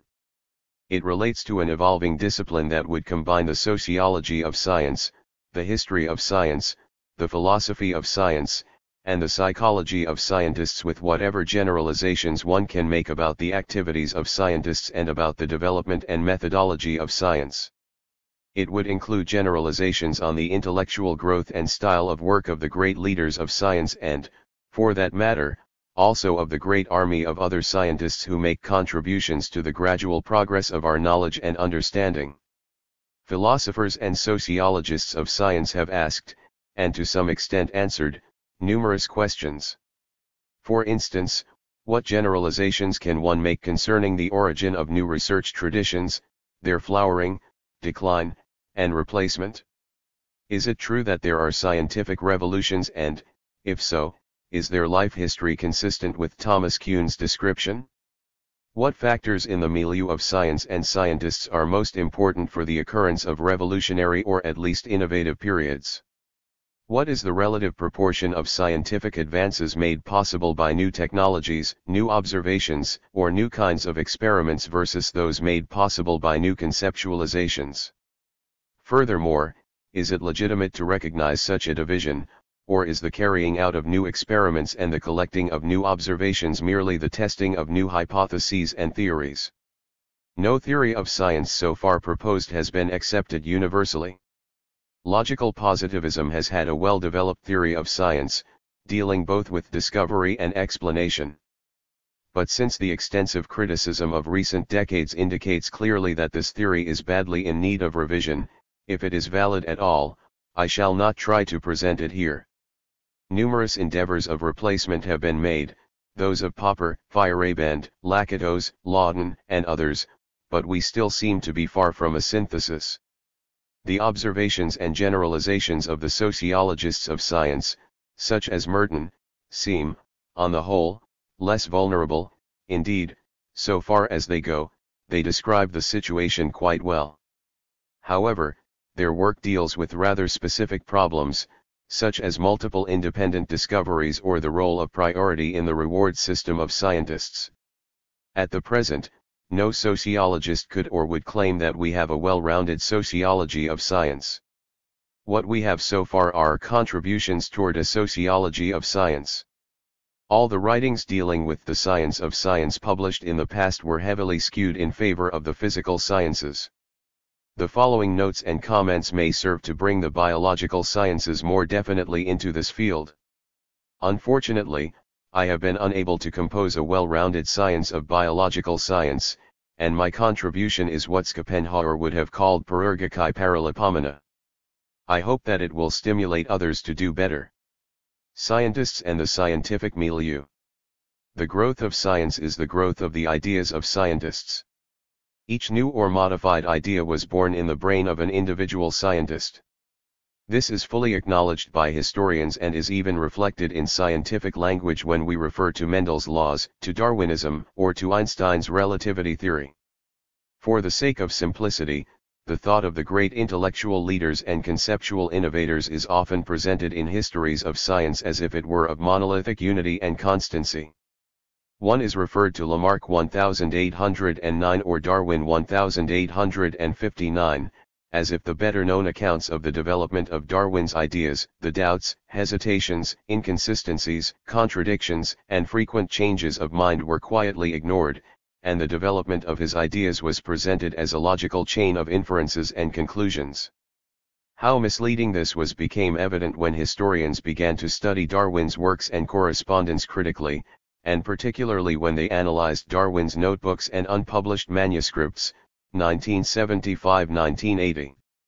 Limoges, 1970, Gruber, 1974, Cohn, 1975, 1980, Herbert, 1977, Schweber, 1977, and Osbavet, 1979, show how misleading the traditional representation of the birth of Darwin's theories was. His ideas on speciation, for instance, underwent a dramatic change in the 1850s, Soloway, 1979, and he allowed more for soft inheritance in the 1870s than in the 1850s. Toward a science of science. The thought of many of the greatest scientists has been characterized by a long process of maturation and quite often by complete reversals. Linnaeus, for instance, who at first had proclaimed so emphatically the constancy and permanence of species, developed later in life a theory of an origin of species by hybridization. Lamarck believed in the constancy of species up to age 55, then adopted evolution but moved more and more from a straight line in the next 15 or 20 years to a tree-like concept of evolution. Ranch, Sumner, and Mayr were neo-Lamarckians in their younger years but fully adopted selectionism later on. In fact, some of the greatest scientists have modified their ideas most frequently and most profoundly. One can never understand the impact of a thinker throughout his lifetime if one does not understand the permutations of his thought. The same is true for many philosophers. The Kants of the Cosmogony, 1755, of the Critique of Pure Reason, 1781, and of the Critique of Judgment, 1790, were three rather different thinkers.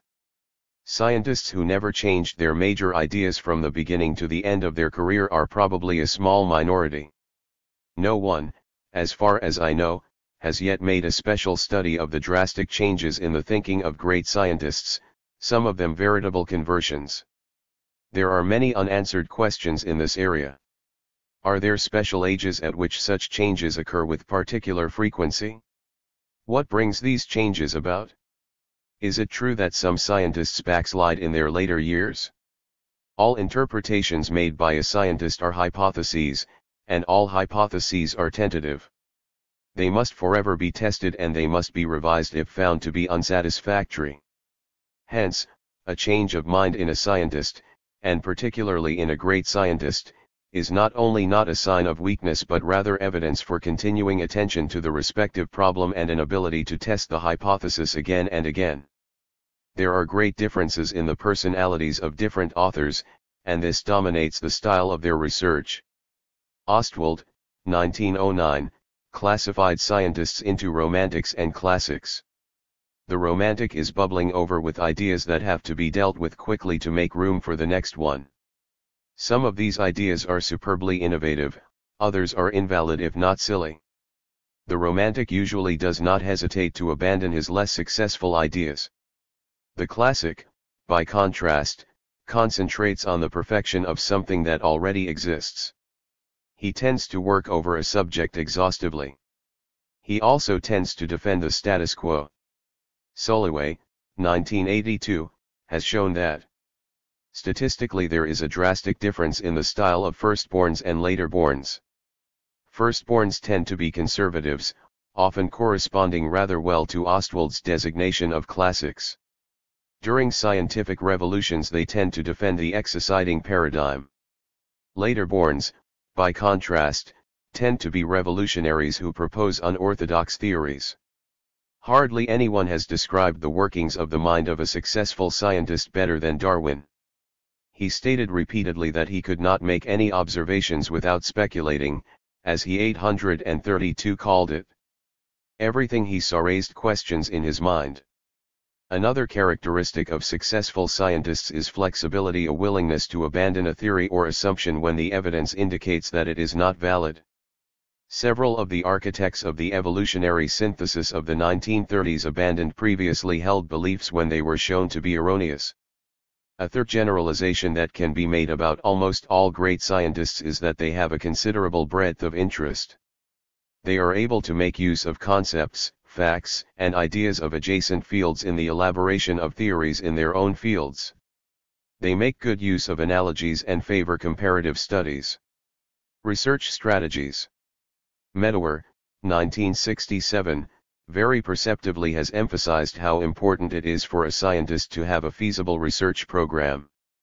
For instance, all geneticists from Nageli and Weissman to Bateson failed to develop successful theories of heredity because they attempted to explain simultaneously inheritance, transmission of the genetic material from generation to generation, and development. The wish to do so was not surprising, since nearly all of them had approached genetic problems from the field of embryology. It was Morgan's genius to put aside all developmental physiological questions, even though he himself had also come from embryology, and concentrate strictly on the problems of transmission. His pioneering discoveries from 1910 to 1915 were entirely due to this wise restriction. The developmental problems which his findings, and those of his collaborators, raised were simply set aside. This was very fortunate, because some of these problems, for instance why genes in cisposition may have a different effect from those in transposition, position effect, are still not yet fully solved, more than 50 years after their discovery. There are many potential reasons why a problem may not yet. Toward a science of science. Be ready for solution. The technical tools for their analysis may not yet have been forged, and certain concepts, particularly when requiring the help of neighboring fields, may not yet have been developed. In such cases the as yet insoluble problems must be treated as black boxes, to be opened when their time arrives, as Darwin did in regard to the source of unlimited variation in nature. In referring to Weissman, I have already mentioned a second poor research strategy, a failure to partition a problem into its components. The study of heredity, for example, could make no progress until the problems of transmission and development were properly separated. This need to separate the components of a complex problem is true for both science and philosophy. The failure to separate the concept of teleology into its four components, see Chapter 2, and the failure to distinguish between species category and taxon, Chapter 4, are but two examples. Another research strategy that has been, in the long run, even more damaging for the progress of science is the ever-repeated confirmation of findings that no longer require confirmation. The great comparative anatomists of the 19th century Haeckel, Gegenbohr, and Huxley used comparative anatomy with splendid success to confirm Darwin's theory of common descent. Yet comparative anatomists continued to consider the establishment of homologies and the search for common ancestors as their exclusive object long after any opposition to the theory of common descent had disappeared. Coleman, 1980. Only the Russian school of Severtsov was somewhat outside of this tradition, and so was Boker, who asked different questions but ones which unfortunately were marred by his Lamarckian philosophy. It took almost 100 years after Darwin before the introduction of new Fragestelian revitalized comparative anatomy, through the work of D. D. Davis, W. Bach, and others. When one reads the publications of the Morgan School after 1920, one has the feeling that its members also suffered from this deficiency. The main emphasis of the research continued to be, in the face of opposition from Bateson, to prove the correctness of the chromosome theory of inheritance, even though by this time this theory had been established beyond any reasonable doubt. The significant advances in genetics during the 1930s and 40s, as a result, were made by representatives of other schools of genetics. Another poor research strategy is to limit oneself to the mere piling up of facts and descriptions without using them to develop new generalizations or concepts. The detractors of taxonomy have not without reason ridiculed those taxonomists who seem to have no other research objective than to describe ever more new species, as if this activity were the alpha and omega of taxonomic science. As necessary as undoubtedly the inventory taking of the diversity of the organic world is, any inquisitive systematist wants to go beyond this Linnean stage. The same criticism applies to certain practitioners in almost any branch of biology. The censusing of quadrats in early ecology was another such purely descriptive enterprise. There is a law of diminishing returns in research as in so many other aspects of human activity, and it is the ability of the perceptive scientist to recognize when this point has been reached. Curiously, There are some investigators who repeatedly were near a major discovery but perversely dropped their line of research to take up an entirely new problem. The reason generally seems to have been that they had failed to ask the appropriate meaningful questions and had therefore thought that the line of research in which they had been engaged had been exhausted. This is one more piece of evidence for the importance of asking meaningful questions. The power of ideologies. It has often been observed that different scientists may draw entirely different, sometimes diametrically opposed, conclusions from the same facts. How can this be? Evidently such a divergence of interpretation is the result of a drastic difference in the ideologies, Weltanschauungen, of the respective scientists.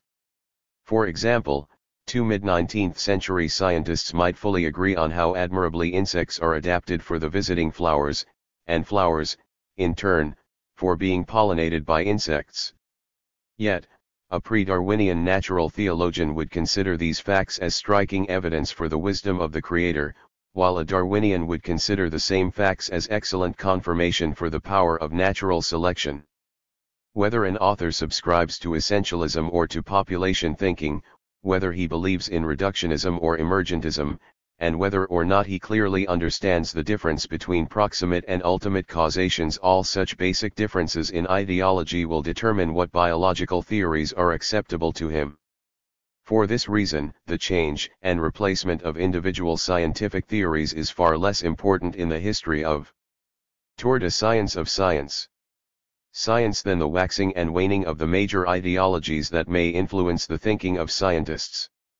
The study of the basic philosophies or ideologies of scientists is very difficult because they are rarely articulated. They largely consist of silent assumptions that are taken so completely for granted that they are never mentioned. The historian of biology encounters some of his greatest difficulties when trying to ferret out such silent assumptions, and anyone who attempts to question these eternal truths encounters formidable resistance. In biology, for hundreds of years, a belief in the inheritance of acquired characters, a belief in irresistible progress and in a scala naturae, a belief in a fundamental difference between organic beings and the inanimate world, and a belief in an essentialistic structure of the world of phenomena are only a few of the silent assumptions that influenced the progress of science.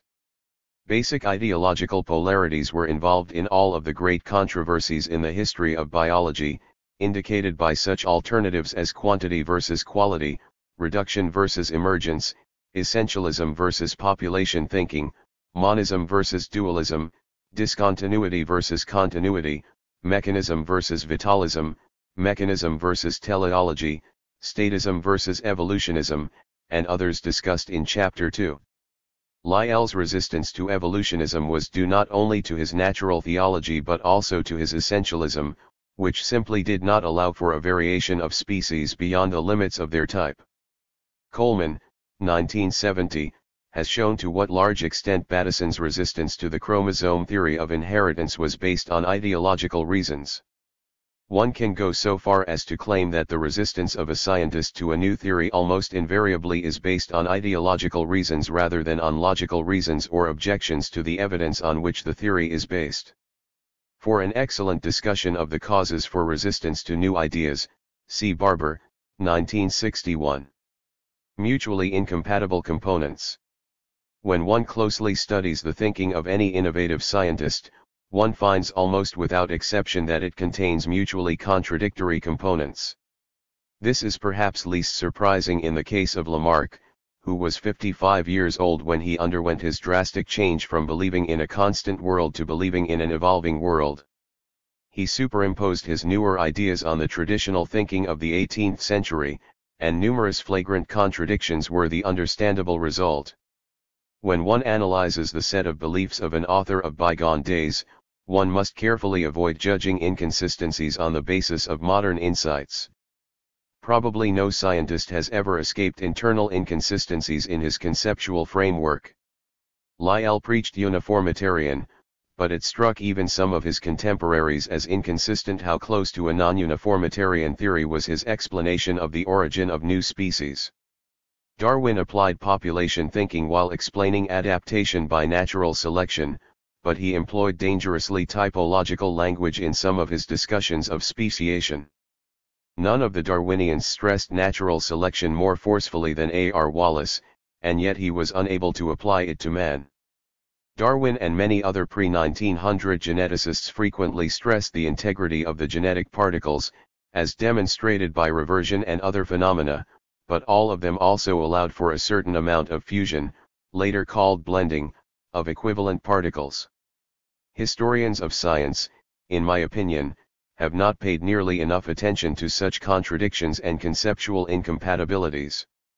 Too often the thought of a scientist is presented as a well-rounded, harmonious system, while in reality it usually consisted of bits and pieces that were constantly being revised, but revised piecemeal so that certain components no longer harmonized with others.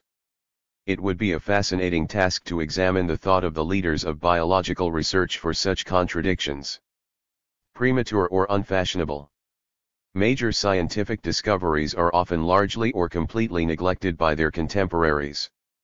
Many instances of this are quoted in the literature, the best-known example perhaps being Mendel's rules, published in 1866 and neglected until 1900. Avery's demonstration that the transforming agent of pneumococcus is nucleic acid is often cited as another instance.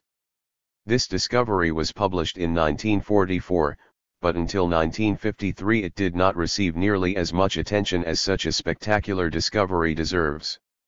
My own discovery of the importance of peripherally isolated populations for speciation and macroevolution, published in 1954, was hardly referred to until the 1970s but has now become so fashionable that it was more often referred to in a recent textbook of macroevolution, Stanley, 1979, than the work of any paleontologist.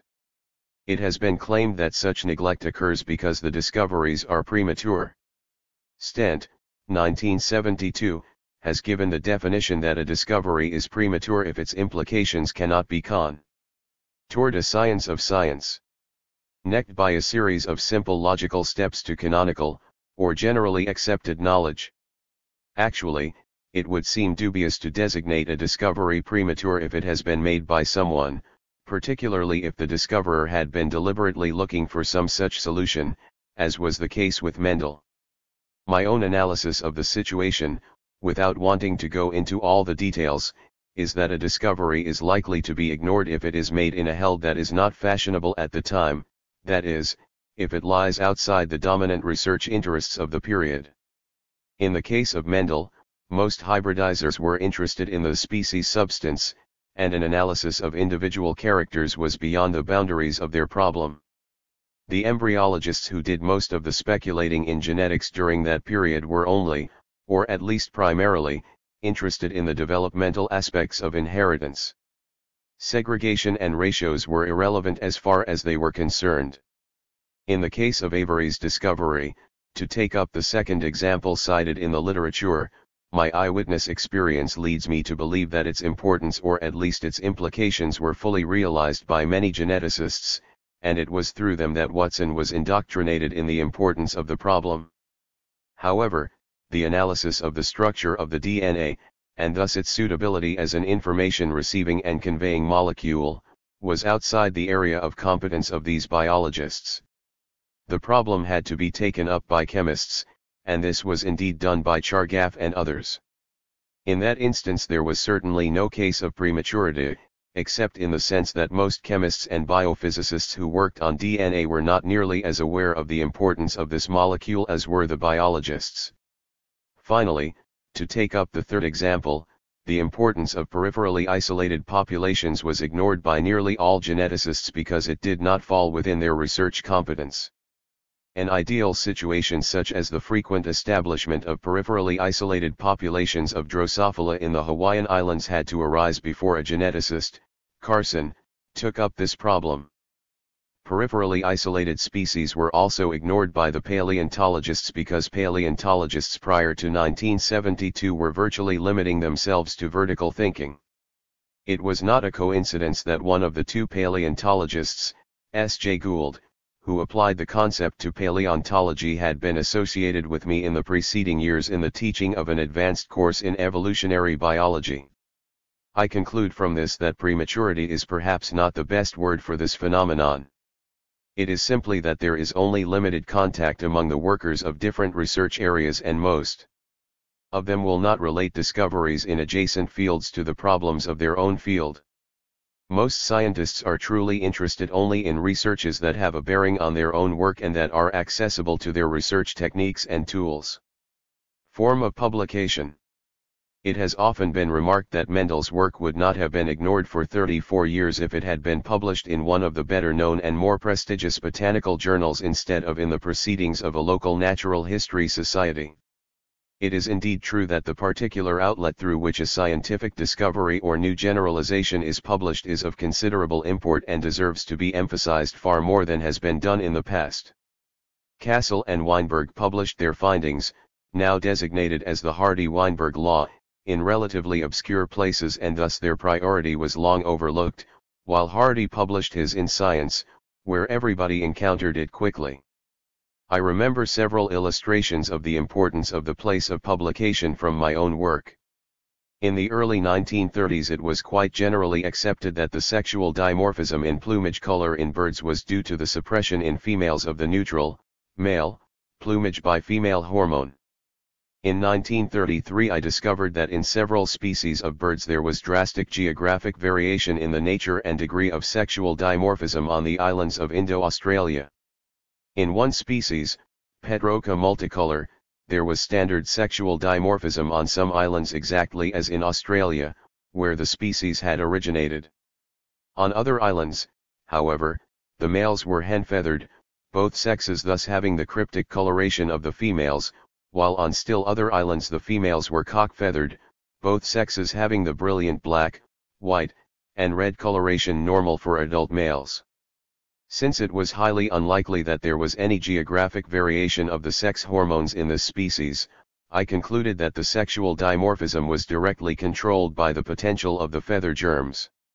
I published this, to me, as a young man, epoch-making discovery in the publications of the American Museum of Natural History, 1933, 1934, where, of course, no endocrinologist or developmental physiologist ever read it, and thus it was completely ignored.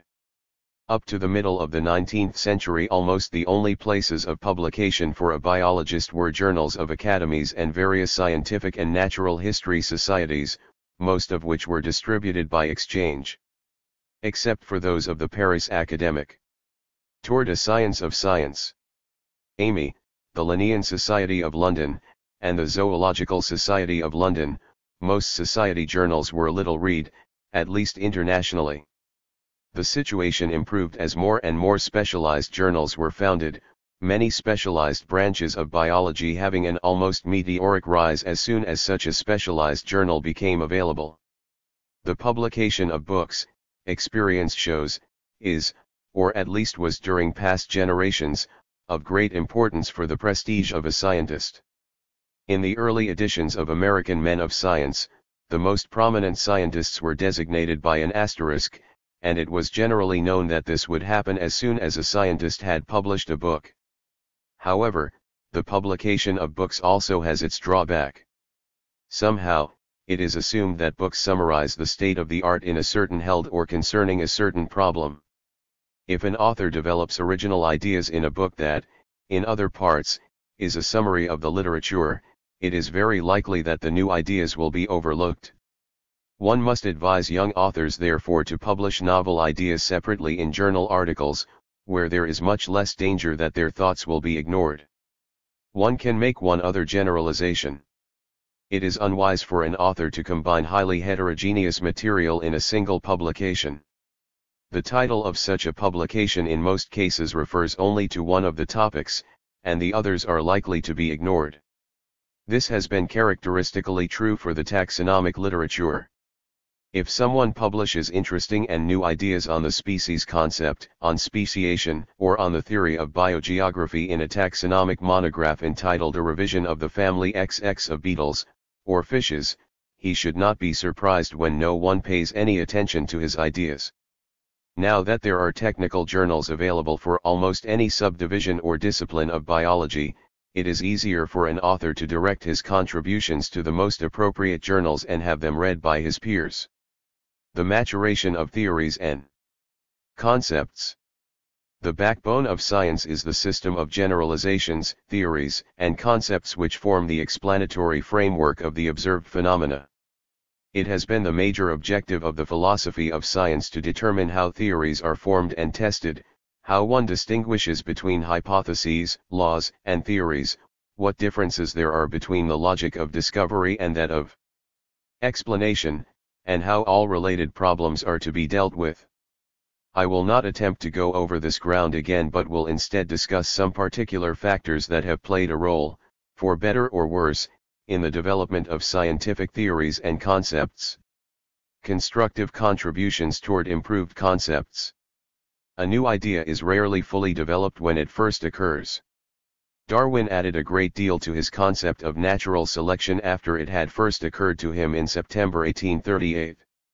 Indeed, when one reads an author's first expression of an idea, one is usually surprised at how vague it is. Also, it may be intermingled with extraneous or even contradictory elements. Concepts and theories are usually part of the total research tradition of a specific branch of science, and it is in some respects more instructive to study the factors which contribute to, or impede, the maturation of such a scientific discipline than to try to do this for a particular concept. Let me now discuss some of these factors, not necessarily in any order of importance. The elimination of invalid theories or concepts. Nothing strengthened the theory of natural selection as much as the refutation, one by one, of all the competing theories, such as saltationism, orthogenesis, and inheritance of acquired characters, and so forth. Another example can be found in the maturation of the modern concept of inheritance. About a dozen previously held concepts from the Greeks to 1900 had to be refuted in order to make room for the current concepts of transmission genetics, see Chapter 16. The elimination of inconsistencies and contradictions. Inconsistencies and what strikes us as internal contradictions are often not at all apparent during less mature stages of theories. When a think-A subscribes simultaneously to seemingly incompatible concepts, he acts as if the different concepts were localized in different brain compartments without channels of intercommunication. For instance, most of the believers in soft inheritance in the 18th and 19th centuries were essentialists and ought to have believed in unchangeable essences. The early Mendelians, to give another example, ascribed evolutionary change to random mutation, ignoring the fact that such a random process could never lead to the remarkable adaptations in the living world. Toward a science of science. Some early evolutionists, for instance Asa Gray, devoutly believed in a personal God and yet accepted natural selection and other aspects of Darwinism which other of their contemporaries considered quite incompatible with creationism. Severe dilemmas arise whenever scientific facts or theories come into conflict with the basic philosophy or ideology of a scientist. Usually in such cases it is easier to live with a contradiction than to give up either science or one's adopted ideology. However, where the contradictions merely affect competing theories, either one or the other will eventually be shown to be invalid, and this will produce a clear scientific advance. Input from other fields. Many major advances in the maturation of concepts and theories have been due to an input of ideas or techniques from other fields. Such input may come from other branches of biology, as when genetics received ideas from applied animal and plant breeding, cytology, systematics, or from the physical sciences, particularly chemistry, or mathematics. Well-developed theories or models are often available in one science that are equally applicable and most productive when transferred to another science. The elimination of semantic confusions. Technical terms, when clearly defined and well understood, are a great help in the advance of scientific understanding. Contrariwise, when a term is inadvertently transferred to a different concept, as was done by Th. Morgan with the term mutation, or when the same term is used for different concepts, considerable confusion will ensue until the ambiguity is cleared up. The introduction of new technical terms often helps to disentangle this kind of confusion. Examples are the term taxon, for which previously the term category had also been used, the term subspecies, for which taxonomists had previously used the term variety, which was also being used for individual variants, or the term isolating mechanisms, for which previously no term had existed. Examples could be quoted from any branch of biology where the introduction of new terms resulted in clarification in a previously confused area. The evolutionary synthesis of the 1930s and 40s was greatly facilitated by the introduction of the terms polytypic by Huxley and Mayr, sympatric and allopatric by Mayr, gene pool by the Russian school, genetic drift by Sewell Wright, and other terms such as founder principle and genetic homeostasis. When properly defined and clearly delimited against other phenomena with which they had been previously confounded, such terms help to eliminate controversies. When a term is transferred from concept to concept, no matter how much the underlying conceptualization is changing, misunderstandings inevitably result. And yet, in most cases the retention of the technical term has been preferable to a continuous introduction of new terms whenever there was a slight or gradual change of the underlying concept. For example, the term gene, when proposed by Johansen, was specifically given for a non-material entity, an accounting unit. In the Morgan school the term was soon applied to a definite, distinctly material locus on the chromosome, and in molecular genetics to a certain set of base pairs, likewise a strictly material entity. One could go on and on giving examples of this kind. Metaphors play an important role in the history of science. There are felicitous metaphors and those that are unfortunate. Darwin's term natural selection is on the borderline of the two categories and was strenuously resisted by the majority of his contemporaries. They tended to personify whatever did the selecting and to insist that there was no real difference between selection by nature and creation by God.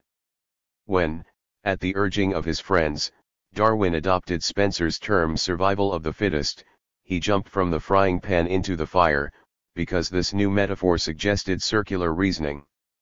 The term genetic drift, introduced by Sewell Wright to designate the stochastic processes of changes in allele frequencies in small populations, was misinterpreted by certain authors as a steady one-directional drift. A study of the introduction and subsequent fate of metaphors in biology would be an interesting task for a historian. The eclectic fusion of two competing theories, biological theories, are usually rather complex. It rarely happens that one theory has an unchallenged monopoly. More often, two or more theories are competing with each other, and the controversy as to which is correct may continue over decades if not centuries. The ultimate solution is rarely the complete victory of one of the alternate theories, but more often a synthesis of the best elements of several theories.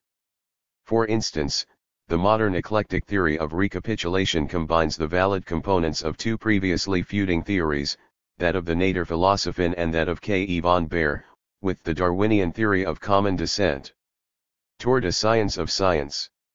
Ontogeny recapitulates with minor or major deviations the ontogenetic, but not the adult, stages of the ancestors. The controversy over the nature of the genetic material, which raged from approximately 1880 until well into the 20th century, is another example. The physicalists believed it to be either a physical force or something purely chemical, while the embryologists and naturalists were so impressed by the incredible specificity and precision of inheritance that, from Darwin and Weismann on, they postulated a well-structured or, as their opponents called it, a morphological basis of inheritance. Macromolecules, of course, were unknown during the greater part of the duration of this controversy. When the final answer was given in 1953, it turned out that the genetic material was both chemical and highly structured. The resolution of the controversy was a synthesis of the opposing viewpoints. Impediments to the maturation of theories and concepts. Historians of science have described numerous factors which had the effect of delaying the maturation of a research program or of preventing the adoption of a correct theory, but there are two factors that are sometimes not given sufficient weight. Failure to consider the alternatives. I have shown above how it is sometimes possible to synthesize two competing theories by a process of eclectic fusion. Unfortunately, this is not what usually happens. When a scientific theory is wrong in part, what usually occurs is not that it is improved by a replacement of the wrong components, but rather that a counter-theory is proposed which serves as a sort of antithesis, as if the original theory had been completely wrong. And yet this counter-theory will be wrong in certain respects that were correct in the original theory. For instance, when embryological researches made it evident that preformation, in the sense of encapsulation, was wrong, it was not replaced by a modified theory of preformation, genetic program, but rather by a theory of pure epigenesis. To take another example, the theory of recapitulation of the adult stages of the ancestors was opposed by a theory of embryogenesis that denied any effect of ancestry but ascribed the similarities of ontogenetic stages to a purely fortuitous parallel progression from less to more specialized. Finally, neo-Lamarckian theories of evolution, which relied on the influence of the environment, were opposed by mutational theories, in which evolutionary change was ascribed entirely to mutation pressure, repeated mutation in the same direction, and in which any role of the environment, even as an agent of natural selection, was excluded. As a result, the history of science is characterized by wide swings of the pendulum. Whenever an entirely new theory, or even more so when an entirely new research tradition, is introduced, certain truths that had previously been accepted are abandoned. In some instances this seems unnecessary. In 844 stances the antithesis stage seems to be necessary before a balanced synthesis can be achieved. For instance, theories of sympatric speciation were proposed so frequently and so uncritically between 1859 and 1940 that it was perhaps necessary to assert the prevalence of geographic speciation with an almost intolerant emphasis in order to enforce a more critical approach to the problem of sympatric speciation. The swinging of the pendulum may result in the complete giving up of a research tradition. The introduction of physicalism into physiology by Carl Ludwig and J. Muller's students resulted in the abandonment of a very promising beginning of ecological physiology, for example, Bergman's work, and in fact of all questions in physiology. Even though this led to a brilliant flowering of a physiology of proximate causes, it took almost 100 years before a new start in ecological physiology was made, which concentrates on the adaptational nature of physiological processes. Many of the long-standing controversies in science were caused by the failure of opponents to see that the two opposing viewpoints did not exhaust the number of possible explanatory choices.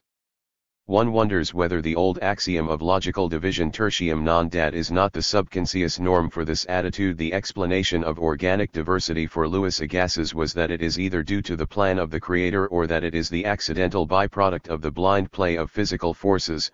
Mayr, 1959. Darwin's explanation, natural selection, was so far opposite Agassiz's alternate explanatory models that it was not touched by anything he had argued. Agassiz's argument, of course, was only a version of the old alternative chance versus necessity. Even Monod, 1970, failed to see that the process of natural selection offers an option that bypasses the unpalatable choice between chance and necessity. The classical positions in the preformation epigenesis battle, Rowe, 1981, or in the von Baer-Haeckel formulations of the Tour de Science of Science. Recapitulation theory are other examples. It would be interesting to tabulate in how many of the major controversies in the history of biology the posing of such incomplete alternatives was involved. The frequency of such incomplete alternatives should warn the participants in any controversy to study carefully whether there is not a third option that would avoid the seeming stalemate of the controversy. A second kind of false alternative involves cases where an either/or question is asked when in reality the two so-called alternatives are actually merely two sides of the same coin. An example is the claim, White, 1978, that speciation is very often chromosomal rather than geographical.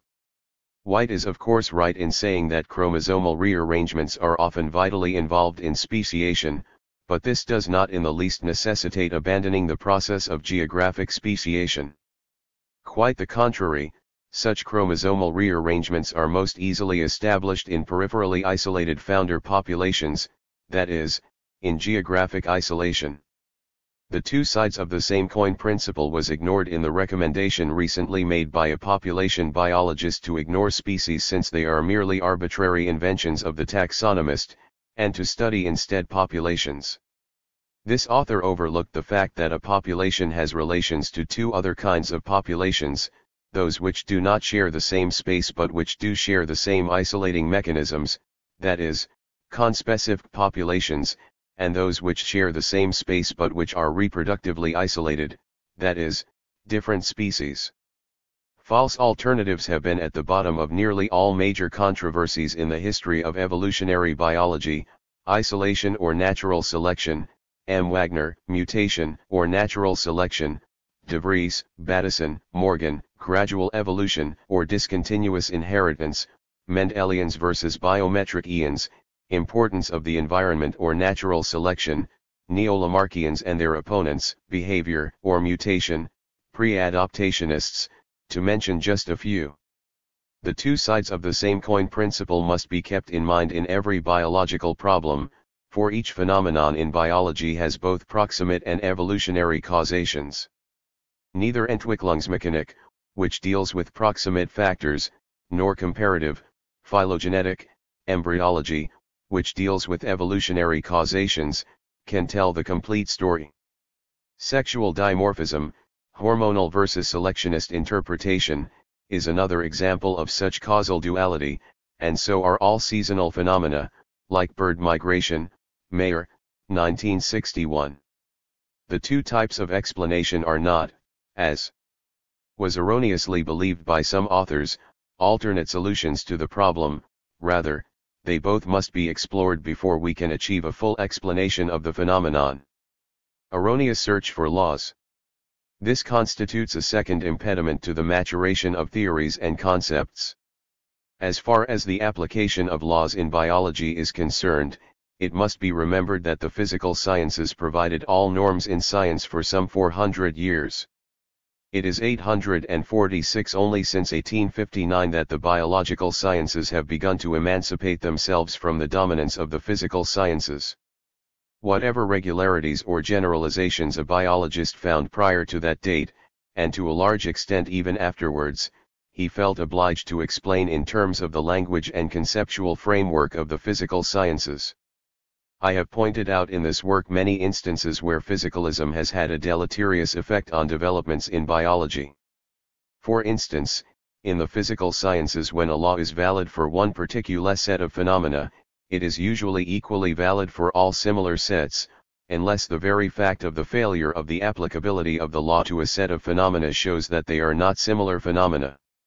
This consideration has proven of considerable heuristic value in the physical sciences. In biology, where so many unique phenomena are encountered and where virtually all so-called laws have exceptions, the belief in the universality of laws has led to numerous invalid generalizations and to controversy. Again and again, when observations made on one species or on one higher taxon were extended by generalization to all other taxa, it was found that the generalization did not hold. Quinarianism is one of the many ill-founded endeavors to make biology scientific by making it quantitative or by making it obey definite laws. It seemed most unscientific that taxa should be of unequal size, hence attempts were made to squeeze all organisms into groups of a fixed number, usually 5. Having such a numerical classification made systematics, for the adherents of Quinarianism, as scientific as Galileo and Newton had made physics. K7. Another example is Schwann's endeavors to explain the origin of cells as analogous to the origin of crystals.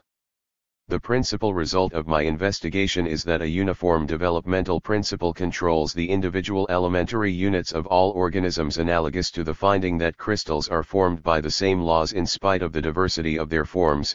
1839, 4. Toward a Science of Science. When Edgar Anderson discovered in the 1930s and 1940s how widespread clandestine hybridization is in plants, he, Epling, Stebbins, and other botanists were convinced that the reason why zoologists had not discovered an equally high frequency of hybridization in animals was that they had not properly looked for it. Considerable efforts were made in the ensuing 25 years to discover it in animals, but the results were, on the whole, Negative. Higher animals simply are different genetic systems from plants. The same is true for the occurrence of polyploidy. About 50% of the flowering plants are polyploids, and some leading cytogeneticists of the 1920s, 30s, and 40s were convinced that therefore polyploidy would be equally common in animals. Actually, except for some groups that have abandoned sexual reproduction, polyploidy is very rare in the animal kingdom, and differences in chromosome number that were at one time interpreted as being due to polyploidy have in most cases a different interpretation. White, 1973, 1978. To give another example, certain groups of animals, like freshwater fishes, have very poor dispersal facilities. Normally they can spread from one area of distribution to another one only if the respective land masses are in physical contact with each other. Certain biogeographers who specialize in the distribution of freshwater fishes or of other poor colonizers have therefore jumped to the conclusion that the distribution of all animal groups reflects the former history of land masses. In reality, most species in many groups of organisms can disperse across rather wide water gaps. It would lead to wrong conclusions to use the distribution pattern of such easily dispersing groups as the basis for a reconstruction of former land connections. Uniqueness is characteristic for most complex systems. Physical scientists, of course, also encounter uniqueness. During the recent space explorations, the findings on each of the explored planets showed that their atmosphere and surface geology was unique. This does not mean that generalizations are not possible in sciences rich in unique phenomena. It simply means that they have to be formulated in probabilistic terms, and it also means that such probabilistic generalizations, whatever one may want to call them, are of far greater importance in the daily life of a scientist than so-called universal laws. The heuristic value of erroneous theories. It is curious how often erroneous theories have had a beneficial effect for particular branches of science. Such theories often stimulate a search for supporting facts that would be ignored by opposing theories but that would be most useful as support for a different explanatory scheme. For instance, Geoffroyism, the belief in a direct impact of the environment, stimulated a very active search for correlations between the environment and adaptive features. Eventually this extensive literature became powerful support for the theory of natural selection. Selectionists did not need to discover such correlations because they had already been collected and carefully tabulated by the Neo-Lamarckians. Vitalism had perhaps a more beneficial effect on the development of physiology in the 18th and early 19th centuries than did mechanism.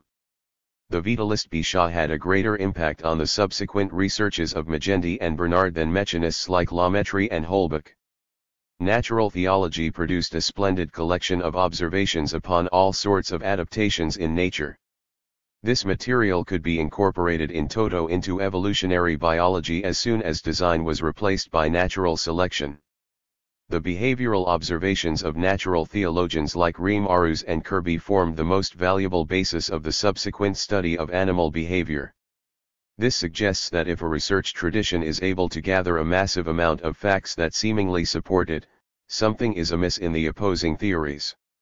It also confirms the old observation that facts, as long as they are correct, never lose their value, while hypotheses and theories can stimulate research regardless of whether they are valid or not.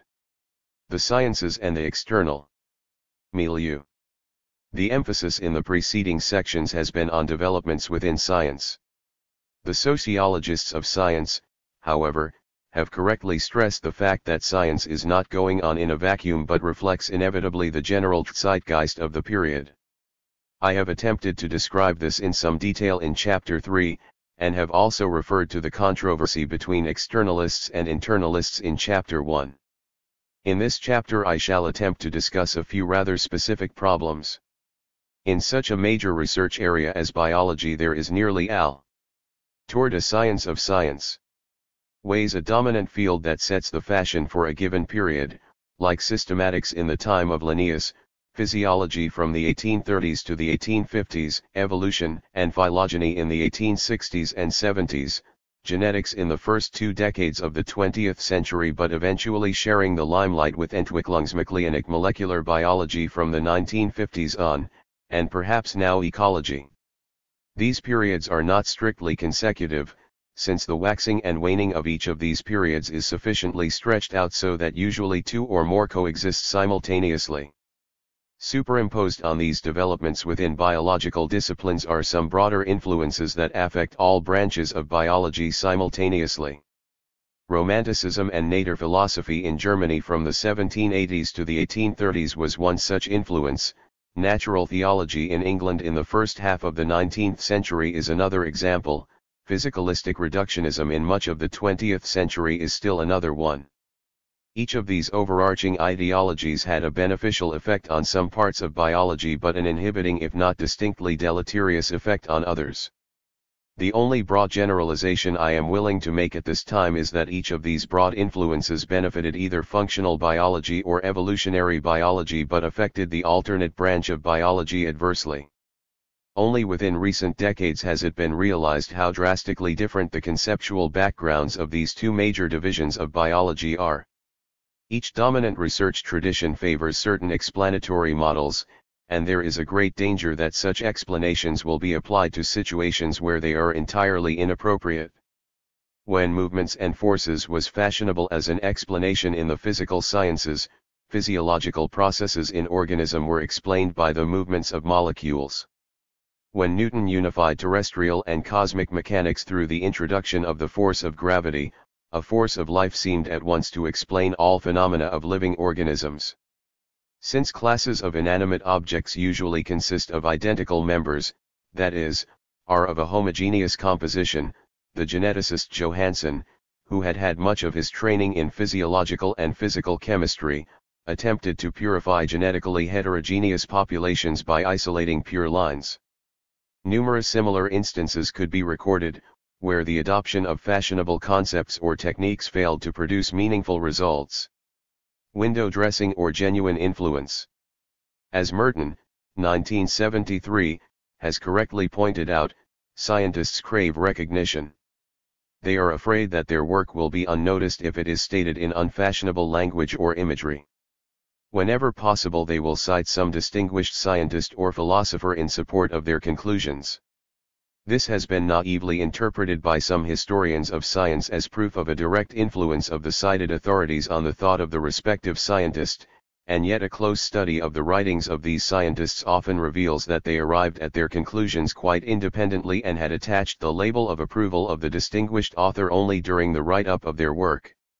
When Locke was at the height of his fame, scientists claimed that they had arrived at their results through Lockean empiricism, even though they had not changed their approach in the slightest after reading Locke.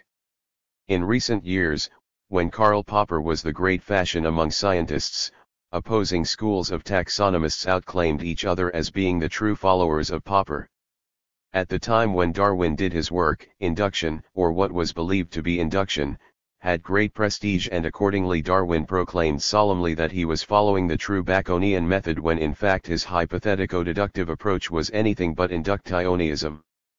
After Dobbs-Hansky had called attention to the mathematical population analyses of Leisure, Haldane, and Wright, most self-respecting evolutionists listed the papers of these three workers in their bibliographies but later admitted that they either had not read them at all in the original or only to a very small extent. In the Renaissance, when the method of logical, dichotomous, division was at the height of its influence, all botanists proudly proclaimed that they were following the Aristotelian method of classification, even though Aristotle himself had explicitly pointed out that dichotomy was not the way to construct biological classifications, and even though it has now become quite evident that these botanists themselves arrived at their grouping by inspection rather than by logical division. I am pointing this out as a warning to those who are trying to reconstruct influences.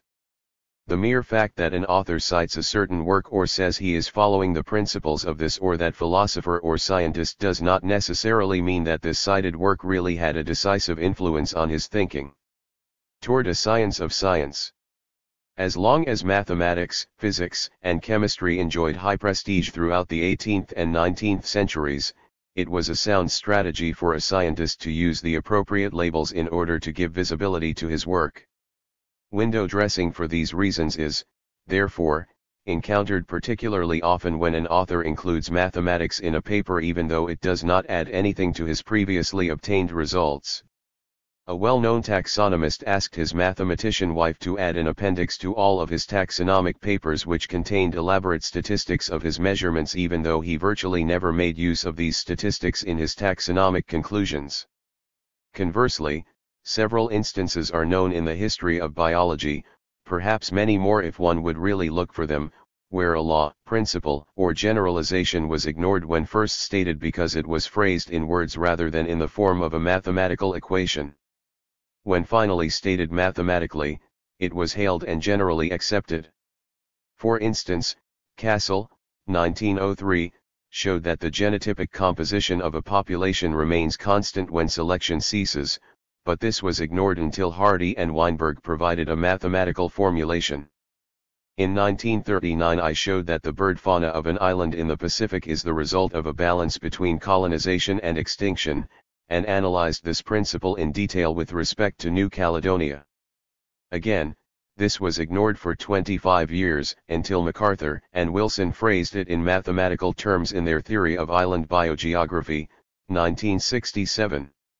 Traditionally there has been a tendency among scholars to refer to the approach of their opponents in terms that are meant to be unflattering if not derogatory.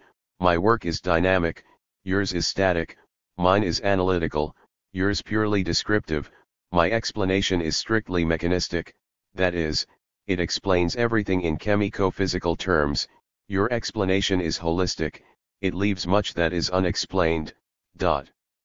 Curiously, his opponent might make some of the same claims. To be able to explain everything in terms of Newtonian movements and forces was the ideal during much of the 19th century to such an extent that the right words were used even when there was no trace of an actual Newtonian analysis. Naegeli's mechanical/physiological theory of inheritance, 1884, is an apt illustration. All that Naegeli was actually able to present was pure speculation, and all that was new in it turned out to be wrong, and yet Naegeli boasted of having proposed a strictly mechanistic theory. Mechanistic meant scientific. This must be mentioned here because a historian, looking at such statements from the outside, might fail to realize that such claims were purely psychological weapons. Lowering your opponent raises your own status. This is why the physicist Rutherford referred to biology as postage stamp collecting. The sources of influence. It is a well-known phenomenon that authors may ignore available facts and ideas for years if not decades, until they can be used at a favorable moment in the construction of a new theory or concept. For example, the exponential growth of populations in the absence of opposing factors should have been well known to Darwin since his student days in Cambridge. At that time he carefully read Paley, who wrote brilliantly about superfecundity. Many other authors consulted by Darwin in the ensuing 10 years stressed the same principle, and yet it was not until September 28, 1838, that Darwin connected this with the widely held concept of struggle for existence and made it the basis for his theory of natural selection. Nothing is truer than Pasteur's famous statement that only the prepared mind makes discoveries. But little thought has been given up to now to the process by which the mind is prepared. A mere knowledge of certain facts is not enough, nor the presence of certain concepts and ideas, if they are hidden away in a different brain compartment. An astonishingly high proportion of major new concepts and theories is based on components that had long before been available but which no one had been able to tie together properly. This must be remembered in any search for external influences in the development of scientific ideas. Ideas derived from sociology, economics, anthropology, and ethics may be stored away in memory centers that have no open channels to evolutionary biology, ecology, or ethology. When Darwin developed the concept of character divergence, for instance, he claimed to have been decisively influenced by Milne Edwards' concept of functional division of labor, whereby the division of labor among organs in the body was parallel to the division of labor in manufacturing and social economy. Schweber, 1977, wondered why Darwin did not credit this thought to the British authors who, from Adam Smith on, never failed and T.O. toward a science of science. emphasized the importance of a division of labor and of competition, along with related subjects. Without question, Darwin was well acquainted with these ideas, having read most of the relevant literature. However, he stored this knowledge in a compartment of his brain which he never tapped when speculating on evolutionary divergence. It was not until Milne Edwards made the connection that Darwin saw what should have been obvious to him for the preceding 15 years. The whole problem of the relation of different bodies of knowledge to one another is in need of more study. The majority, virtually all, of paleontologists between 1859 and Simpson explained macroevolutionary phenomena with the help of either saltations or orthogenetic tendencies, or both. When the genetic evidence made it virtually inescapable that neither of these two explanatory schemes could be valid, Simpson demonstrated that the macroevolutionary phenomena were perfectly consistent with the Darwinian theory. He did not prove this, because how are you to prove this? Yet, from this point on, it was up to the opponents of Darwinism to refute Simpson's thesis. The same was true in my own case. I showed that the phenomena of speciation, of the biology of species, of adaptive geographic variation, of the formation of higher taxa, and so on, were entirely consistent with a Darwinian explanation, and I showed, furthermore, that the discordant explanations advanced by the Mendelians were not consistent with the evidence of the systematist. It is neither possible to derive the phenomena at the level of population and species from those at the level of the gene nor vice versa. But it can be shown that they are consistent. The reductionists postulated that the phenomena at one level are the inexorable consequences of the phenomena at a different level, but this is not the case. The refutation of a portion of a theory or research tradition does not necessarily affect its principal thesis. For instance, Darwin accepted a certain amount of soft inheritance in his theory, yet, the subsequent demonstration that there is no soft inheritance did not weaken the theory of natural selection. If anything, it strengthened it. In any mixed or complex theory, the different components may show a considerable amount of independence of one another. The role of technical advances in scientific research. Historians of science have consistently stressed the importance of improvements in technology in the history of science. This is abundantly documented in all scientific disciplines. I have called attention repeatedly to the importance of the invention of the microscope, and the entire history of cytology is a history of the effect of technical improvements. It begins with the invention of the microscope by Janssen and Janssen, about 1590, the achromatic lens, 1823, oil immersion lens, 1878, apochromatic objective, 1886, phase contrast microscope, 1934, and electron microscope, 1938. Correspondingly, there were steady improvements in the making of microscopic preparations, microtomes, squash techniques, in fixing and in staining. The true understanding of the cytoplasm had to wait for the invention of the electron microscope. The importance of new instrumentation and new techniques is even greater in molecular biology. Here virtually every new insight was achieved by a new technique. Another important aspect of the technology of biology is the use of different kinds of experimental organisms. Mendel showed that the pea was ideal for the study of the units of inheritance, while both he and de Vries discovered that other plants, Hieracum and Oenothera, had complex properties that gave misleading results. Most species of animals and plants are suitable for selection experiments, but not the self-fertilizing and nearly homozygous garden bean chosen by Johansen for his selection experiments. C. W. Woodworth, a student of W. E. Cassel, called to his teacher's attention that the rapid breeding pomace fly Drosophila had distinct advantages in breeding experiments over the laboratory mammals which Cassel was then using. Davenport, 1941. From Cassel's lab the use of Drosophila spread to the laboratories of Lutz and Morgan. The history of genetics supplies many instances of a fortunate or unfortunate choice of experimental animals and plants. Beetle and Tatum's Neurospora and the subsequent use of bacteria, Escherichia coli, and of various viruses were fortunate choices. Nageli's unfortunate choice of the apomictic hieracium, on the other hand, led him to question Mendel's laws. De Vries's Enothero led him to postulate speciation by single mutations, and Johansson's garden bean led him to deny the importance of natural selection. It is toward a science of science.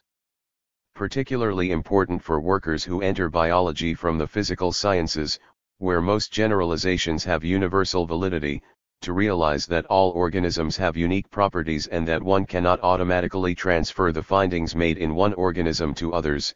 They should also realize that certain species are much more favorable for certain investigations than other species. Organisms are complex biological systems, each of which has unique characteristics. When one looks at the literature of behavioral biology prior to the 1940s, one discovers that a major part of it is devoted to studies on the rat, comments and discussions implying that what was found for the rat would be equally true for any animal. Beach, 1950. In later studies on primates, the experimental animal was often simply referred to as the monkey, as if all monkeys had the same characteristics. In physiological and embryological studies of birds, reference was usually made either to the chicken or the pigeon, as if this covered the total diversity of the 9,000 species of birds. Much of the progress of cytology made in the 1870s and 1880s was due to the discovery of ever new types of cytological material, each of which had certain advantages over the others. Van Beneden's discovery of Ascaris and Bovary's discovery of certain sea urchins permitted conclusions that could not be arrived at with any other material than known. Not only the choice of the right technique and of an appropriate biological material is crucial for scientific advance in biology, but more broadly the choice of method in general. No one questions that the appropriate technique for the study of functional phenomena is the experiment, but it must be emphasized that the causal explanation of historical, evolutionary, phenomena ordinarily must rely on inferences from observations. The blindness of many experimentalists to the findings of the naturalists was caused to a large extent by their stubborn insistence that only the experiment can give answers to scientific questions. That a historical development like speciation, or, more broadly, all of evolution, can be interpreted only by inference based on an appropriate seriation of observations was not only not recognized by the experimentalists in the first third of the 20th century but indeed vehemently rejected. Even today some authors consider the experiment the exclusive method of science. Quite recently one of them remarked that an experimental approach to the origin of species is curiously absent from the works of Darwin. It was this attitude which made Bateson so blind to the findings of 855. Epilogue. 856. The taxonomists that, as late as 1922, he completely ignored their conclusive results. When part of a historical narrative consists of functional processes, they can be tested by experiment.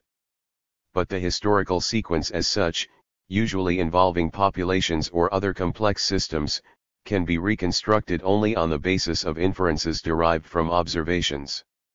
It was his obsession with the exclusive value of the experiment which misled de Vries into believing that mutations explained the origin of species. It would be interesting to go through the history of science and see how often a misplaced insistence on experiment has caused research to move into unsuitable directions. Progress in science. Considering the seemingly ever-increasing number of unsolved scientific problems, the doubt is occasionally expressed whether science is really making any progress. It is not easy to define scientific progress.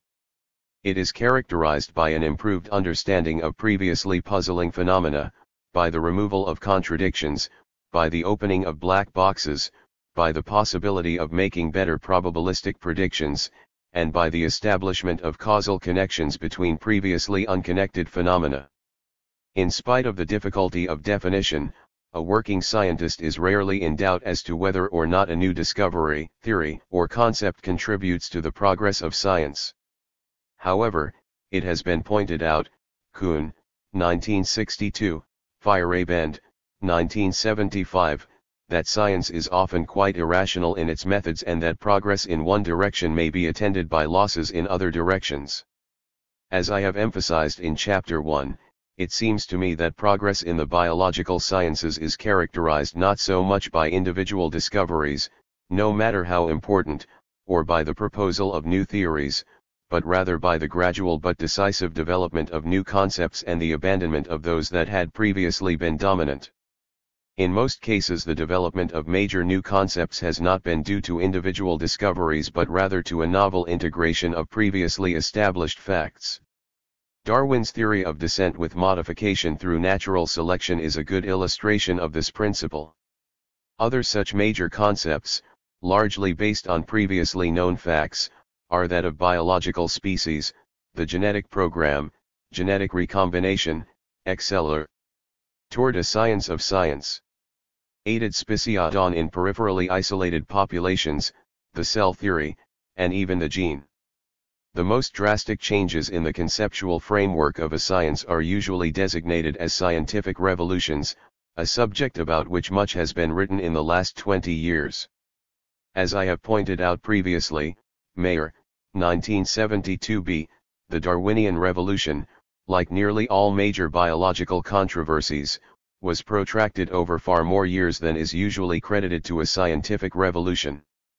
I cannot think of a single case in biology where there was a drastic replacement of paradigms between two periods of normal science. On the other hand, there is no doubt that certain discoveries, new concepts, reformulations of old concepts, and new techniques have had profound impact on the subsequent development of biology. I need only to mention the publication of The Origin, the rediscovery of Mendel, the evolutionary synthesis, and the discovery of the structure of DNA. Although the concept of scientific revolutions does not adequately reflect what happens during the growth of a science, it would be equally unrealistic to believe in a steady and even rate of progress in science. Perhaps the skepticism about the overall progress of science is greater in the physical sciences, where the spectacular achievements from the 17th to the end of the 19th centuries were followed by developments like the principle of complementarity, the uncertainty principle, the puzzles of the elementary particles, relativity, and others that have introduced previously unsuspected uncertainties. It would seem that progress in the biological sciences has been far steadier and more clearly visible, the displacement of a static by an evolving world, common descent, natural selection, particulate inheritance, the role of hormones and enzymes, the population concept, the biological species, the control of development by a genetic blueprint, various components of ethological theory, and important contributions to the understanding of the function of all organs of the body, to mention only a small fraction of the untold number of concrete advances in our understanding. Even though great mysteries remain, particularly with respect to the functioning of complex systems, no one can doubt the enormous progress biological science has made and continues to make. Yet, when it comes to developing a truly comprehensive science of science, it can be done only by comparing the generalizations derived from the physical sciences with those of the biological and social sciences, and by attempting to integrate all three branches. I rather suspect that the raw material for such comparisons and for an integration is already available, and that it is only necessary that someone adopts this as the objective of his research.